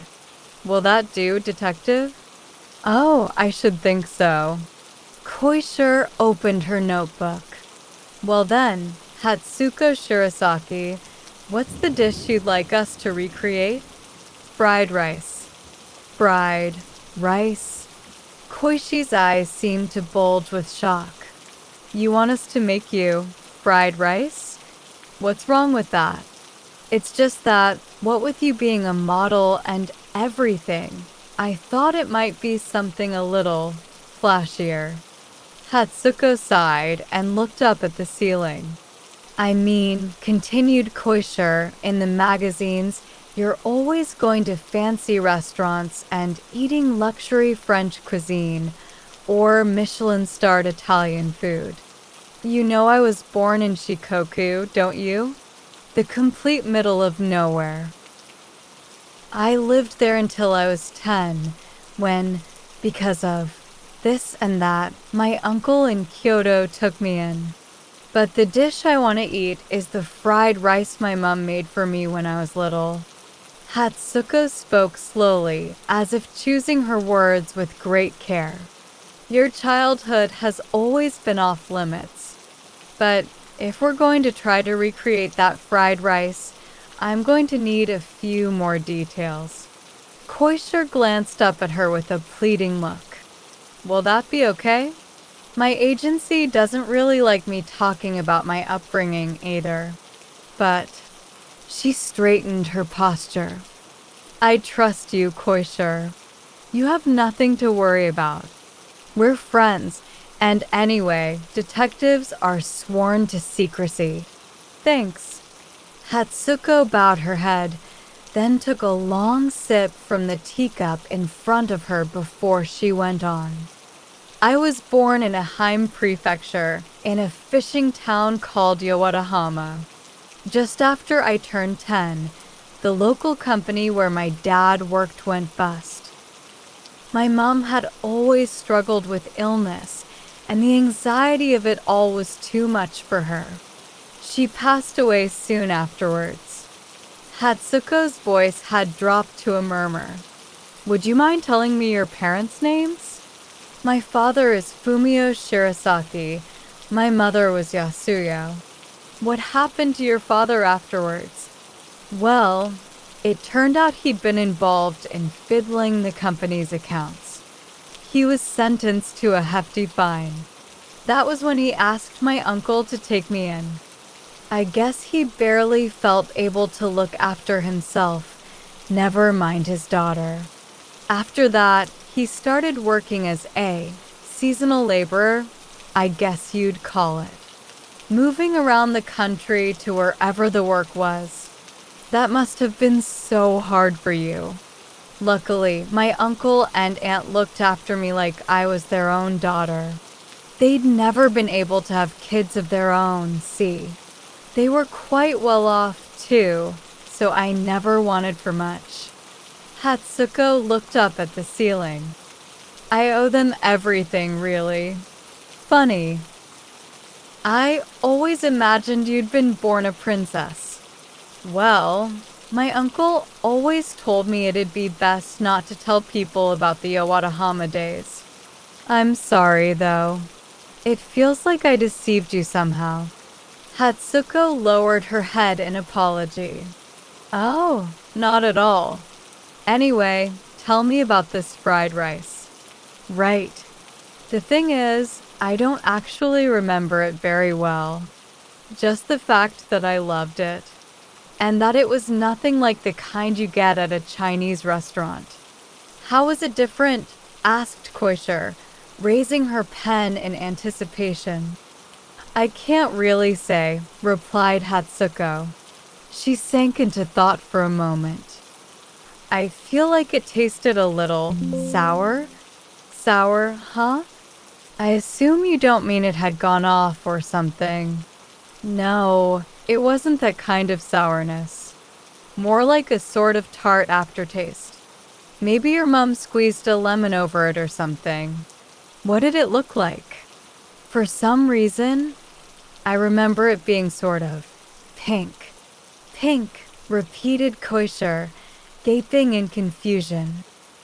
Pink fried rice? Look, You know how fried rice is normally sort of brown looking? From the fried pork and everything. Well, the color was a lot brighter than that. I'd get home from school and there'd be this dish on my desk in the living room with a cloth laid over it. I just remember taking away the cloth and there being something pink underneath. So your mother was out when you got back from school? Yeah. She had a part-time job and only got home late. And you'd microwave the rice and eat it on your own? Asked Koisher, her pen scratching away at her notebook. Yeah.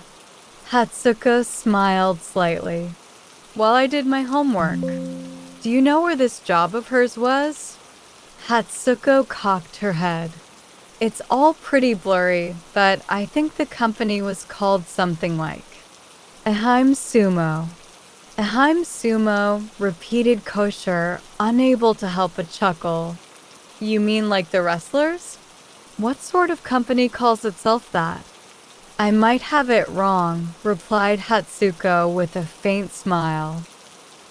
Maybe it's just because there was always sumo on the TV when I was eating it. Well, setting that to one side, is there anything you remember about the flavor?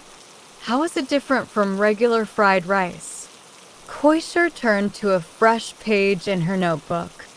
Again, my memory is hazy, but I think it tasted sort of fishy. I reckon she used fish instead of meat. Yowadahama was a fishing town after all.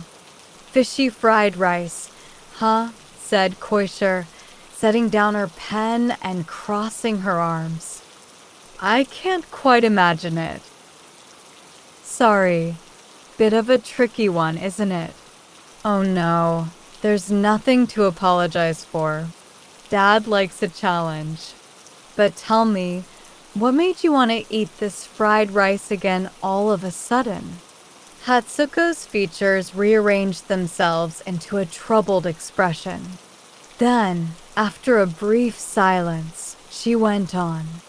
Koisher, someone proposed to me last week. Wow, said Koisher, clapping her hands with glee. That's great news. Congratulations. Thanks, murmured Hatsuko, but her eyes were downcast. Koisher leaned forward. Who's the lucky guy? His name's Keita Kakazawa. Mr. Kakazawa, eh? He's a managing director at Square Motors. A slight blush had come to Hatsuko's cheeks. No way. Koishi's eyes widened even further. Let me guess. Handsome, rich, heir to a fortune? Hatsuko gave a small nod. He's set to inherit the whole company. We met after I appeared in one of their adverts. Hatsuko, this is amazing news, said Koisher, unable to control her excitement.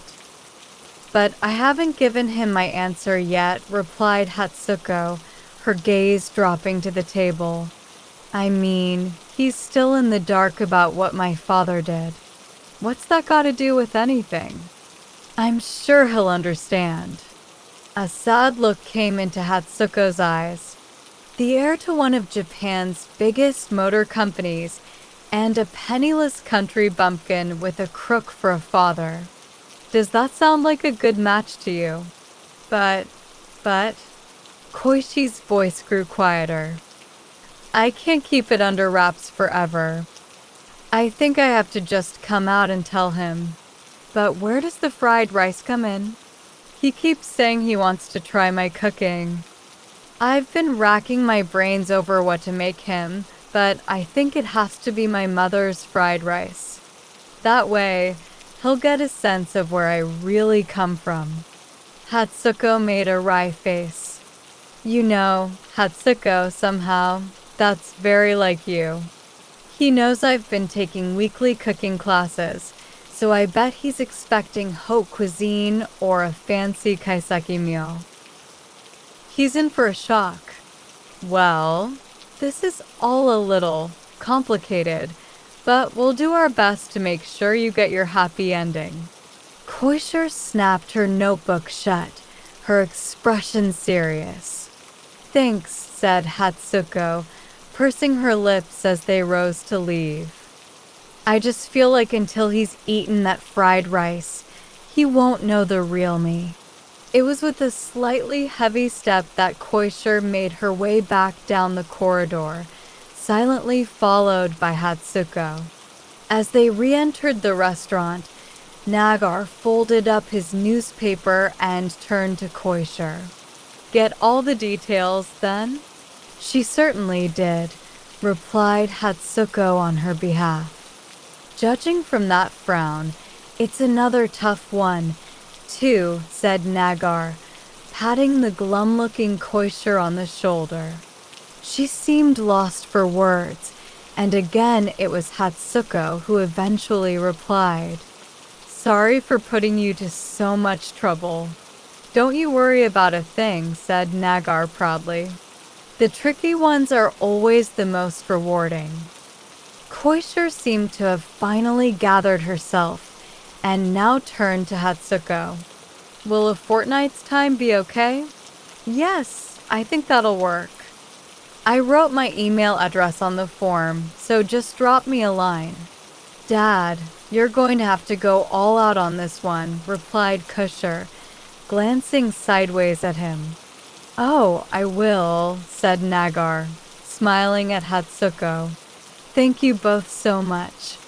She bowed deeply, then slid open the door to the restaurant. Forgetting something? Asked Nagar, following her out with a black coat in his arms. Hatsuko winced with embarrassment as she took it from him. You don't know how many times I've done that. Glad to see you haven't lost your ditzy side, grinned Koisher. Drowsy came scampering over. Hello again, said Hatsuko, reaching down to pet him. I'll be back soon. Don't worry. What does the rest of the day hold, then? Asked Nagar. I'm heading straight back to Tokyo, said Hatsuko, flagging down a passing taxi as she spoke. I have a job later. You're a busy bee, said Koisher. Just make sure you come to Kyoto every now and then for a bit of downtime, okay? I wanted to stop by my uncle's grave too, but I just don't have time, said Hatsuko as she climbed into the taxi. Well, you look after yourself, okay? Called Nagar. Hatsuko bowed as the taxi slowly pulled away. Nagar and Koisher stood there waving until she disappeared from view, then stepped back inside. Something bothering you? Asked Nagar. Koisher filled him in on the situation, then looked at him. I'm not sure we should have agreed to help. Well, we have. All we can do now is give it our best shot, said Nagar decisively. As for what she does with the result, that's up to Hatsuko. It's got nothing to do with you or me. I guess you're right, said Koisher, handing him her notebook with a look of relief. Well, we'd better start investigating. Fried rice, said Nagar, slowly leafing through Koishi's handwritten notes. Haven't had that in a while. Not just any fried rice. It's fishy. And pink, said Koisher, pointing over his shoulder at what she'd written. Bit of a mystery, isn't it? Yawadahama, said Nagar, tilting his head to one side. I know they catch a lot of fish there, but I didn't think they'd go as far as using them in fried rice. About the color. What if she used finely chopped tuna or some other fish with red flesh? Wouldn't that look pink? Not once she'd fried it, replied Nagar with a frown. It'd turn darker. What if she sprinkled it with pickled ginger? You know, the pink type you see served with sushi. That wouldn't explain the fishy taste, though. Nagar closed the notebook. Well, in any case, it looks like I'm off to Yawadahama. Another one of your field investigations, said Koisher, patting him on the back. Well, make me proud. 2. Hatsuko had always thought the term lucky outfit sounded a little trite, but she couldn't deny that some occasions called for a special effort. Today, her coat was a striking red with a deep crimson bag to match. As her destination came into view, her pace slowed. She squatted to greet Drowsy, who came pacing over. "Me again," she said, tickling his neck. "Told you I'd be back." "Watch out," called Koisher, sliding open the door of the restaurant. "He'll get fur on that lovely coat." "Don't worry. Drowsy's a good boy. Aren't you?" Hatsuko got to her feet and adjusted the hem of her skirt. "Dad's been so excited," said Koisher, placing a hand on Hatsuko's back and guiding her inside. "I'm all nervous again." Hatsuko placed a hand on her chest, took a deep breath, then walked into the restaurant. Nagar greeted her with a smile. Good to see you." "Hello again." Hatsuko bowed slightly awkwardly, then removed her red coat. "Cold in Kyoto, isn't it?" said Koisher. "Yeah. Winter feels different down here, somehow." "Well, everything's ready," said Nagar as he poured her a cup of tea. "Just say the word." "Thank you," said Hatsuko, flexing her shoulders up and down. "I just need a moment to gather myself." Koisher studied her for a moment, then asked, "Can I get you some sake?" "Let's save the drinking for afterwards," said Nagar. "Hatsuko needs to feel like she's a kid again." "Okay, I'm ready." Hatsuko had steadied her breathing and now sat up straight in her chair. "Let's do this." "I'll bring it through in exactly 3 minutes," said Nagar, hurrying off to the kitchen. Hatsuko closed her eyes and pursed her lips. Perhaps it was the effect of the dry winter air that filled the restaurant, but she could clearly make out every little noise that came from the kitchen. There was a distinctive beep, followed by the sound of a microwave oven being opened and closed. Soon afterwards, Nagar came bustling back in with an aluminium tray, on top of which was the plate of fried rice. "Heated up in the microwave, just like when you were a kid. Watch out, it's hot." Nagar set the round white plate down in front of her, followed by a spoon. The cling film covering the dish was clouded with steam, so that she could only vaguely discern what lay beneath. "Can I take the cling film off?" asked Hatsuko, glancing up at Nagar. He nodded decisively. "Please, that's all part of it." Hatsuko smiled back at him, then peeled away the film. A cloud of steam billowed up from the plate. "Well, enjoy." Nagar signaled to Koisher with his eyes, and the two of them retreated to the kitchen. Hatsuko pressed her palms together over the plate and prepared to tuck in. Her nose twitched at the faint fragrance of the steam rising from the plate.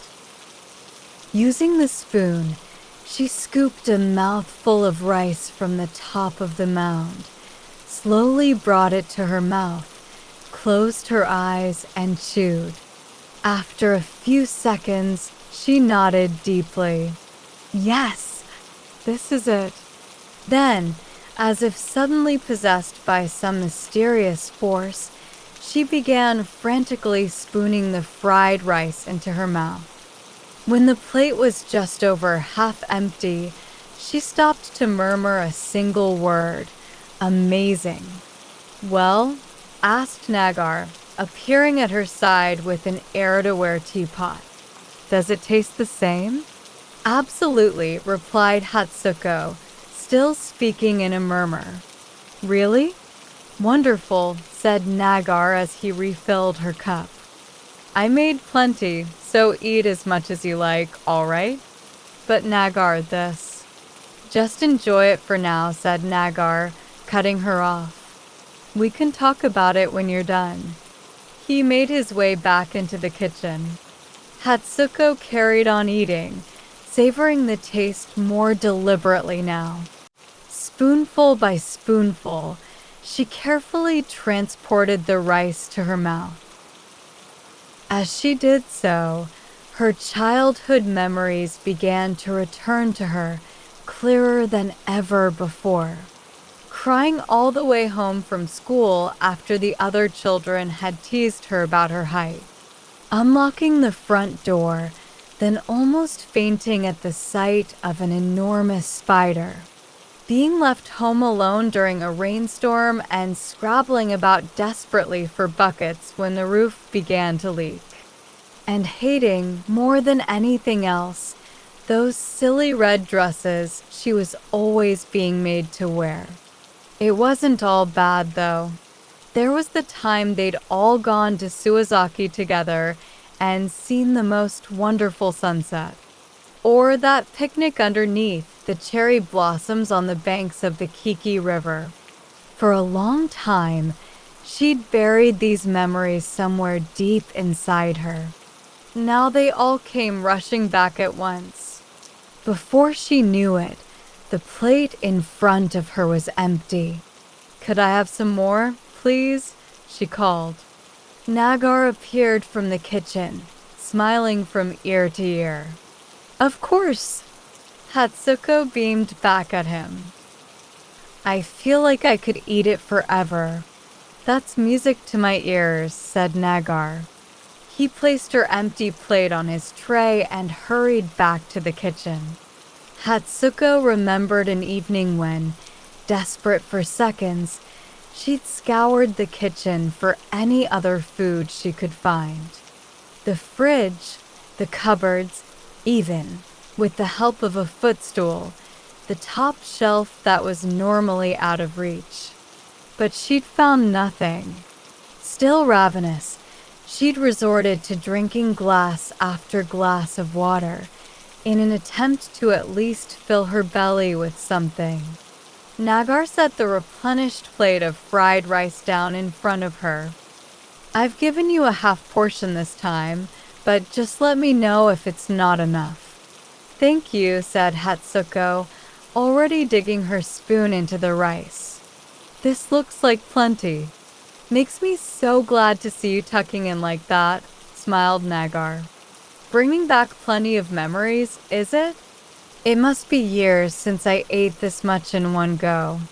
It's bizarre. My spoon just won't stop moving.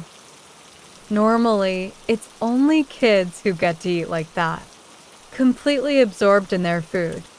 Once we grow up, all we do is worry about healthy eating and diets and what have you. Nagare's eyes narrowed as he smiled. Maybe you've rediscovered your inner child. You know, said Hatsuko, once she had made a significant dent in the mound of rice, I think it's about time you told me how on earth you managed to pull this off. All right. Shall I get us a drink? Asked Nagar, miming a sip from a sake cup. Funny you should say that, Dad, said Koisher, appearing from the kitchen with a lacquered tray, on which she'd placed a large Shigaraki-ware sake bottle and 3 matching cups. I planned ahead. The one area where your intuition really shines, said Nagar, sitting down opposite Hatsuko. I'm just glad you managed to get the fried rice right. It's a weight off my shoulders, too, said Koisher, raising her sake cup. Nagar and Hatsuko followed her lead. So, said Nagar once he'd drained his cup, I took a little trip to Yowadahama. You went all that way? Hatsuko bowed her head. Thank you. Unfortunately, I couldn't find anyone who knew Mr. Shirasaki, but I did find out about that company your mother did part-time work for.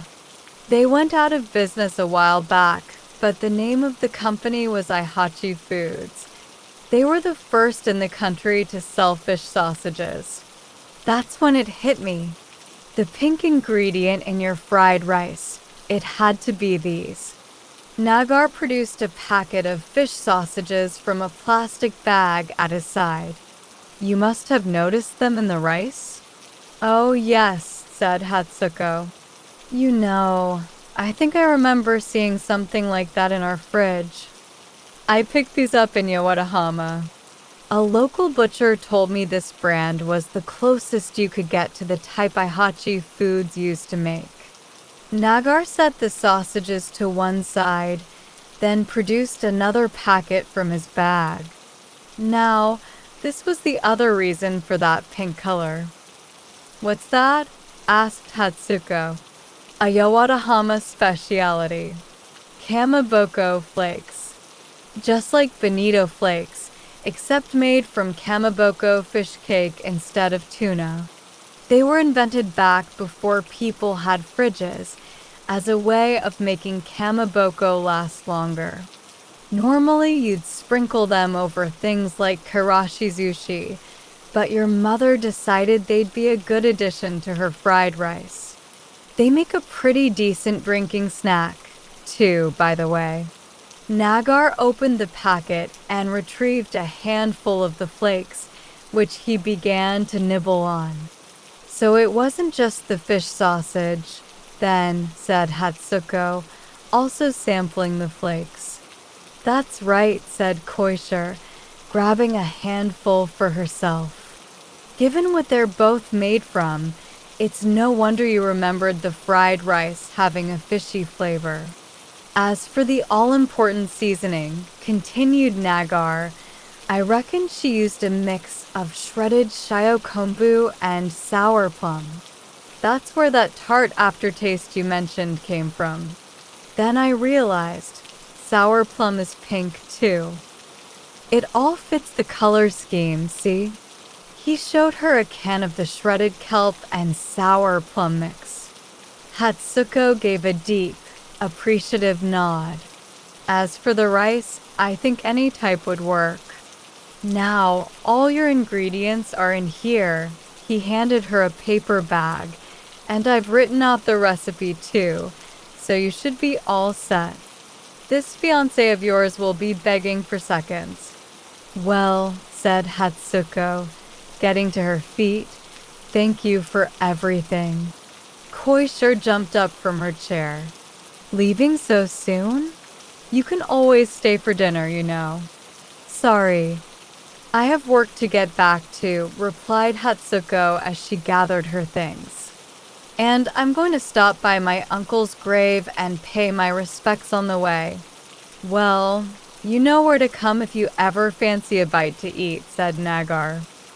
I can't wait. That reminds me, I completely forgot to pay last time. Hatsuko extracted a red patent leather purse from her bag. How much do I owe you for everything?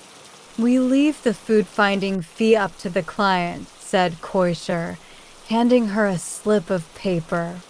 Just transfer however much you feel it was worth to this account. Got it, replied Hatsuko as she folded the slip up and tucked it into her purse. I promise you won't be disappointed. As she stepped outside, Drowsy the cat strolled over and began mewing at her feet. Thanks for having me, Drowsy, said Hatsuko, picking him up and stroking him affectionately. I'll be back soon, I promise. Oi, you, said Nagar, poking the cat in the belly. You'll get fur all over her expensive coat. Hatsuko set Drowsy back down, then turned to Nagar and Koisher and bowed. I really appreciate this, you two. We should have called you a taxi, said Koisher, standing on her tiptoes and glancing up and down Shomondori. Don't worry, said Hatsuko, facing west down the street. I'll pick one up on Karasumadori. You take care, called Nagar. Hatsuko bobbed her head again, then strode off down the street. You can tell she's a model, can't you? Said Nagar to Koisher with a grin. Just look at that strut. Hatsuko, called Koisher. Hatsuko stopped and turned. Koisher cupped her hands around her mouth and yelled, Go get him, okay? Hatsuko smiled and nodded in reply. Then, with another wave, she set off once more. Nagar and Koisher waited for her to disappear from sight, then went back inside. I hope it all goes okay, said Koisher as they cleared the dishes. Hope what goes okay? Isn't it obvious? Asked Koisher, running a cloth across the table. Her engagement to Mr. Kakazawa. Does it really matter either way? Said Nagar. He gave the sake bottle a shake to confirm it was empty. It's all in the hands of the gods now. Koisher folded her arms. With a figure like that, she'd look amazing in a Western wedding dress. Whereas you'll definitely be in a kimono, said Nagar, settling at the counter with his newspaper. Your hair all done up. Nice and traditional. I'd say the bigger question, in this hypothetical situation of yours, is who I'm marrying, said Koisher, sitting down next to him. Well, smiled Nagar, how about we head over to Hiroshi's for sushi tonight? We haven't been round there for a while. Koishi's eyes seemed to twinkle. Really? We do need to find you a nice chap before too long, said Nagar, slipping off his shoes as he stepped up into the tatama-floored living room and sat by the altar. Kikuko will be getting worried. Koisher followed him into the room. Oh, I don't know about that. She's probably more concerned about whether you'd be able to fend for yourself. Nagar lit a stick of incense, carefully positioned it in front of the altar, then addressed himself to the photo of Kikuko. Thanks for always looking out for us, and Hatsuko too. Chapter 5. Ramen. 1. Kyoto is no place for a summer holiday. That was what Katsuji Onodera was always telling people, and yet here he was, getting off a train at Kyoto Station on a sultry midsummer day. He had to laugh. More than 3 decades had passed since his 4 years here as a student. He had plenty of fond memories from those days, but the city's sweltering summers and bitter winters were not among them. He had loathed the summers in particular, when the humid air seemed to cling to your body and refuse to let go. From the train, Kyoto seemed just as he remembered it, and at the same time to have changed beyond recognition. Clearly, the city was still capable of casting its mysterious spell on him. He made his way out of the station's Hachiho exit and climbed into a taxi. As they reached the other side of the gently curving bridge that spanned the railway tracks, he glimpsed a long queue that had formed outside a famous ramen restaurant. These days, it was one of the biggest chains in the country. You could even buy their own brand of instant ramen in convenience stores. Remembering the taste of their noodles, which he still ate whenever he missed Kyoto, Katsuji turned in his seat and gazed at the restaurant through the rear window. The taxi made its way north up Karasumadori. Just as Higashi Hanganji Temple came into view on the left, the driver turned right onto Shomondori. Round here somewhere, is it? Asked the driver, slowing and glancing up and down the street. You can let me out here. I'll walk the rest of the way. Katsuji climbed out of the taxi, clutching his black doll to his chest. Right, he murmured to himself. If this is Shomandori, and Higashi Honganji is that way. Here we go. He looked up at a 2-story, mortar-walled building, then down at the map in his hand. No sign, and no curtain over the entrance like other restaurants had. Anyone would assume it was a private residence. Could this really be the place, he wondered? Katsuji went ahead and slid the aluminium door open before timidly venturing inside. Spotting a woman who appeared to work there, he asked, "Is this the Kamogawa Diner by any chance?" "It is. Here for a meal, if you wouldn't mind. Though I'm really here for the, detective service." Katsuji presented his business card. "Well then, take a seat. I'm in charge of the agency." She bobbed her head in his direction. "Koisher Kamogawa. As for the restaurant, that's my dad's jurisdiction." Katsuji seemed momentarily flustered by the fact that this young, unassuming woman was, in fact, the head of a detective agency. "Do we have a customer, Koisher?" said a man in chef's whites, striding out of the kitchen. "He's here for the detective service," said Koisher, turning to face him. "But he'd like a bite to eat too. Pleased to meet you, mister." "Onodera," said Nagar, glancing at the business card Katsuji handed him. "We serve first-time customers a set menu. Will that be all right?" "That would be perfect," replied Katsuji, his face creasing into a relieved smile. "I'll just get that ready for you then. Give me a moment." Nagar made his way back into the kitchen.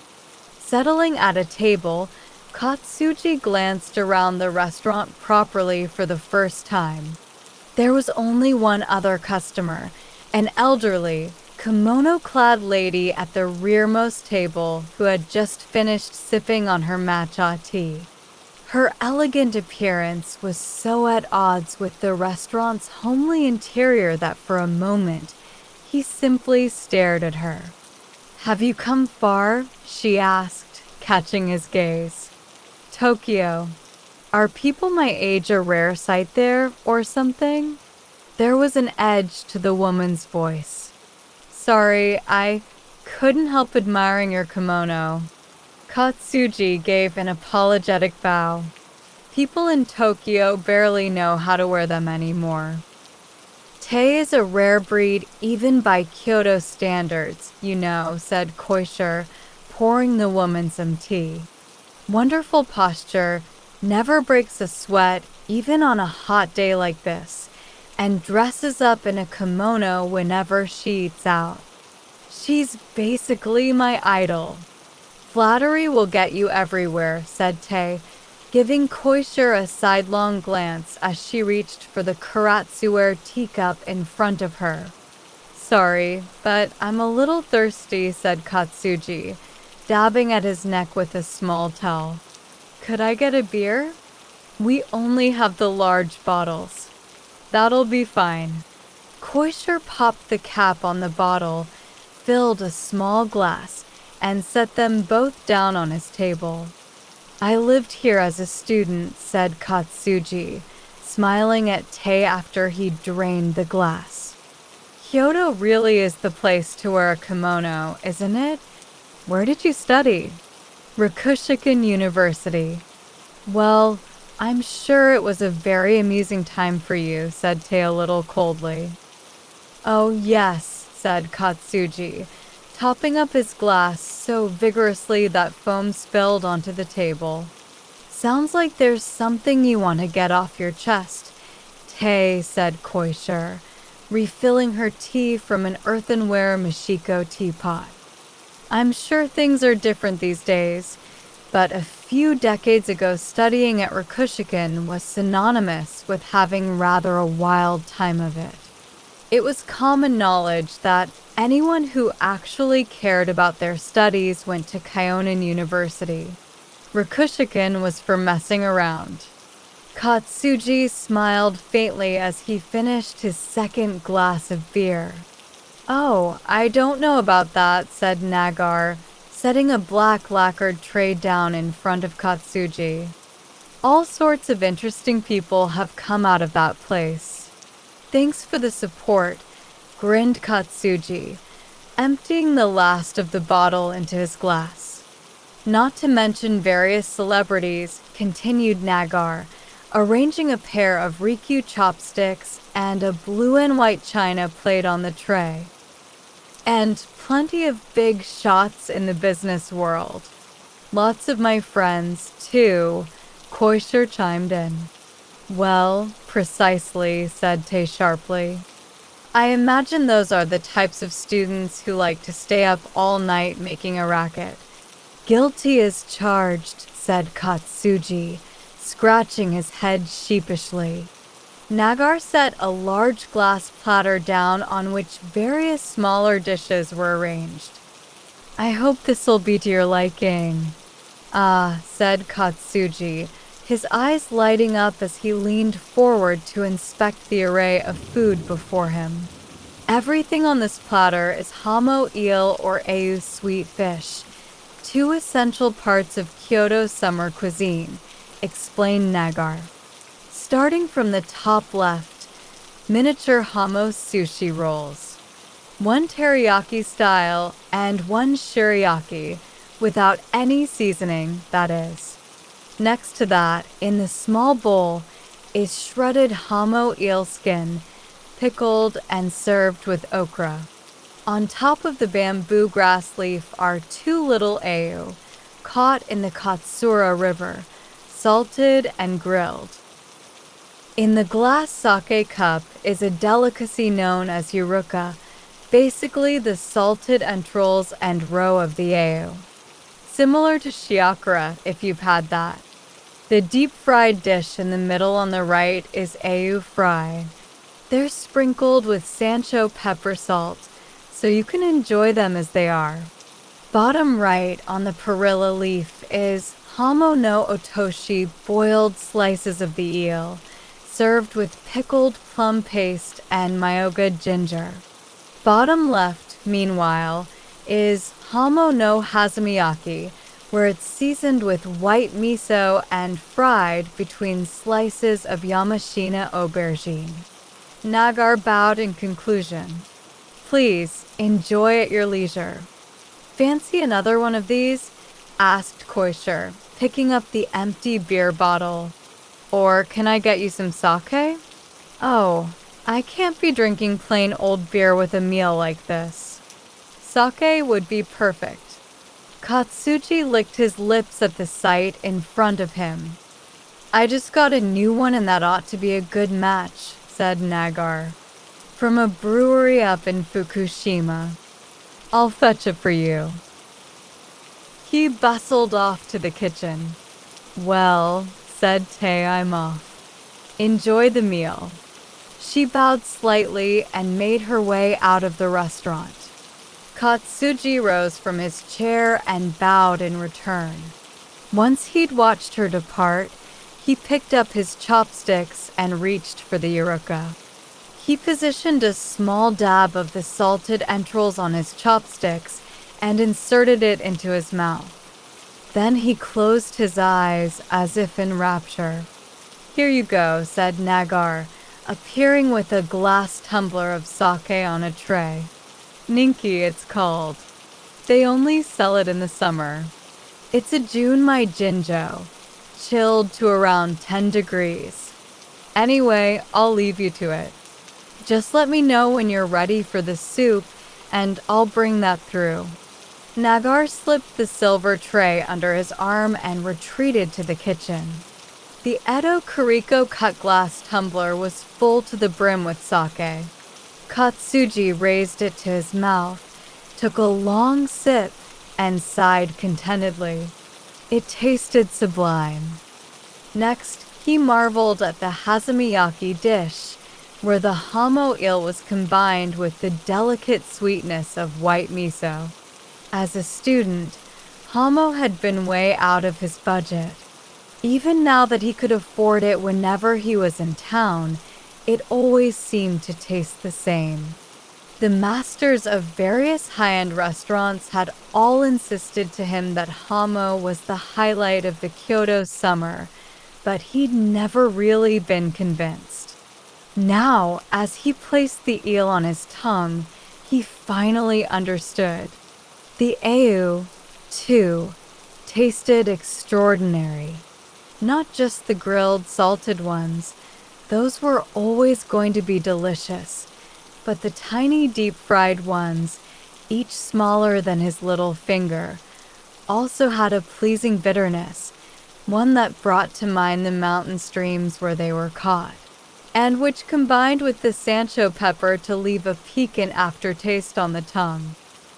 As the founder of a successful medium-sized company, Katsuji had eaten at his fair share of upscale restaurants in Tokyo, but none of them could hold a candle to what Kyoto had to offer. This wasn't even some famous Gion restaurant, either. He was sitting in the diner, attached to a detective agency of all places. "All okay?" asked Nagar, appearing at his side. "No beating the food in Kyoto, is there?" "I've never had anything like this in Tokyo." Nagar eyed his near-empty tumbler. "Can I top you up?" I'm tempted to say yes, but I don't want to get too distracted from the task at hand. In that case, I'll bring the soup through. Shall I fetch you some of today's rice, too? It's cooked with ayu. Oh, please. As Nagar made his way back to the kitchen, Katsuji surveyed the food that remained in front of him, then had another sip of his sake. He let it trickle slowly down his throat. Then he remembered why he'd come here in the first place, and all of a sudden the alcohol tasted slightly bitter. Here's the soup. Nothing new, but if you're going to have broth in summer, it has to be boten hamo, lightly boiled hamo eel, named for the way it's cut into the shape of a peony to remove the bones. As for this ayu rice, the only ingredient is in the name. The fish are deboned, so all you need to do is sprinkle some of these chopped mitsuba leaves on top.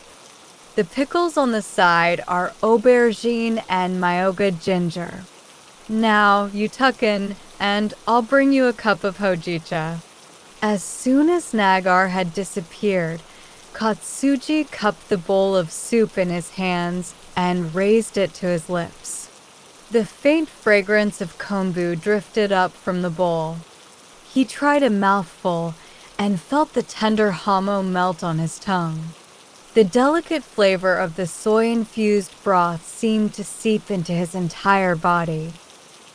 Trying to restrain his excitement, Katsuji set the broth down and reached, instead, for the ayu rice that had been generously heaped in a koimari bowl. As he chewed, he noticed the slight bitterness of the ayu fusing harmoniously with the sweetness of the rice. It was exquisite.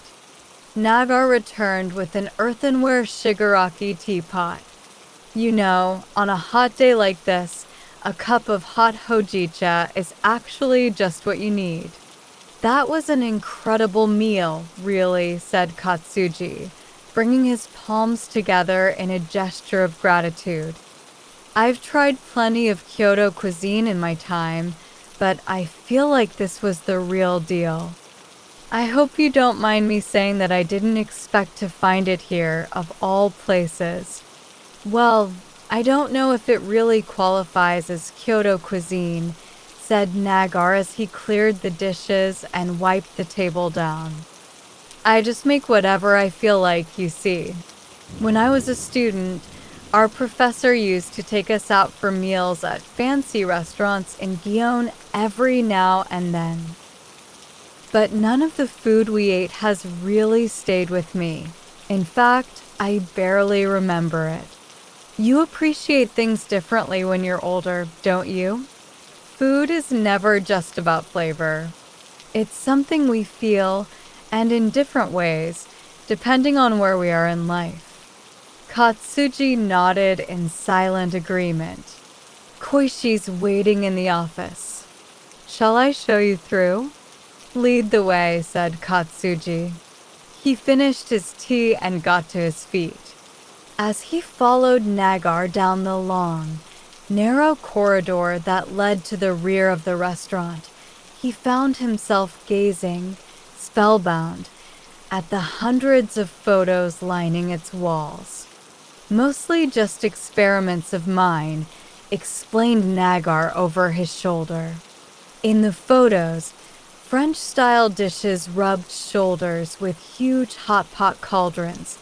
Spreads of Ostchi cuisine were accompanied by enormous banquet platters. He was so preoccupied by them that he barely noticed they had reached the end of the corridor. Please, said Nagar. He opened the door to reveal Koisher, perched expectantly on a sofa. Right then, said Koisher, once Katsuji had taken a seat opposite her. She handed him a clipboard. Could you jot your details down here for me? Katsuji blitzed his way through the form like one might a hotel register. When he returned it to Koisher, she began reading aloud. Katsushi Onodera. Address in Meguro, Tokyo. Katsuji. It's Katsuji Onodera.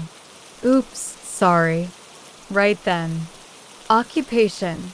Managing Director of Theater Print Limited. Is that a printing company? Yes.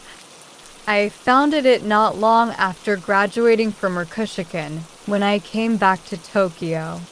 It's a pretty modest operation, really. Let me guess. Business cards, New Year's cards, that kind of thing? We do those, yes, but our specialty is actually CD jackets. I don't mean to brag, but our share of the Japanese market stands at over 50%. Though, mind you, CDs themselves seem to be something of a dying breed these days. The smile on Katsuji's face suggested a peculiar blend of pride and self-deprecation. Dad's a big fan of old enka songs, you know. Enka, eh? Our share of that particular market stands at over 80%. Really? Dad'll love that. Now, back to the matter at hand. What is this dish you'd like us to recreate? Koisher leaned forward. I'm a little embarrassed to tell you this, but it's the ramen from a food stall. You know, one of those yutai places that pop up at nighttime by the river. Though actually, the owner insisted on calling it Chinese noodles instead of ramen. And where was this yutai? Asked Koisher. Her notebook was open, her pen raised in anticipation. See, right after I started at Rikuchikan, I joined the drama club. Me and two other guys from my year, Hyunasu and Yasaka, their names were, started our own three-man troupe. The hamsters, we called ourselves. I think we only turned up to about half our assigned lectures. But every day at sundown, regardless of whether we'd shown up on campus that day, we'd meet underneath Kataji Bridge and rehearse. And that was where the yutai stall was. A yutai by the Kataji Bridge. What was the name? I don't think it had one. Right. And this would have been, what year? Koisher got out a pocket calculator. This was around 1975. I'm pretty sure the yutai was still there when I graduated in '79. Koisher jotted these details down in her notebook. Which side of the bridge was it? The opposite side from Mount High. In other words, Katsuji broke off as he tried to visualize the area. The west side, said Koisher with assurance. In my 3rd year, the tram stopped running over Kataji Bridge, said Katsuji, his eyes growing distant. The times were changing, I guess. Tell me about this ramen, then. Would you know what I meant if I said it tasted like, well, Thai ramen? It wasn't all oily, like a lot of ramen is these days, but it wasn't exactly light on the stomach, either. It really filled you up. But with Thai-style ramen, the soup is usually pretty thick, isn't it? Said Koisher, readying her pen again. See, that's just it. I mean, sure, it was quite cloudy and rich enough in flavor, but it wasn't like the type you see everywhere now, with a thick layer of oil floating on the surface. It was, how can I put this, milder somehow. You're making me want to try it. By the time I went to university, those Thai places had almost all shut down. They were all over the city in my day. You know the Masagata shopping arcade in Damachi? There must have been 4 ramen stalls there alone. So, what made you want to eat this ramen again, after all these years? Koisher turned to a fresh page in her notebook. My son was supposed to take over the family business. Now, all of a sudden, he's telling me it's not for him. Says he wants to become a stage actor instead. Katsuji frowned. How's he going to make a living out of that? Why shouldn't he follow his dream? He's taking after his old man, after all. But dreams are only ever just that, dreams. Reality has a habit of biting, you know. What does all this have to do with the ramen, then? See, back then, I had dreams of my own, replied Katsuji, his eyes fixed on the low table in front of him. And in a sense, the ramen from that Thai was what fueled them. My company isn't such a big deal, and I don't want to force my son into doing something he'd rather not. I want him to follow his heart. It's just, I worry about his future, you see. Just like I used to worry about my own future when I was his age. Katsuji had begun to gaze off into space. Dreams versus reality, eh? That's adulthood for you. Especially back then, if you were a man, you had to think about how you were going to provide for your family. Now, if that's all you think about, life can be a little dull. But on the other hand, if you run around chasing your dreams willy-nilly, you're sure to come a cropper eventually. At the end of the day, you have to choose a life that'll put food on the table. And that usually means making some kind of compromise. Meanwhile, your son wants to chase his dream. The kid's chances of actually making it are 1 in 10,000. That's better than 0, though, isn't it? Said Koisher. Katsuji looked steadily at her. You know, I've been telling my son no, but there's a part of me, deep inside, that wants to tell him yes. And for some reason, whenever I try to put my finger on where that urge comes from, I find myself thinking of the ramen from that Thai. And if you could just eat it one more time, you'd feel ready to talk things over with your son, asked Koisher, returning his gaze. Oh, I don't know if it'll come to that. For now, I just want to work out how I really feel about it all. That's all. Right then, said Koisher, snapping her notebook shut. Well, I guess the most important thing right now is that we track down this ramen and serve it up to you. And all we have to go on is the location, eh? Don't worry, Dad'll know what to do. He always does. Thank you very much, said Katsuji, bowing in her direction. As they re-entered the restaurant, Nagar looked up from his newspaper. Good interview? Oh, yes.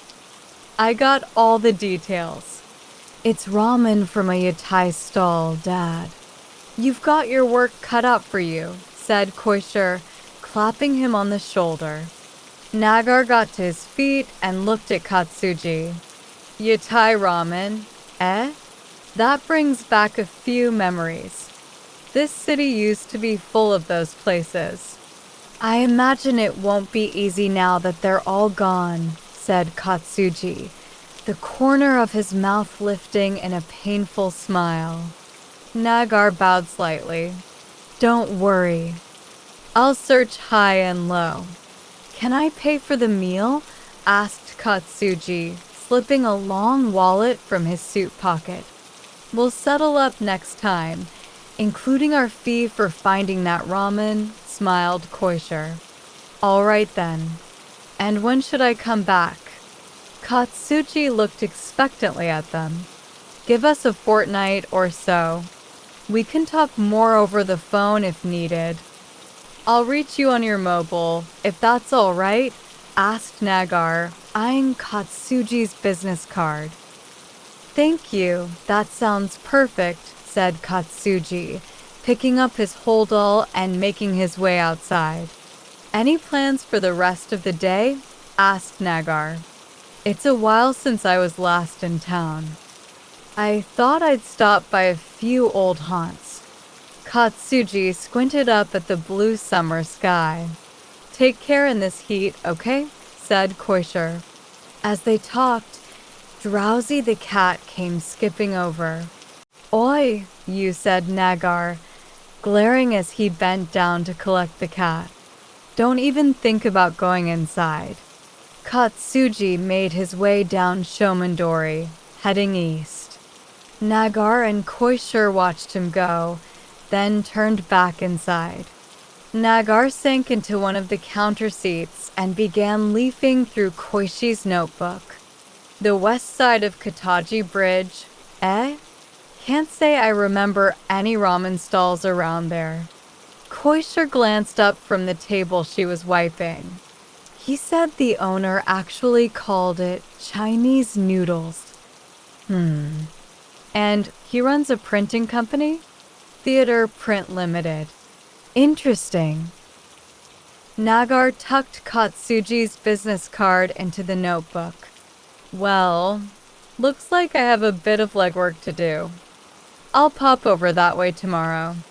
Kataji Bridge. That's near the Botanical Garden. Remember that cherry blossom picnic we did there in the spring, along the Nakaraji path? That gives me an idea. There's an old shopping arcade on that side of the bridge. Maybe someone there will know something. Nagar closed the notebook. 2. The trees lining Shomondori were abuzz with cicadas.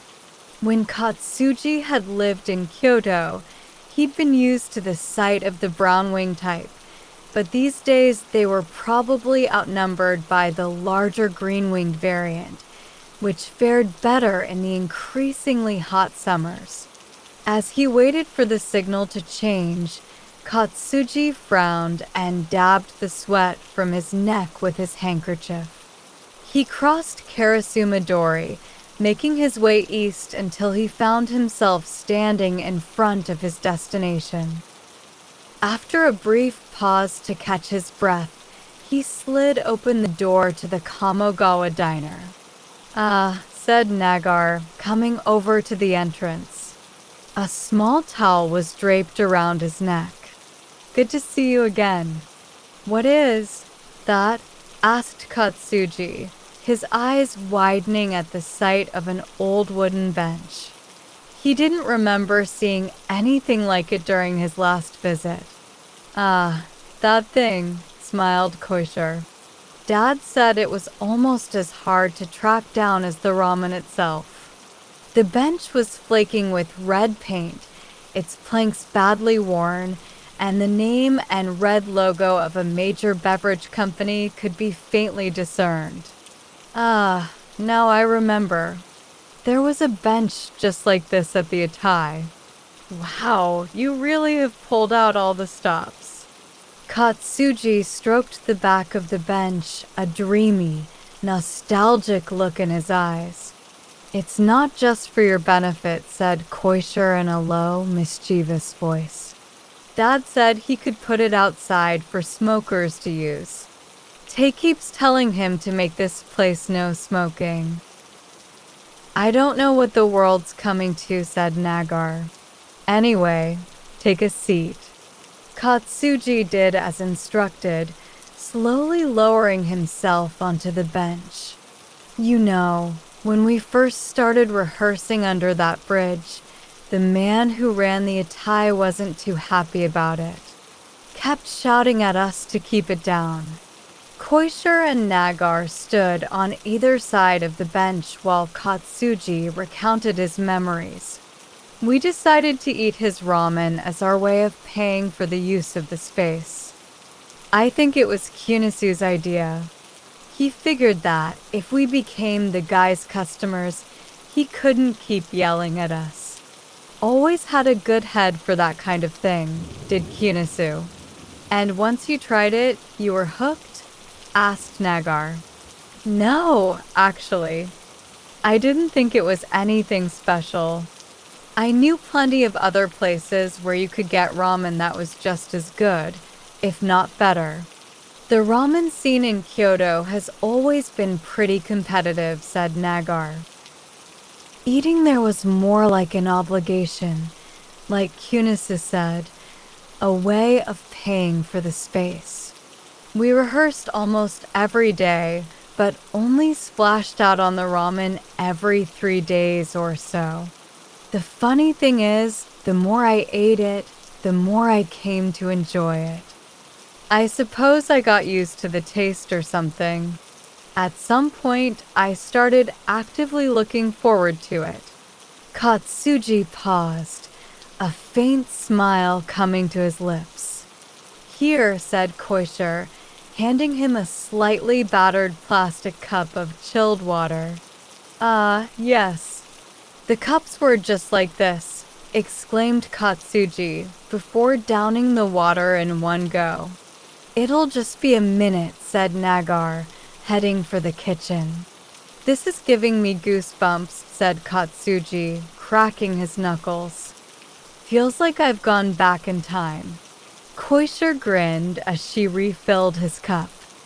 I told Dad we should put on some throwback tunes for good measure, but he was having none of it.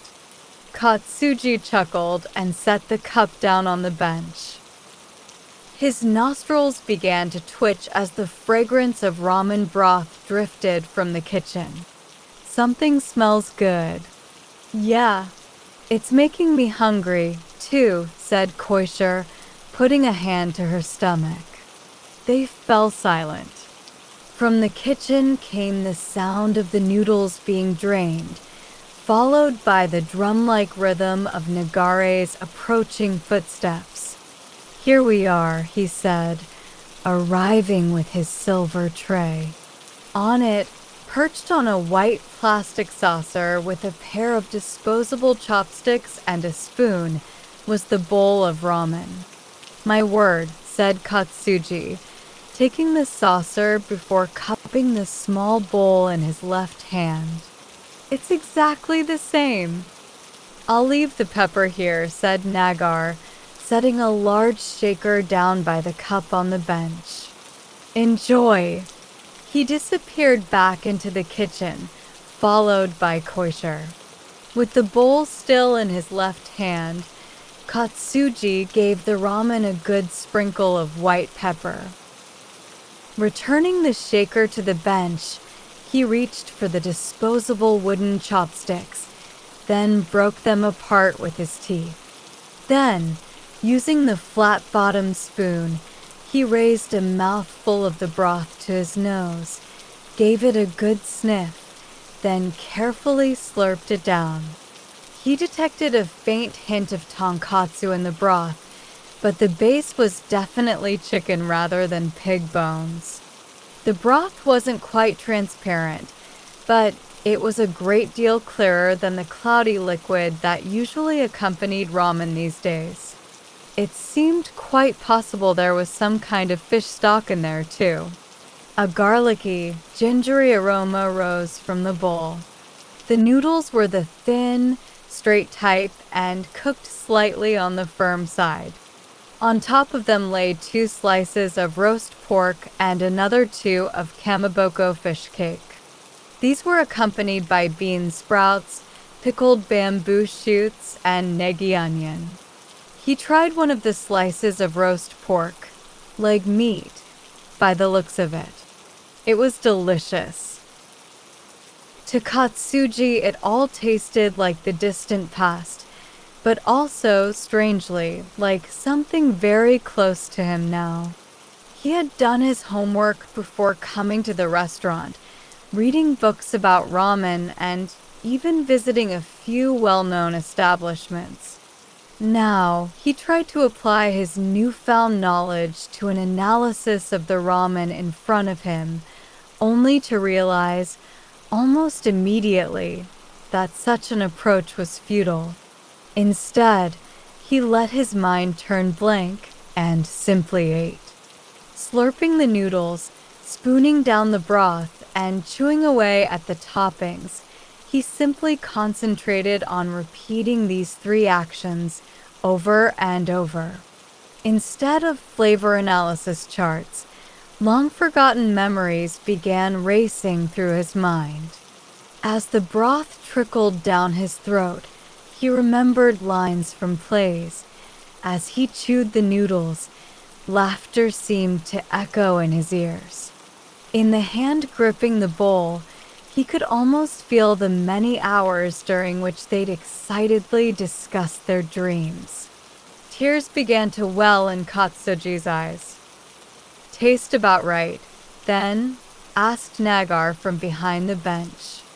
Katsuji turned around, the bowl in his hand now empty. "Oh yes, that's good to hear," said Nagar, nodding and smiling. Unless my memory's mistaken, the flavor was identical. That was the exact bowl of noodles I ate all those years ago. How on earth did you? Well, the utai is long gone, of course. But I found someone who knew all about it. Nagar produced a sepia-toned photo. It showed a smallish man, grinning bashfully as he set up a utai stall by a bridge. Katsuji leaned in and began poring over the photo's every detail. "Yes, that's the place. And that's him. There's a famous restaurant just to the northwest of Kataji Bridge, Grill Hasegawa. Mr. Hasegawa, the owner, remembered the utai well. It turns out it was run by a gentleman named Seiji Yasumoto." "Mr. Yasumoto, eh?" said Katsuji, gazing off into space. "You know, I don't think we ever caught his name. He used to borrow water and electricity from Mr. Hasegawa. Even after he closed his utai, the 2 of them stayed in touch. Mr. Yasumoto ended up opening a ramen restaurant on Ryogamachi Dori, Yasusan, it was called. Mr. Hasegawa used to turn up there every now and then for a bowl of noodles. Unfortunately, Mr. Yasumoto passed away 10 years ago from illness. He didn't have any family to pass the restaurant on to, so the place simply went out of business. And that was where the trail seemed to end."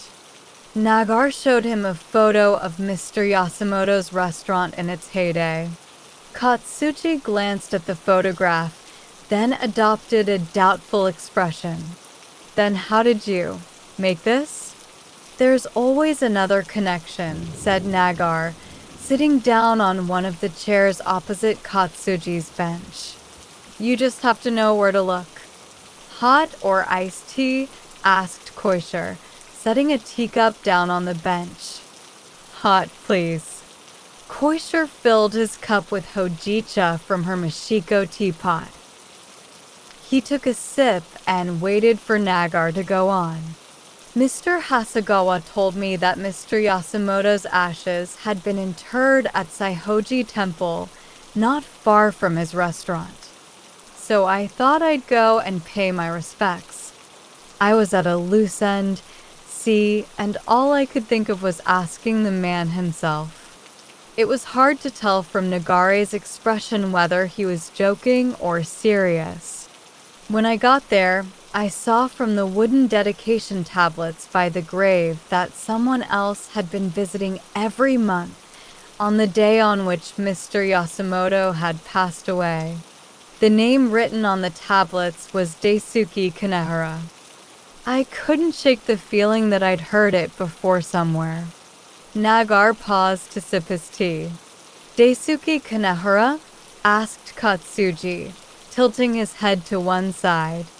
Never heard of him. Tell me, are you familiar with the ramen chain Shinsen Kyochi? Of course. When I was a student, it was a small, one-shop operation. These days it's a huge company. They even have their own brand of instant noodles, don't they? I pick up a pack in Tokyo whenever I fancy a trip down memory lane. Well, Mr. Kanehara is the company's president. I went and saw him. He's a very busy man, but when I mentioned Mr. Yasumoto's name, he agreed to meet right away. Nagar took another sip of his tea. Katsuji leaned forward, grasping his own empty teacup as he waited eagerly for Nagar to continue. It turns out Mr. Yasumoto taught Mr. Kanehara his craft, showed him everything, from how to extract the broth and boil the noodles just right, to the best way of seasoning the roast pork. But he was also very insistent that Mr. Kanehara should add his own personal touches. And so, drawing on his advice, Mr. Kanehara developed his own unique bowl of ramen. So that humble Yutai owner was responsible for the success of Shinsen Kyochi? Who'd have thought it? Amazing, isn't it? Said Koisher, refilling his teacup. Now, consummate professional that he is, Mr. Kanehara could remember the recipe for Mr. Yasumoto's ramen right down to the last detail. He insisted it would taste just as good these days, no matter how much the world of ramen has changed in the meantime. Well, I cooked it just as he instructed, and this was the result. Nagar glanced down at the bowl, in which only a tiny puddle of broth remained. What a story. Katsuji reached for the bowl and slowly drank the last of the broth. Nagare's expression became pensive. You know, I reckon the most important thing Mr. Yasumoto passed on to Mr. Kanehara was a certain mindset, the desire to keep chasing that dream of his. By the way, said Koisher, what happened to the other two members of your theater troupe? Hunisa got a job at a major electrical appliance manufacturer, replied Katsuji, but they laid him off when the economy crashed in the early 90s. He's worked at various middle-ranking companies since then, but he's never given up the amateur drama. 4 or 5 times a year, he puts on a show at some event space on the outskirts of Tokyo, but I have to admit I haven't been once.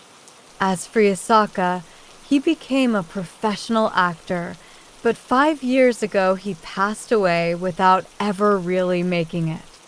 Meanwhile, said Nagar, you were the first one to give up your dreams, and now look at you, the founder of a successful company.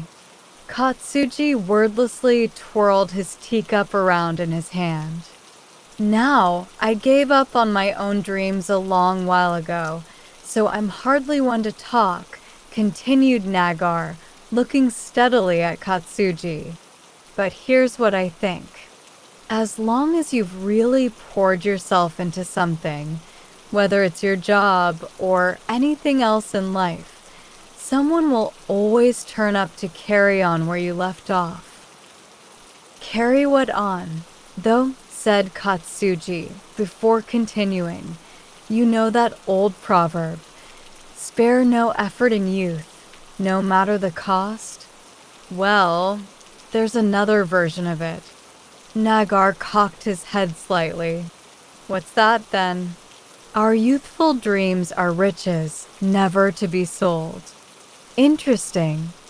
I'll have to store that one away in here, said Nagar, tapping a finger to his forehead. As if you'll remember. I'll write it down, said Koisher, scribbling the phrase down in the margin of a newspaper. Don't bother, said Katsuji, grinning from ear to ear. I made it up, actually. Well, you had me fooled, smiled Nagar. Now, there's a copy of that recipe in here for you. He inserted a folder into a paper bag. Mr. Kanehara reckoned you'd be able to get all the ingredients, even in Tokyo. Thank you. How much do I owe you? Said Katsuji, getting out his wallet. For that meal the other day, too.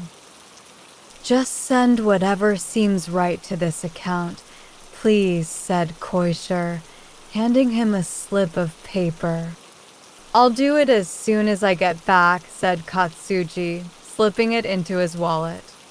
Phew, said Nagar, sliding the door open. It really is sweltering out here. Oh, I'd expect nothing less from Kyoto, replied Katsuji as he stepped outside. He was immediately accosted by Drowsy, who came rushing over. You'll ruin his suit, said Koisher, picking the cat up and cradling him in her arms. Thank you for everything. Katsuji bowed deeply, then set off down the street. Take care, called Koisher, bowing in his direction with Drowsy still clutched to her chest. Oh, Mr. Onodera, called Nagar.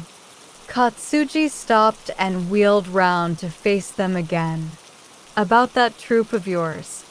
What about it? The name. Why the hamsters? Ham acting. Get it? Smiled Nagar. I thought as much. His face wrinkling into a grin, Katsuji turned and began walking again. Once he had disappeared from view, Koisher set Drowsy down and followed Nagar back inside. Do you reckon he'll change his mind? Asked Koisher. About his son, I mean. Nagar removed the towel from around his neck and sat down on one of the folding chairs. Who knows? Maybe he will, and maybe he won't. In the end, does it matter? What made you want to follow in your dad's footsteps? Then, asked Koisher, sitting down next to him. I wouldn't know, said Nagar curtly. It was a long time ago. Did Grandpa force you into it? No, not at all. He never put his foot down about anything, really. Well, maybe just the once. When was that? When I first brought Kakuko to meet him and your grandma. He turned to me and said, You better look after her, you hear me. Huh, said Koisher, her gaze drifting towards the altar in the living room. I did just as he told me to, even if it wasn't for as long as we might have hoped.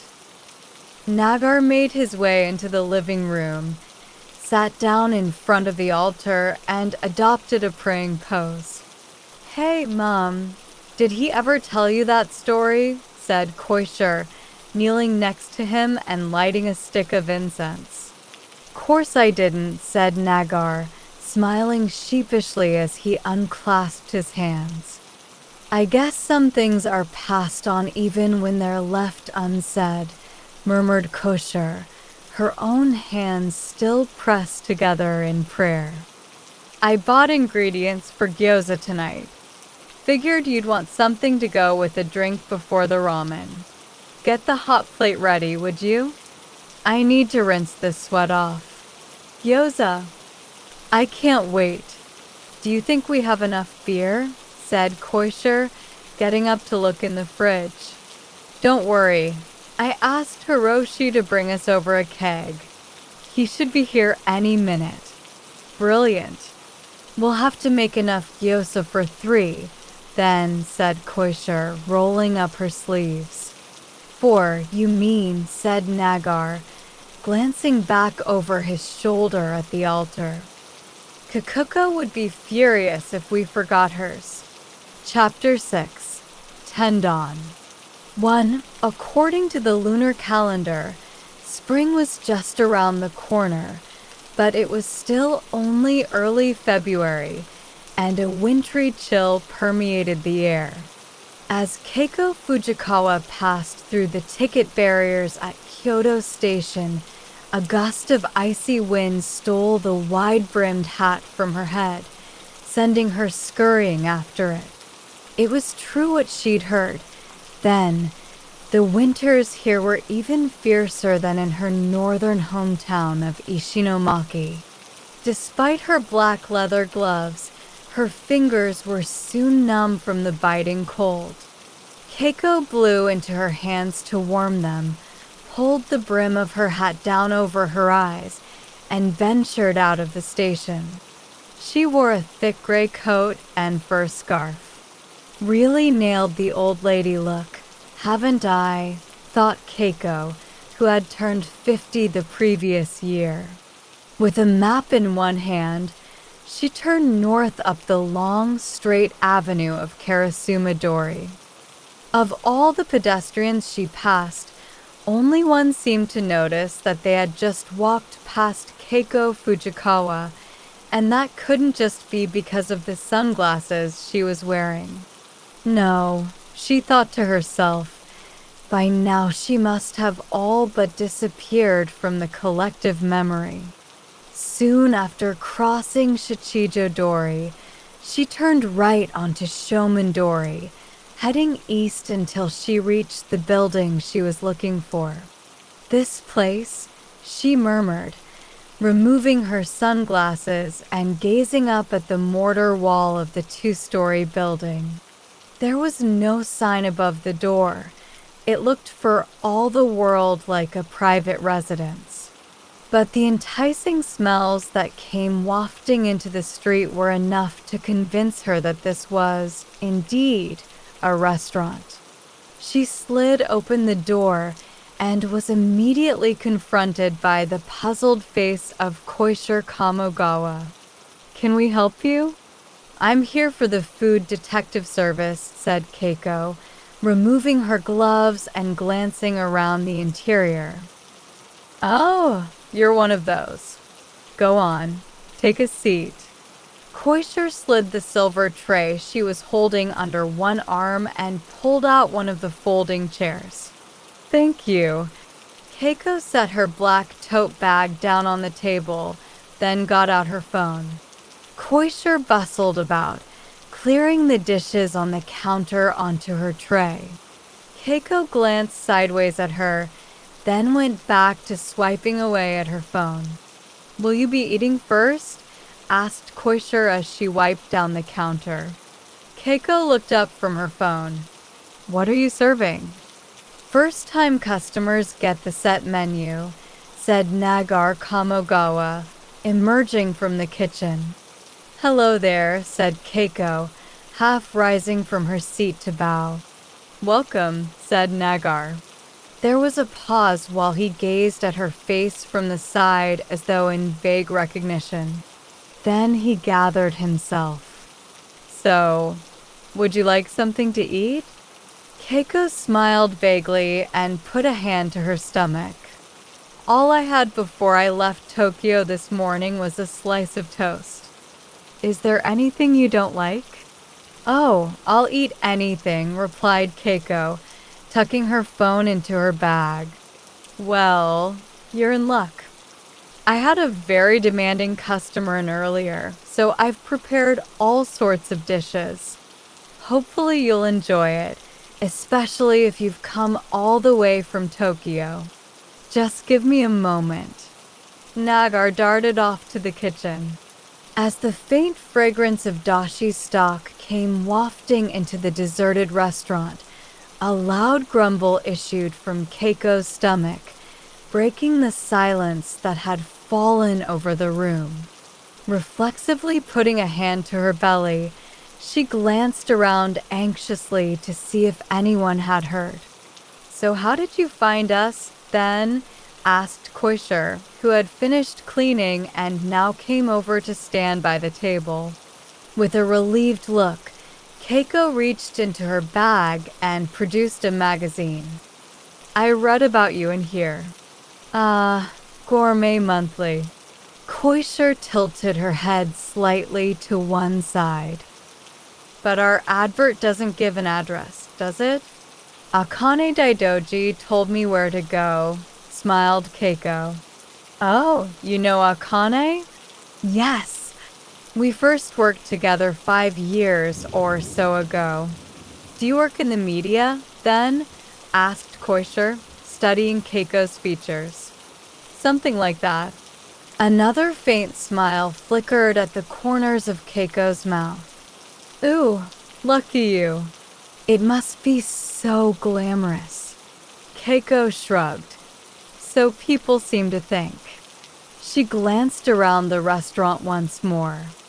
No menu and nothing resembling a cash register. There was a doorway on either side of the long counter. The one on the right was obscured by a Norin curtain. Whenever Koisher or Nagar brushed it to one side, she caught a glimpse of an elegant Buddhist altar set into the wall of the tatami room beyond. It really was a quite peculiar restaurant, thought Keiko, furrowing her brow in confusion. "Sorry for the wait," said Nagar, appearing with a black lacquered tray which he set down on the table.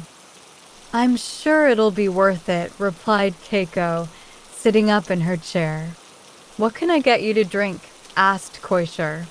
"Maybe some sake to warm you up a little?" "Go on then," smiled Keiko. "Seeing as I'm here." "Koisher," said Nagar, "there's a bottle of Tanikaze in the fridge upstairs. Warm that up for her, will you?" "In the Shigaraki bottle." Koisher nodded and hurried off. "You have Tanikaze?" asked Keiko, her eyes widening. "I like my sumo, see?"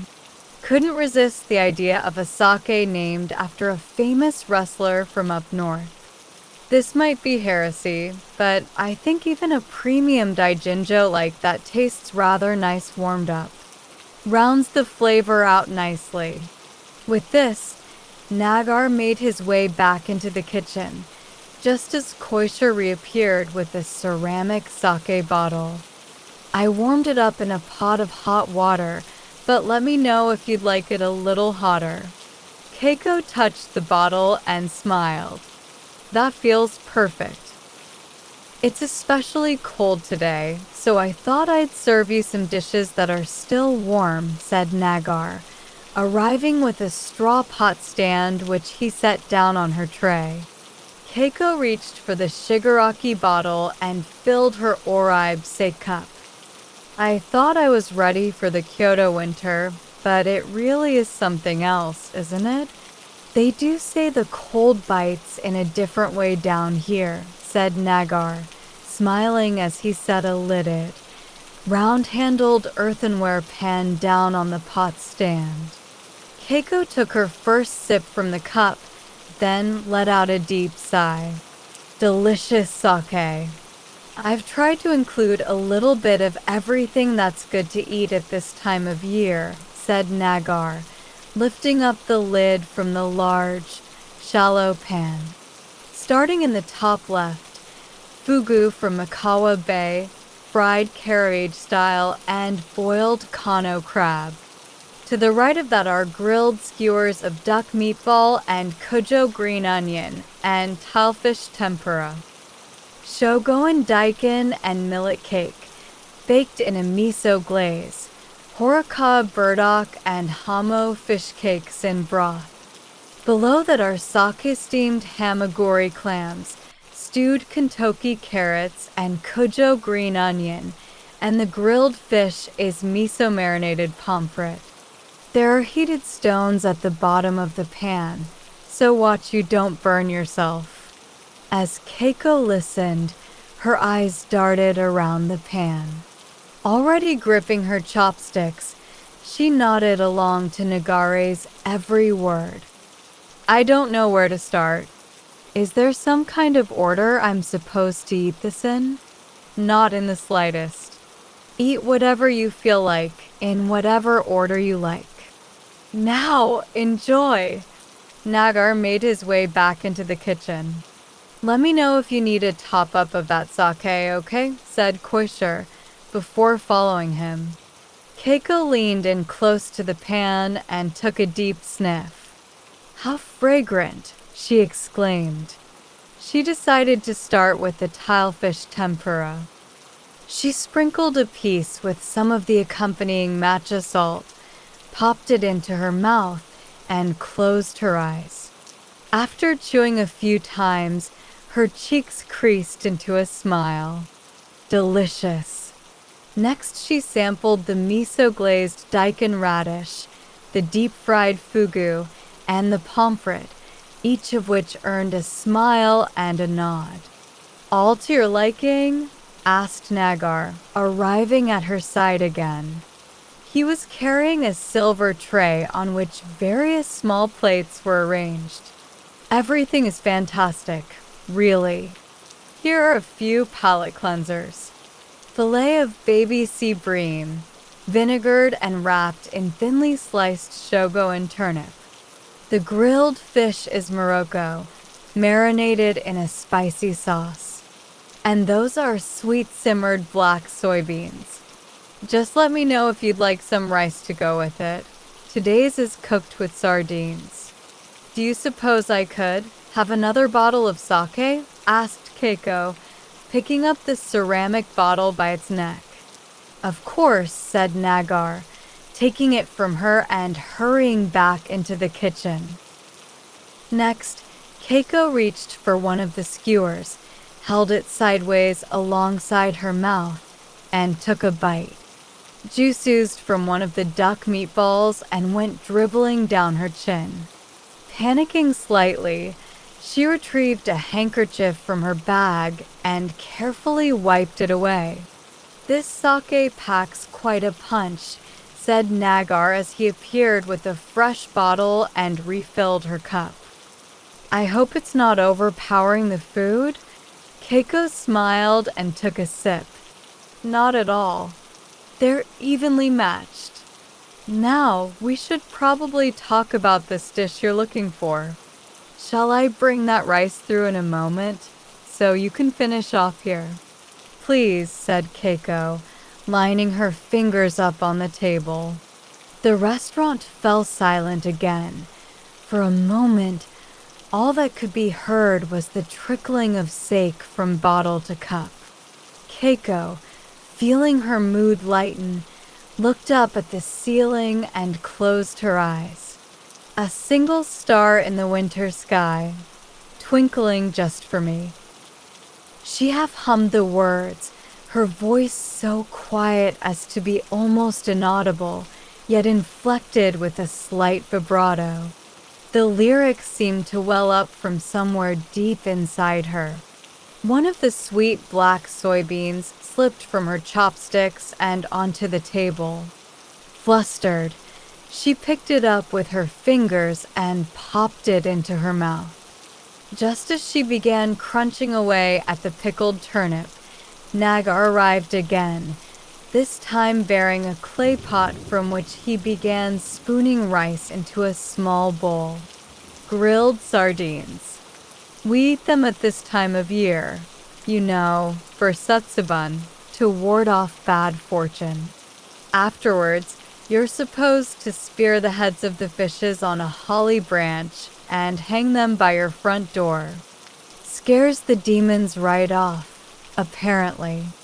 He set the bowl of rice down in front of Keiko. Where I'm from, we do the usual bean throwing, but I don't remember ever eating sardines for Setsubun. She sniffed the bowl. Smells fabulous. I'll leave the pot here, so help yourself to seconds. I'll just fetch the soup, said Nagar, returning to the kitchen. Keiko had an uncommon fondness for sardines and other blue-backed fish, and began enthusiastically shoveling the rice dish down. The fragrance of the finely chopped perilla and sesame only heightened her appetite. In no time at all, she had emptied the bowl and was reaching for the round spatula that Nagar had left in the pot of rice.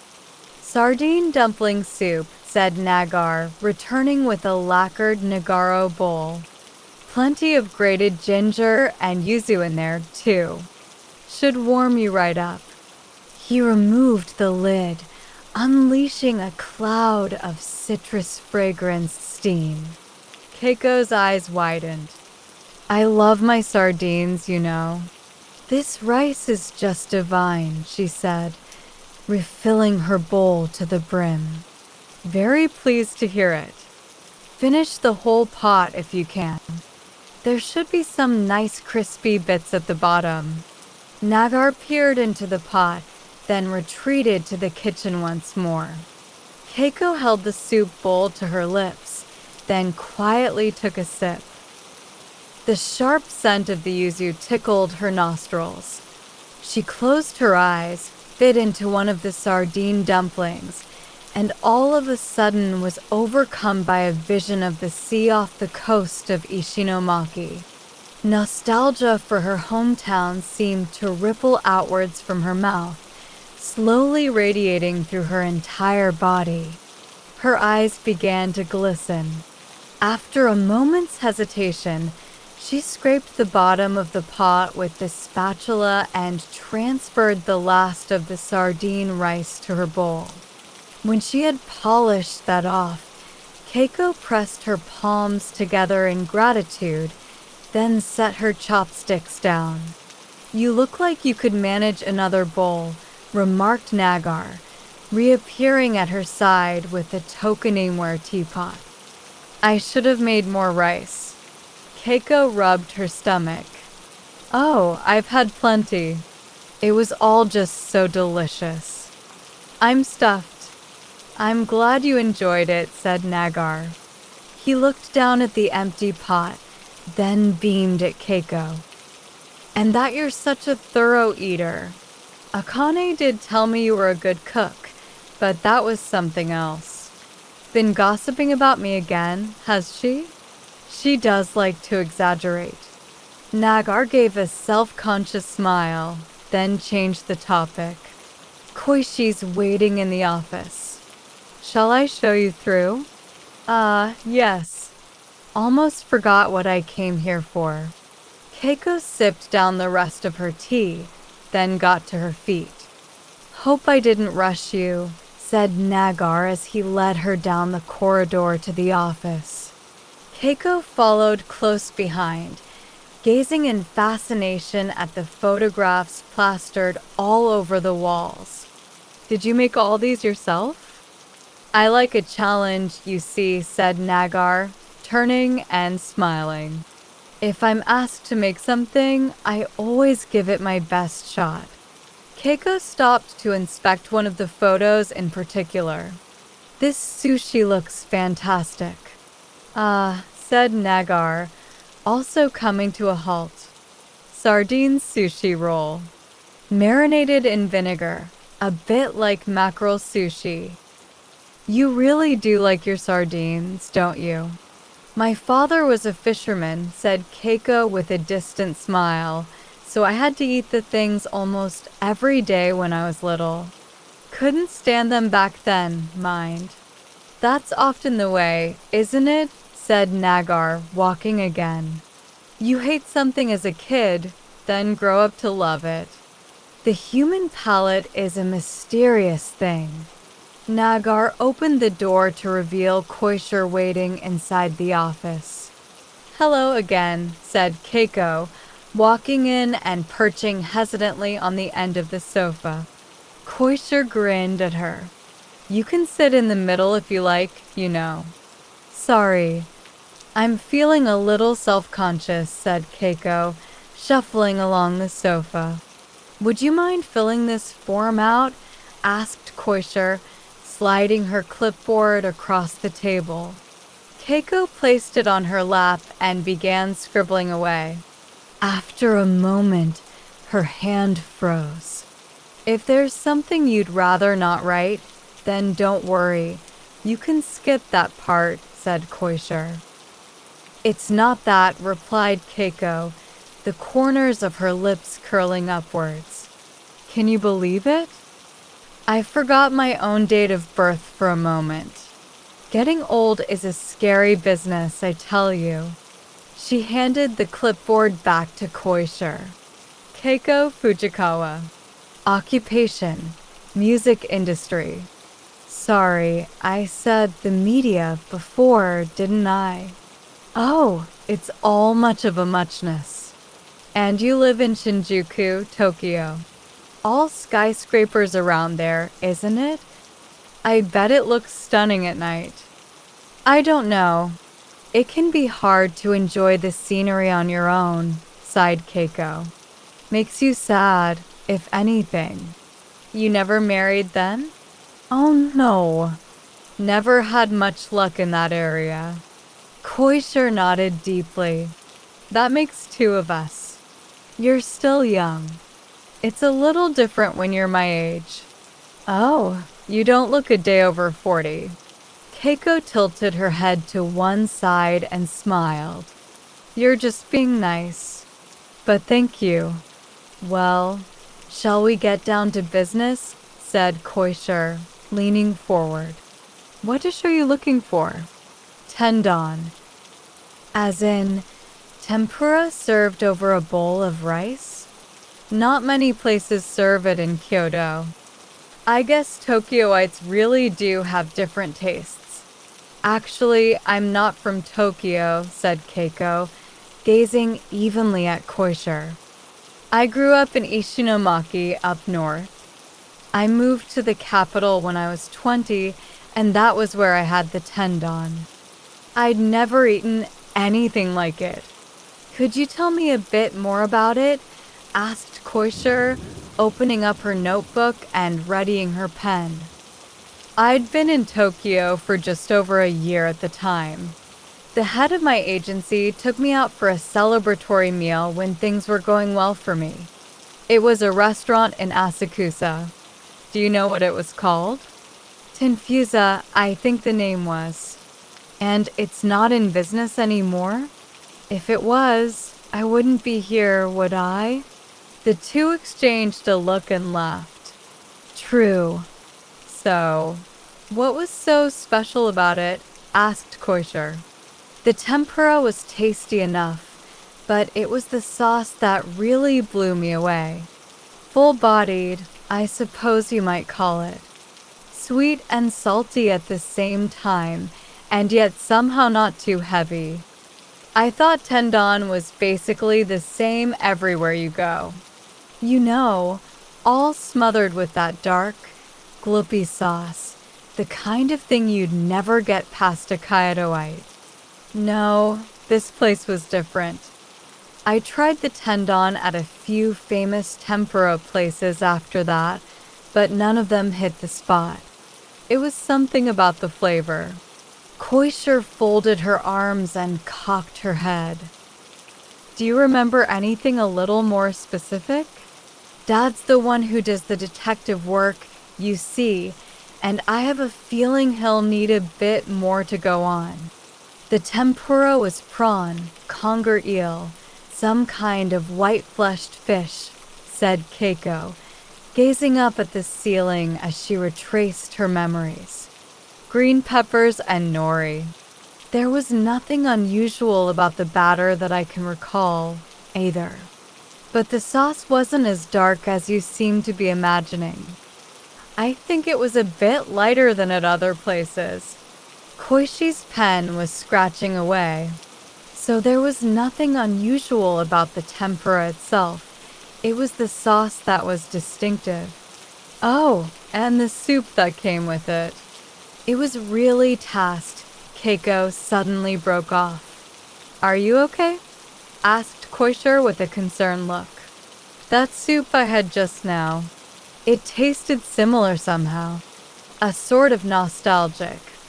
Keiko shook her head. No, that's impossible. It wasn't a sardine soup they served at the tempura place.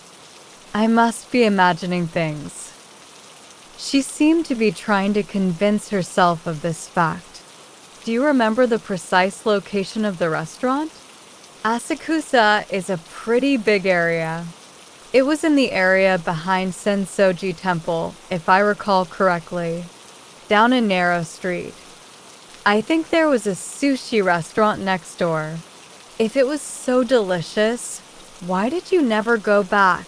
Asked Koisher, making a slightly impatient expression. You were living in Shinjuku. Couldn't you have just popped over to Asakusa whenever you pleased? My manager told me he'd take me again when I had my next big break, so I suppose I was just waiting for that day to come. It felt like it might be bad luck to do otherwise somehow. Keiko sighed, her gaze dropping to the low table in front of her. Well, I'm sure Da'll be able to track this Tendon of yours down. Keiko looked up again. Really? Thank you very much. Koisher closed her notebook, then opened it again. Tell me, what made you want to eat it again after all this time? Well, my parents are getting on in years, and I'm thinking it might be time to head back to Ishinomaki so I can look after them. But before I leave Tokyo, I want to eat that Tendon one last time. And then you'll be able to return home in peace, said Koisher, nodding. Oh, and if I can learn how to make it myself, I thought I could make it for my parents. You see, right after I ate it the first time, I called them up. I couldn't help myself. I just had to let them know about the delights that were on offer in Tokyo. I told them to visit me the next time things went well for me, that I'd treat them to the meal of their lives. Keiko chuckled and shrugged. Then, before I knew it, 3 whole decades went by. I see, said Koisher, closing her notebook again with an air of finality. Well, I'll make sure Dad gets right on the case. I appreciate it, said Keiko, getting to her feet and bowing. Did that all go smoothly? Asked Nagar, looking up from his newspaper in the restaurant. Koisher was very patient, said Keiko. I'm afraid my memory is a little hazy. I hope I'm not asking too much. She bowed deeply in his direction. Nagar got to his feet and looked steadily at her. Whatever it is you're looking for, I'll leave no stone unturned. That's a promise. Keiko pulled on her coat and made her way out of the restaurant. A tabby cat came padding over to greet her. What a charming creature, she exclaimed, tickling the animal's jaw. What's its name? Drowsy, replied Koisher. The poor thing isn't allowed in the restaurant, even on a freezing day like this. She shot Nagar a reproving look. Nagar scowled back at her. What? You expect me to let that ball of fur in here while people are trying to eat their food? Keiko smiled as she scooped Drowsy up in her arms. Back home in Ishinomaki, the streets are full of cats. I suppose there must be all that delicious fish for them to eat, said Nagar. That's right. They have a knack for finding the freshest, tastiest fish in town. Pretty discerning creatures, aren't they? I guess there's a reason people say a spoiled fish is one for the cats to pass on. Oh yes. One sniff, Keiko did her best impression of a cat smelling a fish, and if they don't like it, they're out of there. About next time, said Koisher, interrupting their banter. Can you come back in 2 weeks? Fine by me, nodded Keiko. But will you have enough time? She turned to Nagar. He seemed to hesitate for a moment, then smiled. I'll manage. Oh, how could I forget? I haven't paid for my meal. Keiko set Drowsy down and reached for her purse. No need. You can pay for everything later, all at once. All right then, replied Keiko, glancing at them both in turn. I'll be looking forward to it. She turned and set off down Shomondori the way she'd come. Take care, called Koisher after her.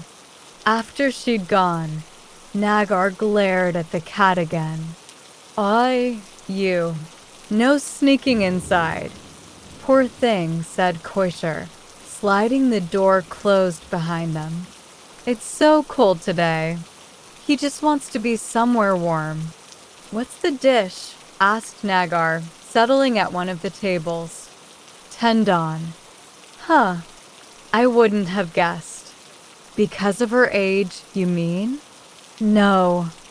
I just assumed Keiko Fujikawa would be the type to pick a fancy seafood dinner or something. Wait, said Koisher, her eyes widening. She retracted the notebook she had been holding out, clutching it to her chest instead. How do you know her name? Know her name? This is Keiko Fujikawa we're talking about. Don't tell me you didn't recognize her. What, is she famous? I suppose she was before your time. Bit of a one-hit wonder, too. It's sad, really. Nagar took the notebook from Koisher and began flicking through it. Let's see, said Koisher. Keiko Fujikawa. Music industry. Oh, is she a singer? It's starting to ring a bell. What did she sing? She furrowed her brow and rubbed her temples as she tried to remember. Lonely Star, murmured Nagar as he leafed through the notebook. What's it about? Her lover has died, and she imagines him watching over her like a star in the sky. Sad old tune, really. I'll have to Google it later, said Koisher, putting on her apron and making her way into the kitchen. Nagar, meanwhile, had propped his chin in his hand and was scanning through Koishi's notes. As he riffled through the pages, he sang quietly to himself. Because I know you're watching from on high. Oh, that one, said Koisher, peering through the curtain that hung over the door to the kitchen. You sing that in the bath sometimes. Never mind that, said Nagar hurriedly, as if to hide his embarrassment. What's this you've written about Dad's soup, eh? Oh, you can rub that part out. She mentioned something about how that soup you served her tasted similar to the one that came with this tendon of hers. But then she changed her mind. Said she must be getting confused. Koisher lowered the curtain again. The restaurant was deathly silent, the way it only got in the depths of winter. The only sound was the occasional clatter from the kitchen, where Koisher was washing the dishes. Nagar appeared to be deep in thought, his gaze still fixed on the notebook.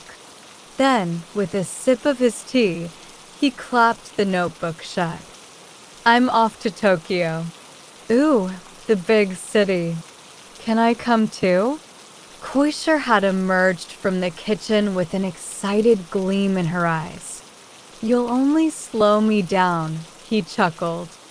Anyway, Your mother'll get lonely if we leave her here on her own. What if I brought her photo with us? We could all go together. That's not a bad idea. There's a sushi place she loved in Asakusa, you know. Shall we take her there? Oh, perfect. Let's do it, Dad. Nagar blushed as Koisher hugged him. Just so we're clear, I'm not paying your expenses. Koisher turned towards the back room and cupped one ear. What's that, Mum? Stingy old codger, did you say? Oh, she's one to talk. Remember the pittance she used to dole out to me as spending money? With a wry grin, Nagar glanced out of the window. Since they'd come inside, a fine layer of snow had settled over the street. 2. Stepping out of the station and onto Karasumadori, Keiko stopped to gaze up at Kyoto Tower, glowing against the evening sky. The wind on her cheeks felt ever so slightly warmer than last time. She yanked down the zip on her coat, then made her way across the junction. Striding along, her head held high, she arrived at the restaurant sooner than she'd been expecting. She was greeted by Drowsy, who hurried over and began frolicking around at her feet. Hello, you, she said, squatting to stroke the cat. Poor thing. Nippy today, isn't it? The door slid open to reveal Koisher. Hello. You'd better come in from the cold. It's an improvement on last time, at least. Look, no gloves. Keiko made her way inside, removed her coat, and combed her fingers through her hair. The fragrant aroma of sesame oil filled the restaurant. As she slid her coat onto the rack in the corner, Keiko's nose began to twitch. Nagar appeared from the kitchen and removed his white chef's hat. Thanks for coming back. It took me a while, but I think I've got it just right. Dad's been frying tempura day and night, said Koisher. She peered out of the door at the cat outside. Drowsy loves the smell. He's been sitting hopefully by the door the whole time. Thanks for all the effort. Keiko bowed at them each in turn. It'll be ready very soon. Just give me a moment, said Nagar, hastening back to the kitchen. Can I get you some tea? Asked Koisher. Or maybe something stronger? I'll stick to tea today, replied Keiko with a smile. I want to keep my taste buds fresh for the main dish. Koisher bowed slightly, then poured the tea from her Banco-ware teapot. I'm really sorry about last time. I had no idea you were so famous. Oh, don't worry about it. It's only natural for someone your age to have never heard of me. I didn't make the connection at first, but I do know Lonely Star. Dad's always singing it in the bath. Keiko sipped her tea and smiled gently. I'm very happy to hear that. Koisher, it's almost ready, called Nagar from the kitchen. Koisher hurriedly set a chopstick stand down on the table, together with a pair of disposable chopsticks. Tempura is always best freshly fried, isn't it? I can't wait, said Keiko, half rising in order to pull her chair forward slightly. Here you go.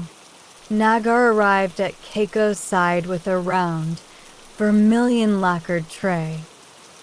On it was a deep, blue and white porcelain donburi bowl, its contents obscured by a lid.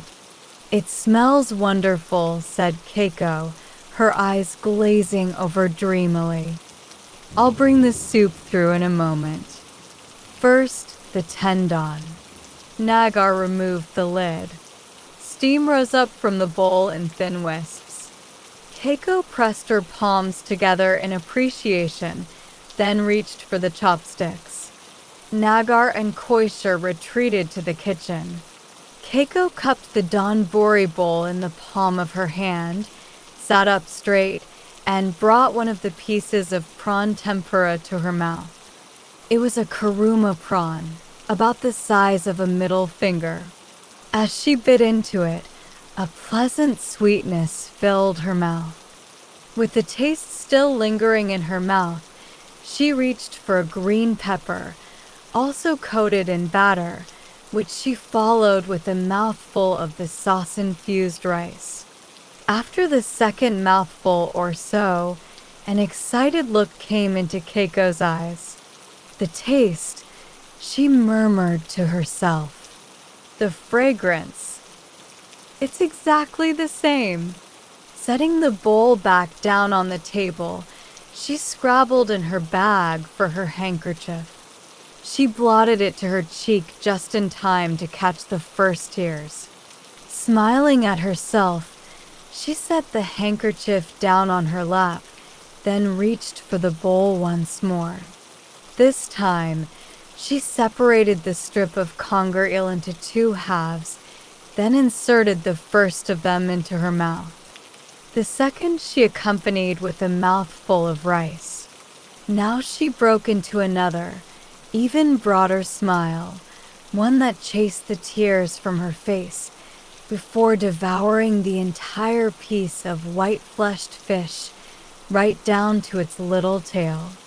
All that was left now was the rice, and the sheets of nori, which she used to scoop up every last grain in the bowl. "Did I get it right?" said Nagar, arriving with a black lacquered bowl on his silver tray. "Oh, yes," replied Keiko, looking up at him.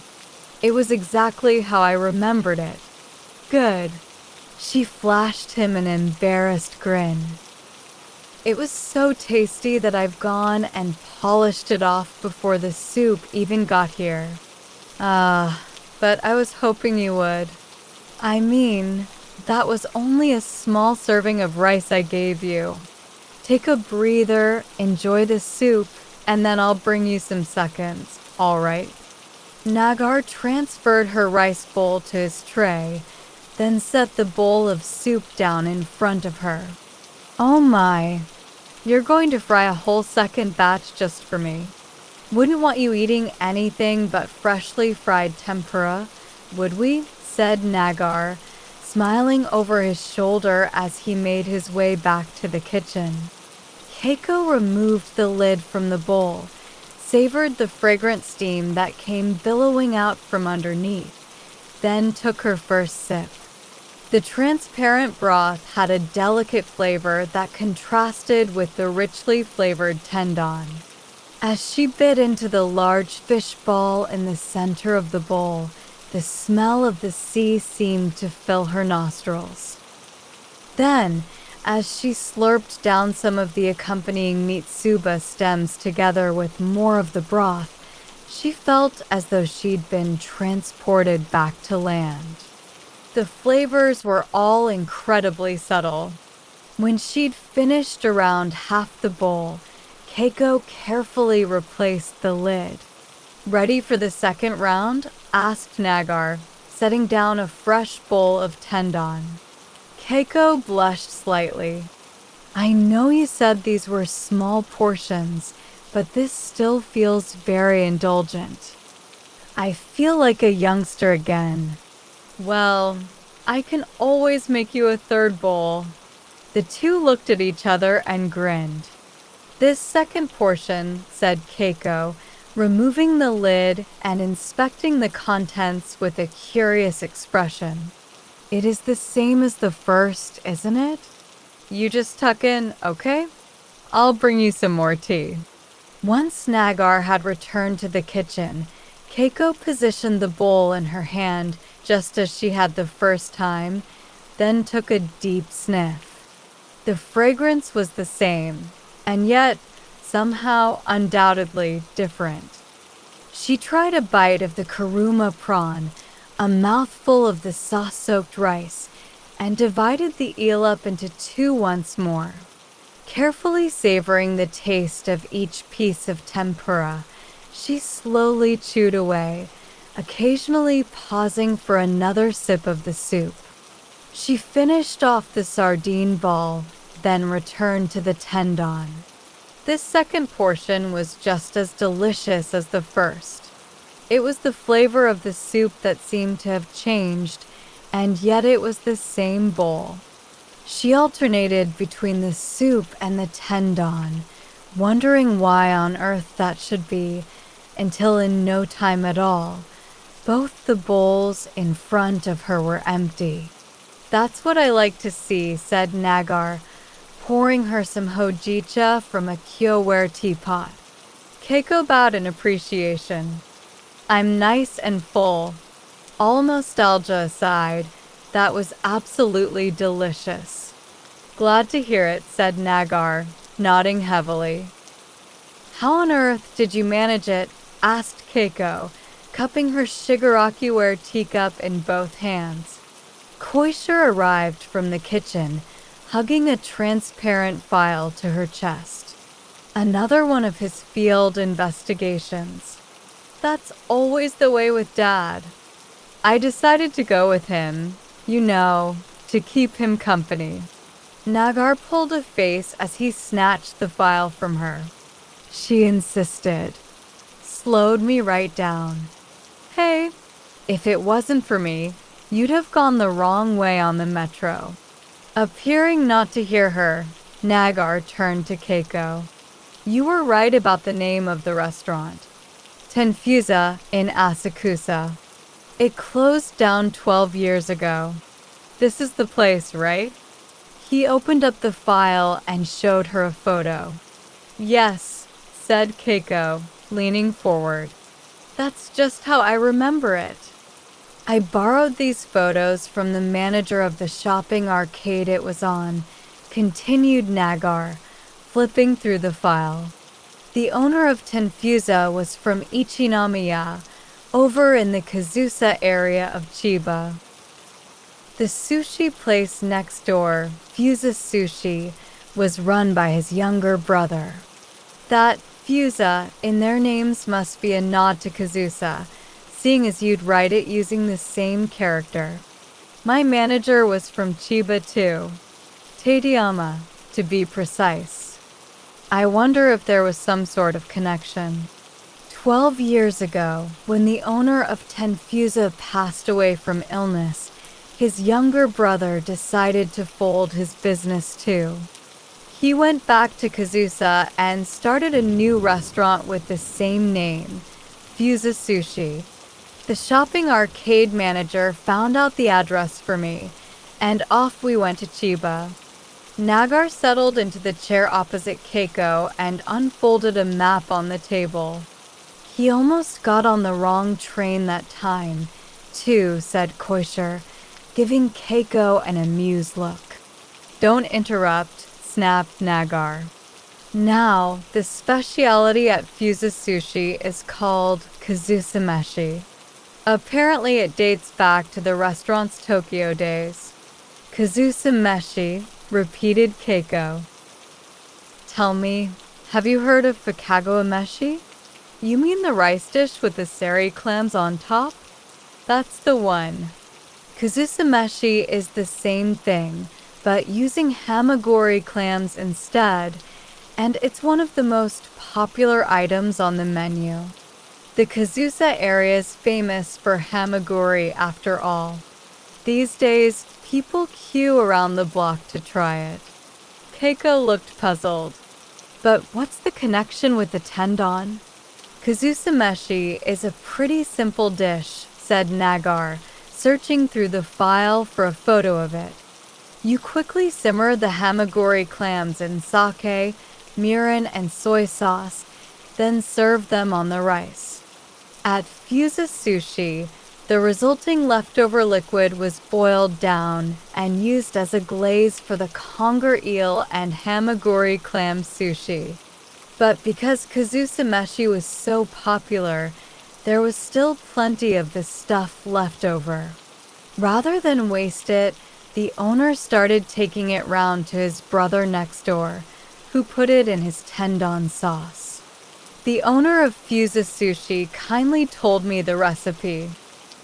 So that sauce I just ate was flavored with hamagori clams? Asked Keiko, gazing steadily at the photo. That's right. Now, the soup at Tenfusa was hamagori broth.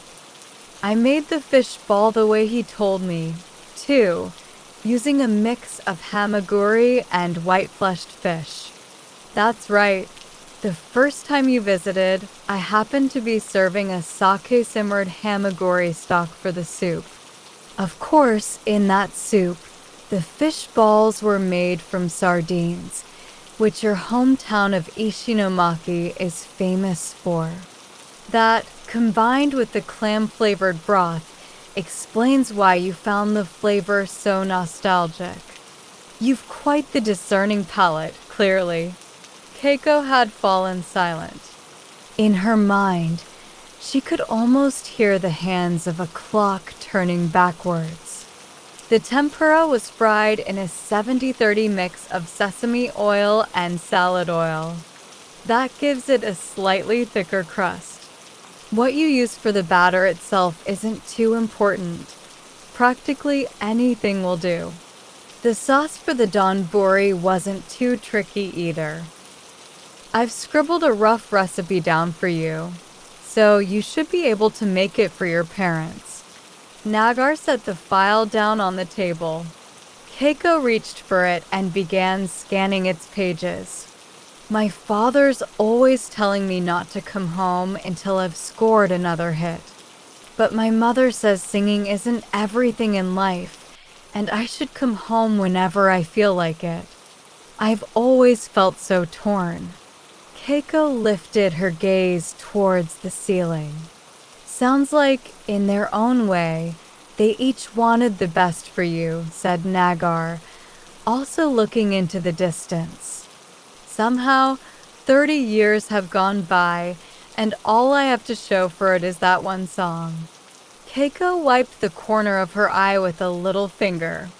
What an idiot I've been. Listen, said Nagar with a kind smile. I'm no expert on these matters, but it seems to me that how many songs you put out isn't what's important. Sure, it might just be one song to you, but to all your fans, it's a precious gift. That one song has helped all sorts of people through tough times. It's given them the strength to go on. I know that much because I'm one of them. Hearing this, Keiko couldn't help remembering the altar she had glimpsed in the back room. I'll dry my tears. I'll wait for tomorrow to pass by, sang Koisher with a smile. See, he sings it in the bath so often that even I've learned the words. Because I know you're watching from on high, always watching from on high, sang Keiko, finishing the line. Wow! The genuine article, exclaimed Koisher, clapping her hands. Thank you both for everything. But I'm still not sure I've found my answer, said Keiko, smiling as she dabbed at her eyes with her handkerchief. Well, I'm not sure anyone ever does. Keiko felt Nagare's words reverberate inside her. At least Dad got the Tendon right, said Koisher, refilling Keiko's teacup. When I tried it myself, I wasn't convinced. The flavor was so sharp, not at all what I was expecting. Keiko sipped her tea. I suppose in this part of the country Tendon is a slightly milder affair. That's right, added Nagar. Less glippy, too. Well, thank you very much, said Keiko, pulling her purse from her bag. How much do I owe you, including for last time?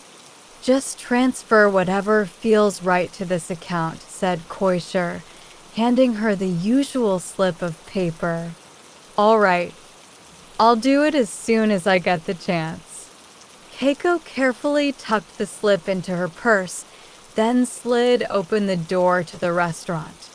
Outside, Keiko was accosted once again by the cat. Drowsy, you lucky thing, she exclaimed, scooping him up into her arms. Something tells me you'll be getting some tasty leftovers later. Actually, Dad never gives him fried food, even though it's his favorite. Says it'll make him obese. Poor Drowsy. Koisher looked moodily at her father. You can see why I'd worry, can't you? Retorted Nagar. I mean, all he does is sleep all day. Oh, come on. We all need spoiling from time to time, said Keiko as she set the cat back down. I mean, it's not like I eat Tendon every day either. Here, said Koisher. Keiko bowed, thanked them again, then made her way off down Shomandori. As Nagar and Koisher watched her go, Drowsy came over and sprawled at their feet instead. Keiko stopped and turned. Actually, about that Tendon. What is it? Asked Nagar, stepping forward. When you gave me that second portion, something tasted different somehow.